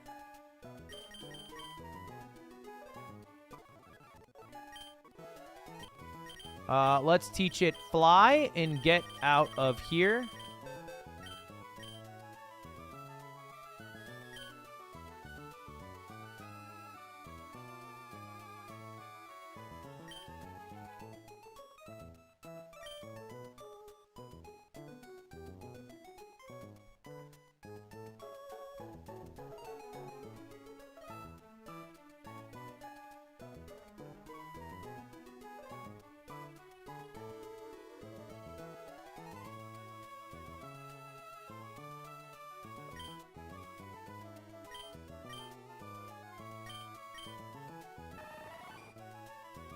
That fucker is flying!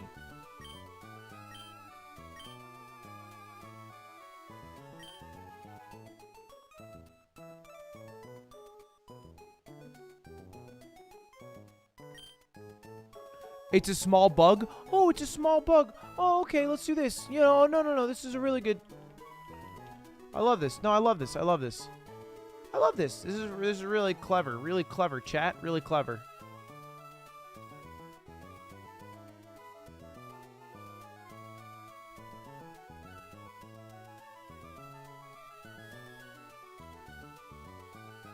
Okay, Pokemon by height. Let's control F. Venomoth.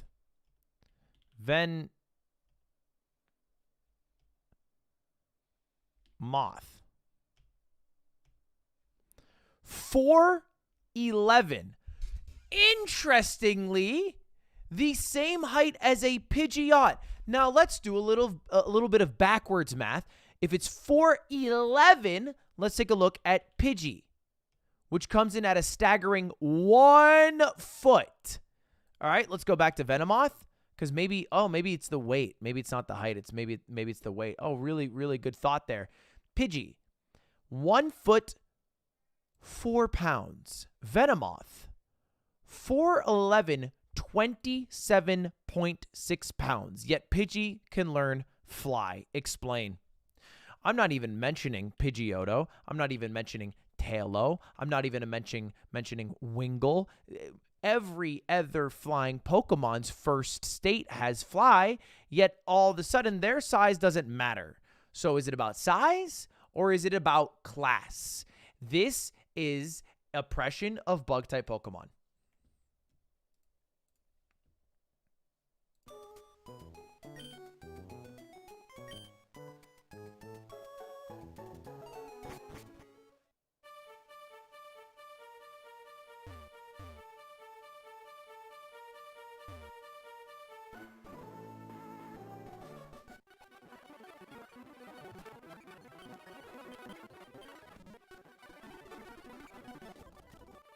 Go back in the fucking box, Jeff.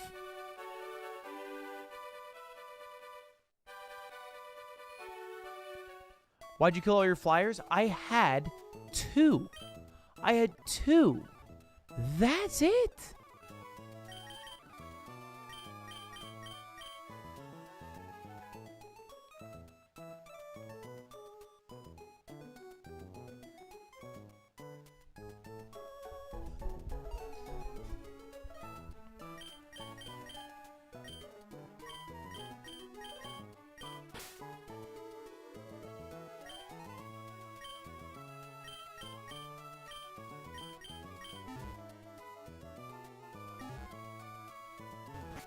Where the hell is frickin' Barney?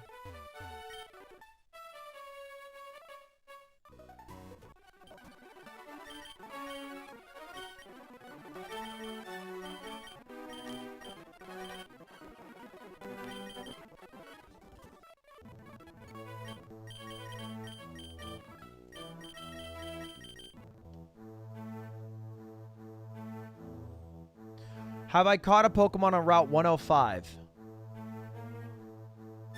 No. Okay. This is our next chance. If I catch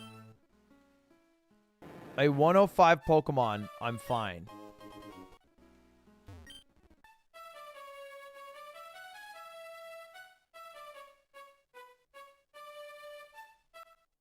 Please. That's a repeat. Repeat dupe clause. I do not have to catch the first Pokemon I see if it is a Pokemon I've already caught.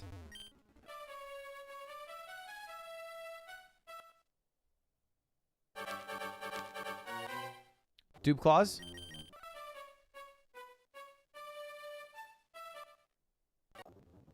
Dupe Claws.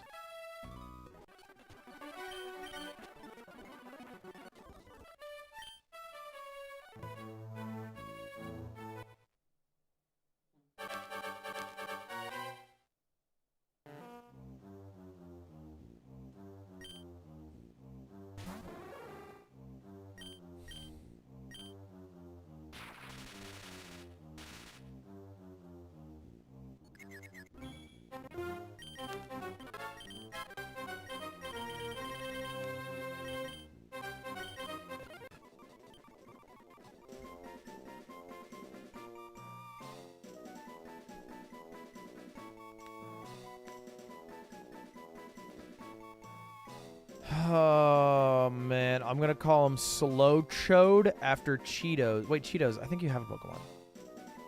Right? I'm going to call him Slow Buff after Zero Buffalo.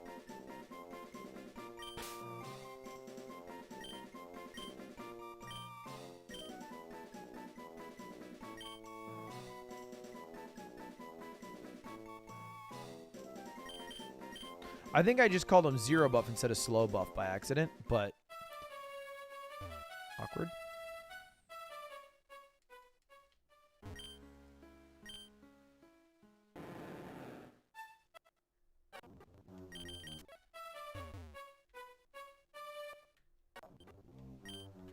Dude, why did you guys remove all the Wingles? You're so cringe, Drewsome. I played your freaking mod. Why are you cringe?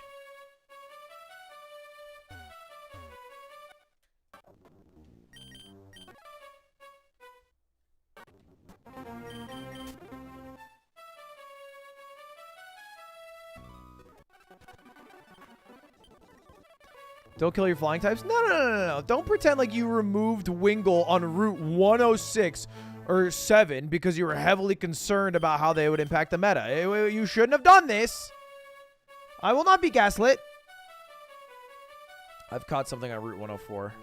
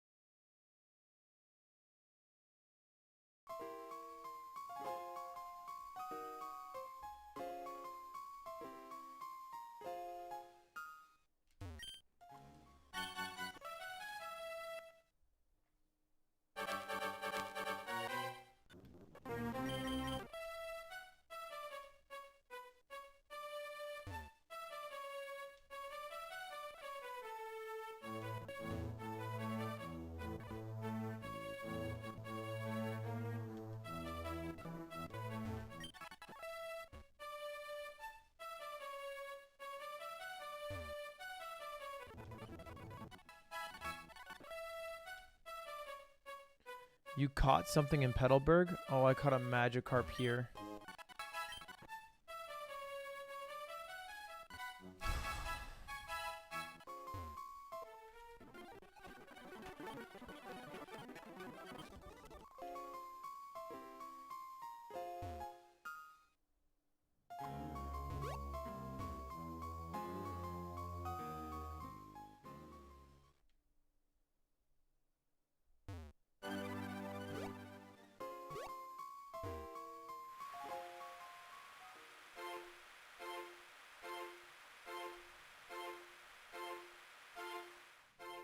I don't hear everything. I've never caught a Pokemon on Route 101.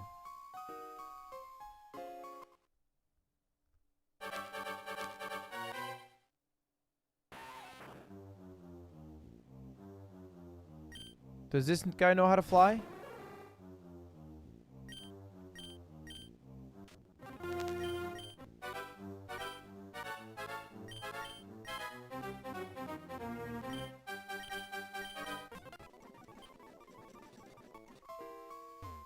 I misclicked no name.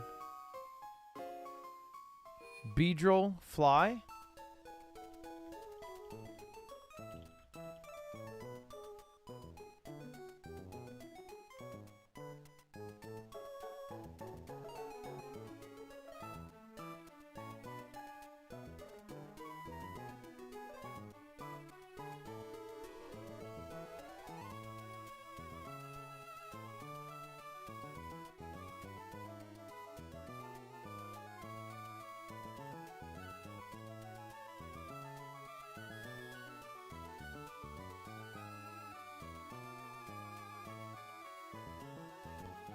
I can't learn fly.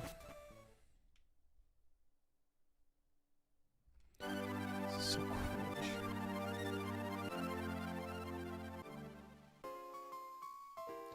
I have not caught an... I have caught a Pokemon on Route 103.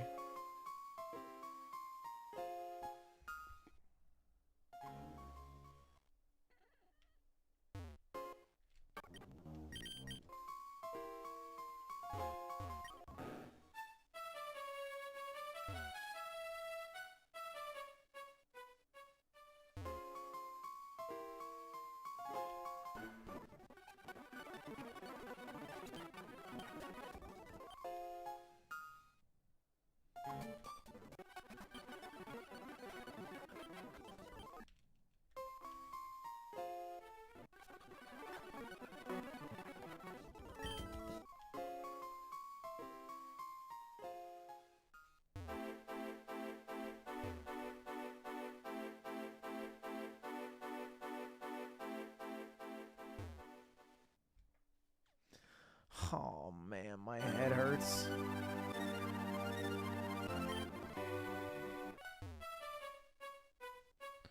I have never caught a Pokemon on Route 134.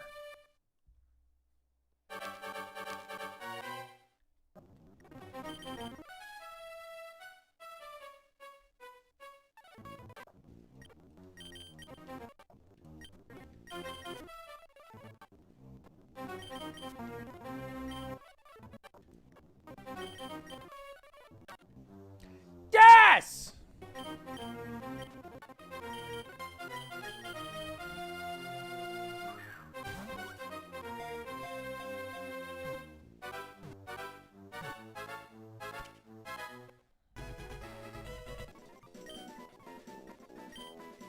Who wants to be my little fly hoe? I need one fly. Fly only. You will not see battle time. I'm going to call it Luke Gull after Luke in chat. I spilled so much water myself. Luke Gull.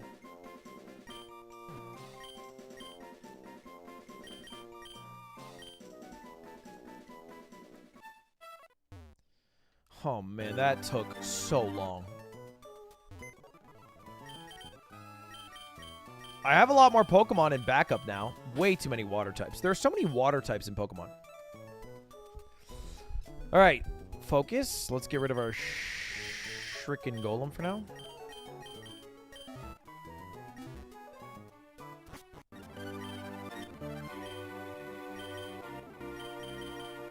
I know Lucaul's not going to see battle, but I would rather evolve Lucaul. That way, it doesn't mistakenly die.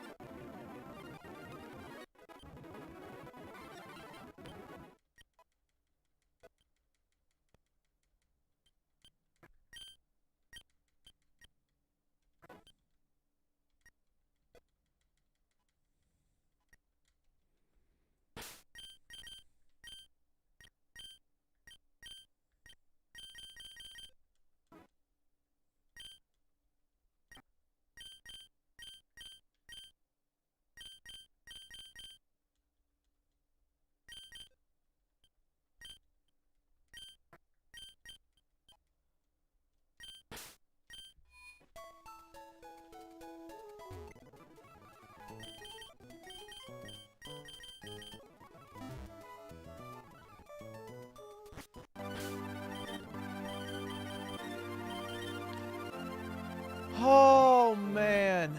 This was more work than I wanted to do. But I've done it. I did not cheat very much.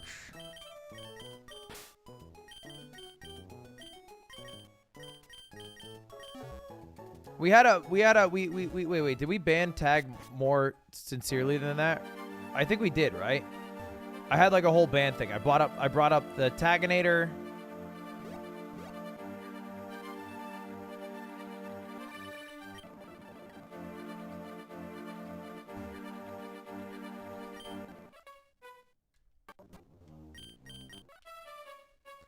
Finally, we are in Team Aqua's hideout. They're no longer guarding the front. We can go through. We can get our Master Ball.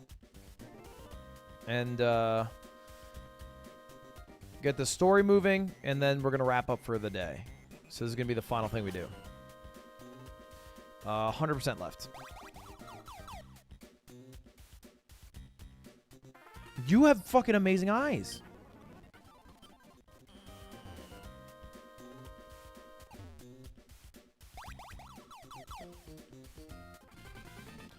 I just ran into a double battle.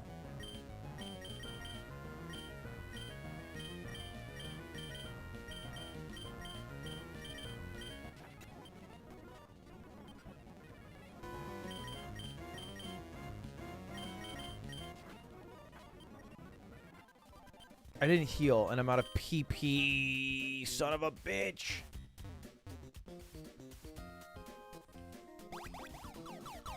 There's a place to heal in the hideout, if I remember.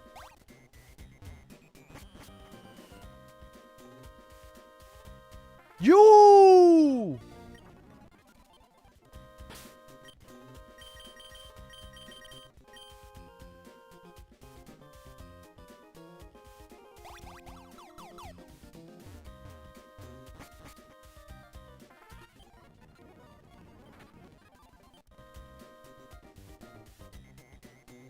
So many goons.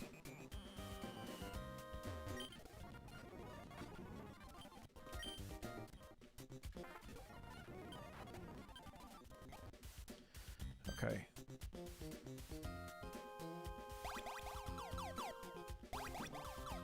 What? What?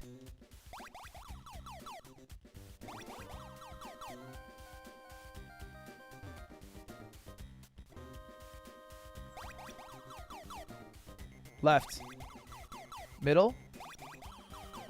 Left. Left. One of these is a Voltorb.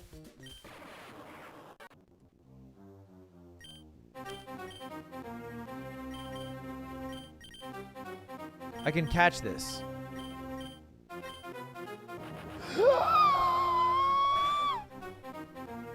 Oh.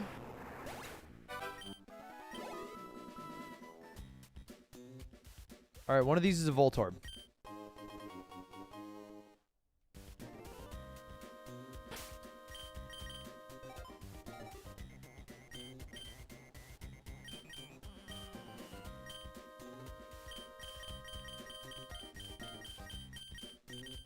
I guess that is technically my frickin' encounter for the area.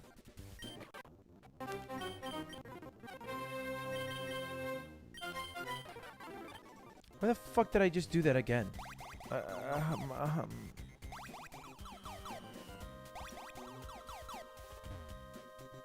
Wait, it's a static. I'm allowed to capture it. I don't need to capture it. Fuck it.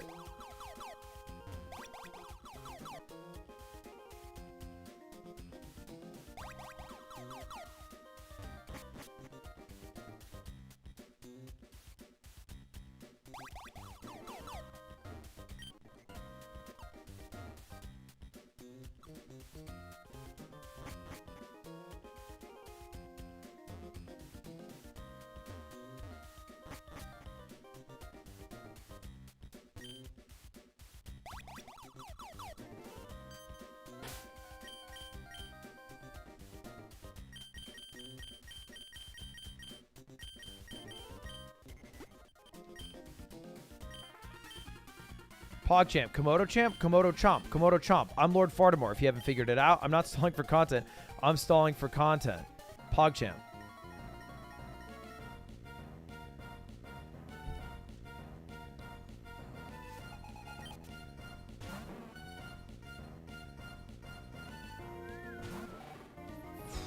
Wow, what a fucking start. All right, give me a Thunder Wave. Hell of a team, Fartimore. Body Slam's going to connect. It's going to do a lot. 60. Yeah. Okay, let's hit him with a Confuse Ray.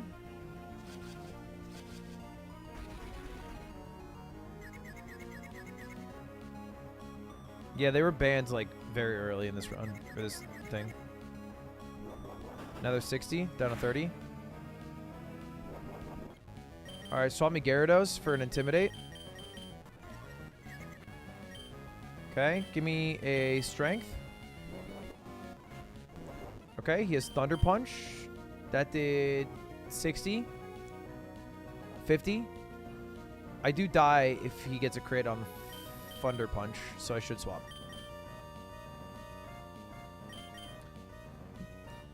Very ineffective against Rico.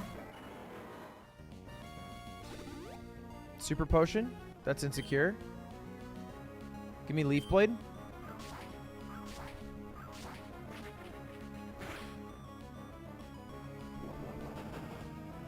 I didn't do shit. Let me swap back into Gyarados.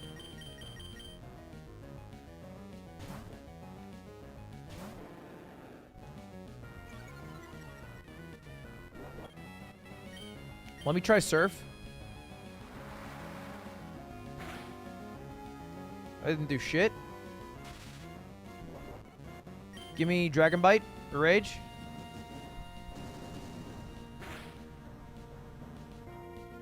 Fucking love a triple paralyze. I love a triple paralyze. Hello. Oh my gosh. That looks amazing. Wow. Oh my god. And a cook. Whoa. This is a jackpot. Chat, look at this food. It's still steaming.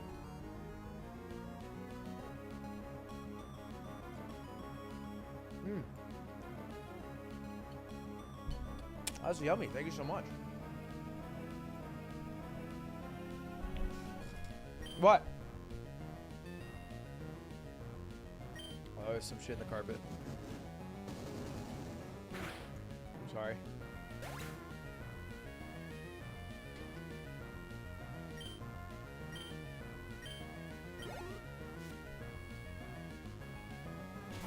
I'm fasting? Wait, fast is over. No, it's night. Or are you UK or something?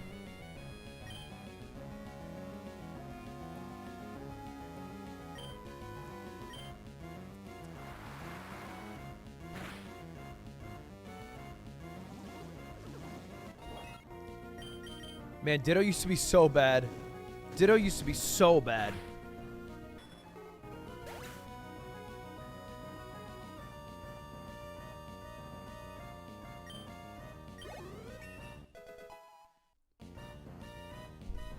Can't he fast in general? Yeah, but if you're fasting in general, I think you have less credence to go into a chat and be like, don't eat, I'm fasting. Because you're like self-imposed fasting, as opposed to like, yeah, I'm fasting because of this religious holiday for like a whole, you know, month or whatever. Because then I'd be like, oh, you know, damn, my bad, you know, I'll try not to eat on cam.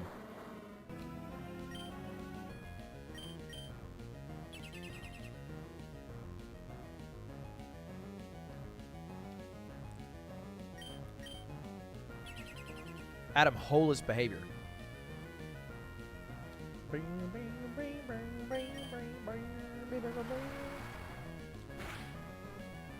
Ugh.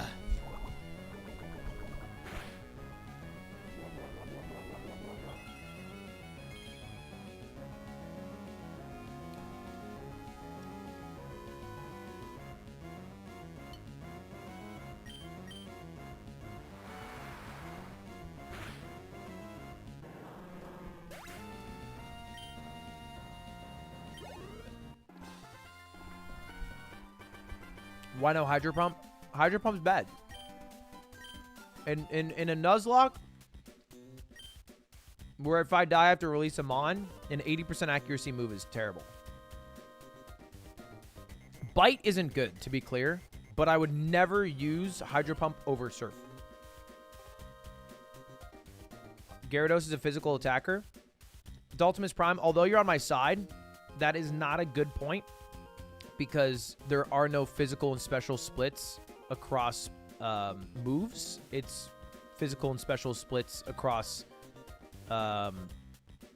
typings. So all of water is special. Waterfall is special. Surf is special. Hydro Pump is special.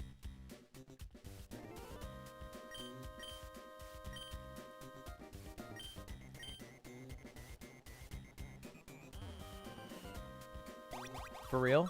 Yeah. So Gen 1 and 2 had no physical special split.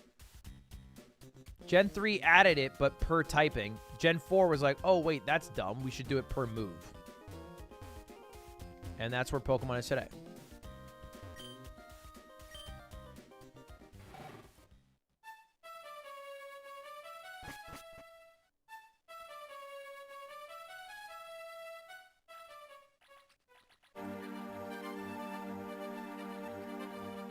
I'm supposed to sail across this ocean now, right? What time is it? I actually might wrap right here. I feel like I've actually made no progress today, but I know I did.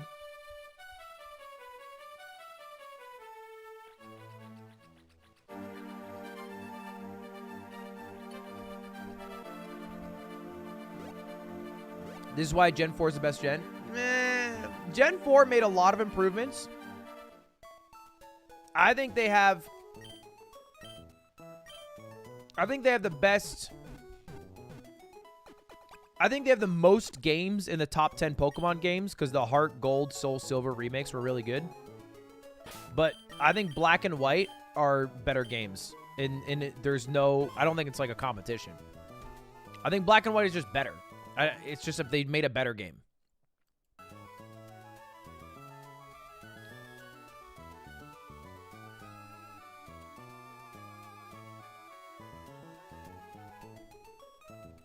Black and White's great. It's a really good game. Gen 5's the worst? Do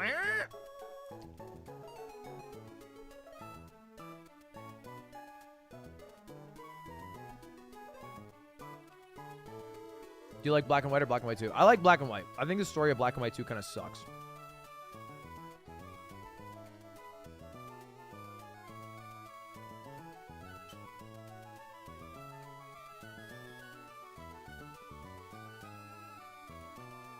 The hell?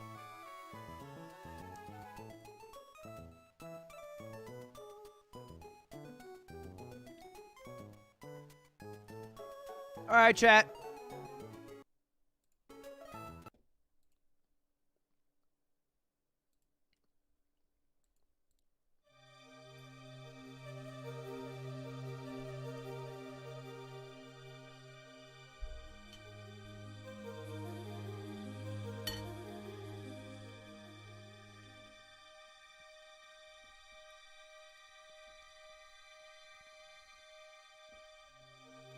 Why is it missing, like, all of them?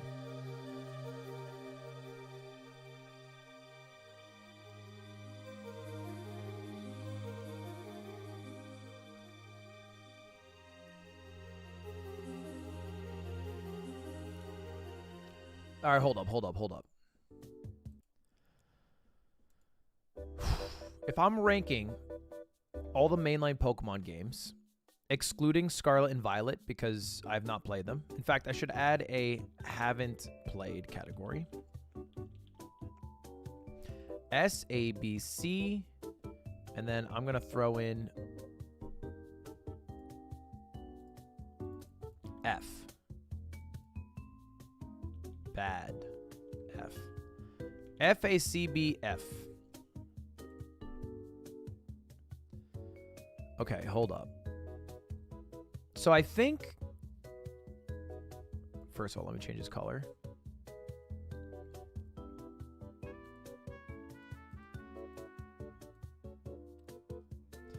I think the worst game that I've played in all of Pokemon. So let me put the ones I haven't played. I haven't played Sun and Moon. Respectfully, I haven't played Ultra Sun or Ultra Moon.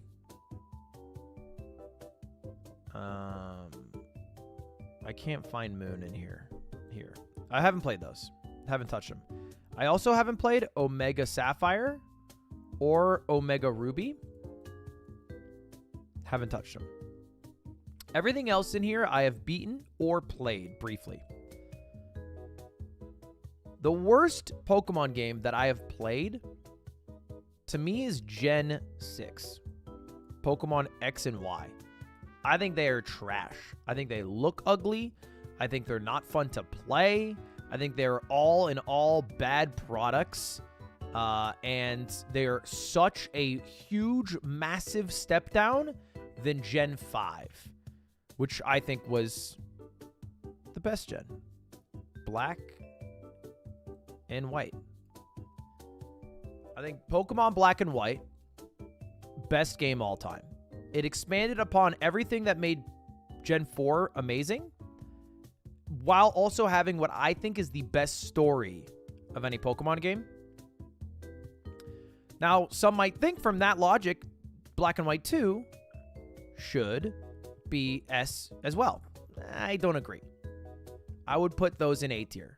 I think they don't offer too much more than Black and White. It's just more of the same.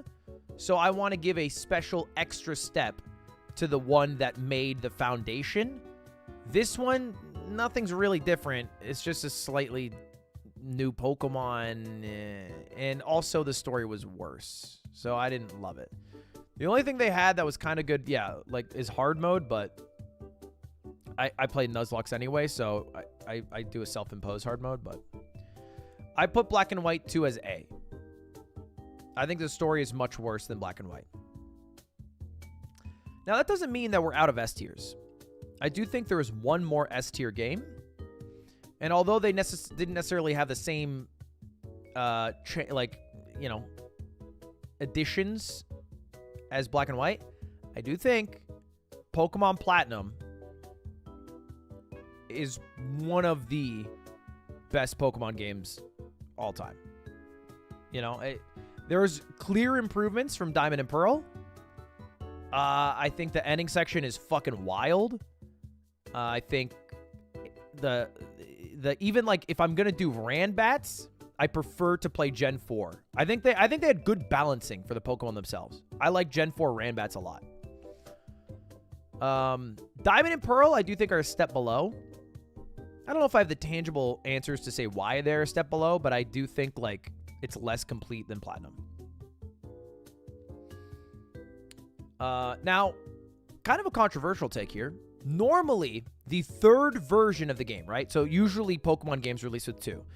Red and Blue, and then they release a third version, Yellow, and this has happened for every generation, you know, where they do that third mastered game that releases sometime later.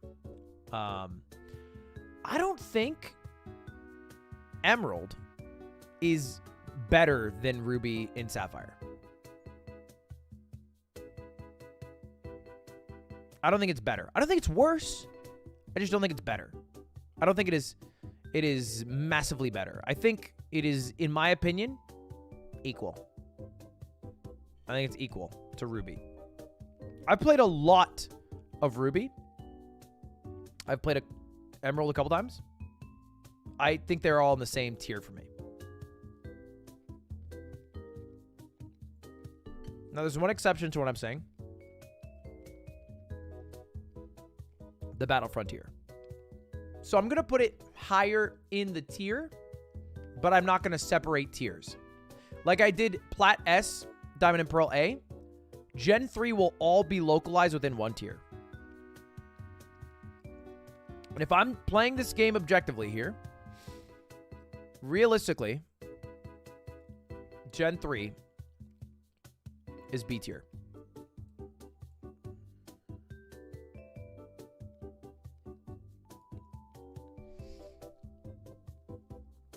I love Gen 3. I have rose-tinted glasses on.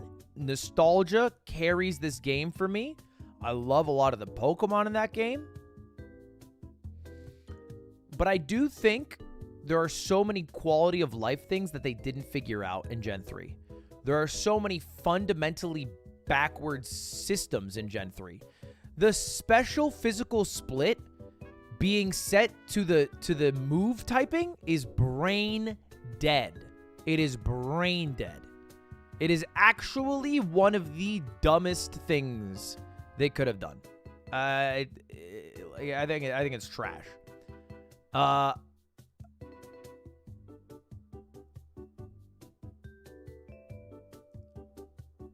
like the game a lot. They did introduce a lot. But I don't know. Am I making this tier list on who has paved the way the most? Or am I making the tier list based on which game holds up the most? And in my mind, if I'm making the game on who has changed the most, well then throw red and blue up in S tier. They made Pokemon. You know what I mean?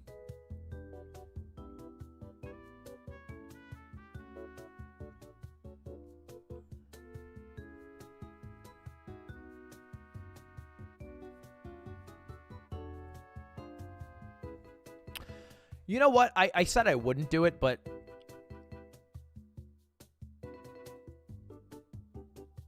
that's a nostalgia play.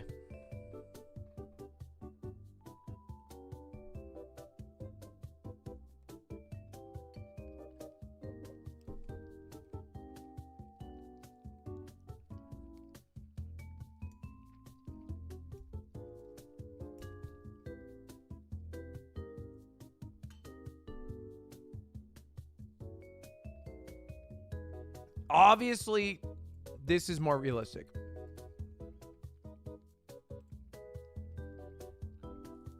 All right.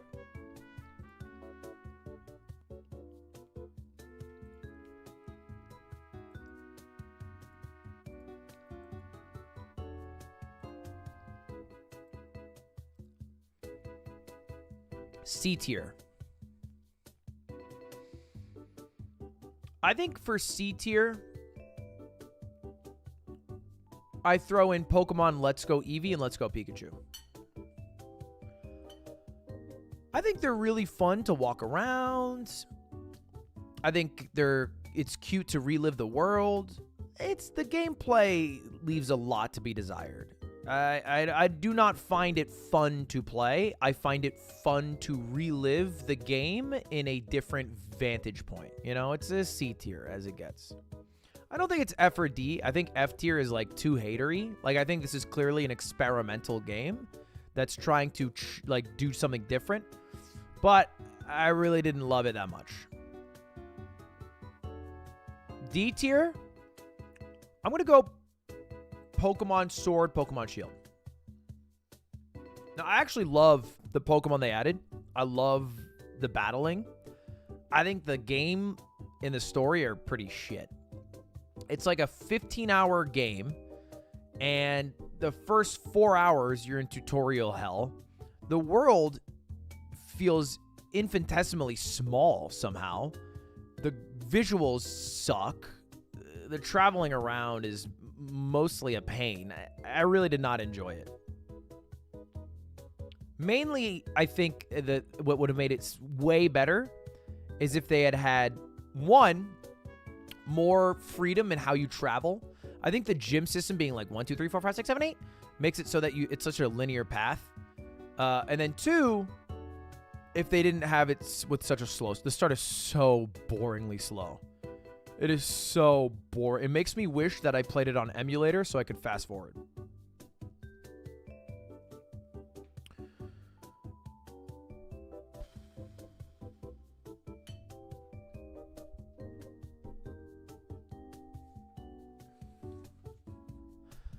Heart Gold and Soul Silver are pretty goated games.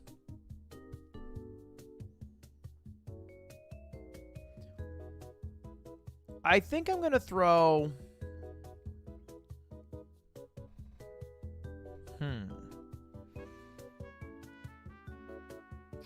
kind of a tough call.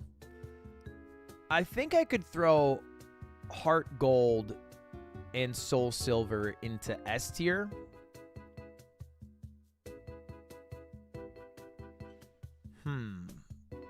So I think Gold and Silver are not the most replayable of games. They don't hold up the best. They don't hold up terribly. They have a bit of charm to them. But like, it's mostly just nostalgia. I almost want to make another tier just called nostalgia, because it feels wrong to put these games so low, but I do feel like it is a C tier.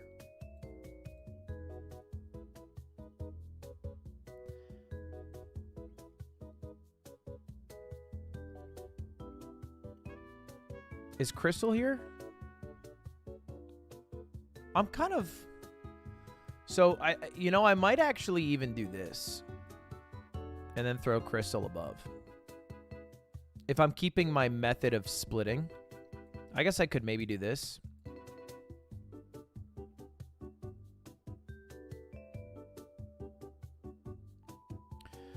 But I do think Heart Gold and Soul Silver to me belong in S tier.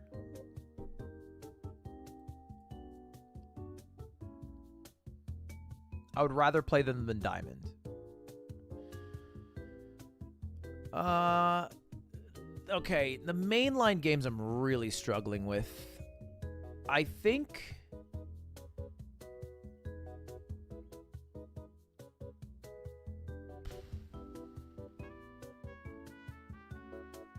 they're, in their current state, damn near unplayable for me. Like, I just would never, ever replay Red or Blue. I would never do it. I would never do it. It would be miserable. No quality of life that I've come to expect in these games. I have to throw it F tier. I'll throw Yellow in D tier because Pikachu follows you around and that's cute. But it is not fun to replay. But however, there's a lot of nostalgia. So controversial here.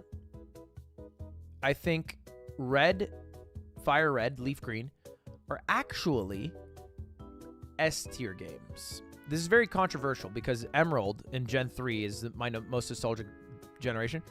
I do feel like Fire Red and Leaf Green, however, controversially, are S tier games because they let you live what created Pokemon with all the quality of life you come to expect in more modern Pokemon games.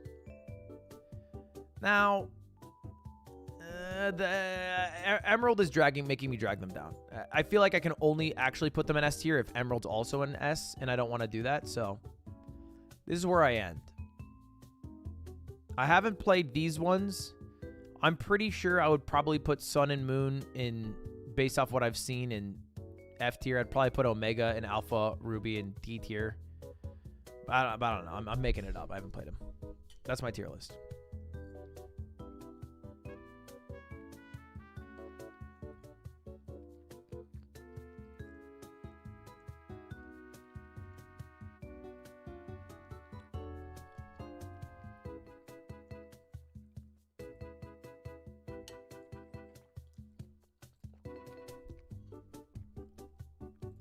Anyway, chat.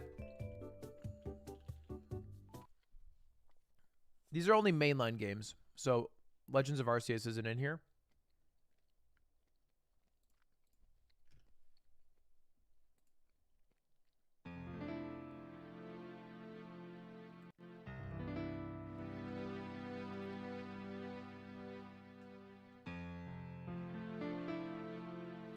Or actually, maybe it should be in here, but it just didn't come out when they made this tier list. I don't know. I don't know. All right, thanks for watching, boys. I'll be live tomorrow at 2 p.m. at Myth's house as we decorate his room. So hopefully you guys come join me and be interior designers along with me. If not, I will see you guys another time playing Pokemon. Peace. Have a good one.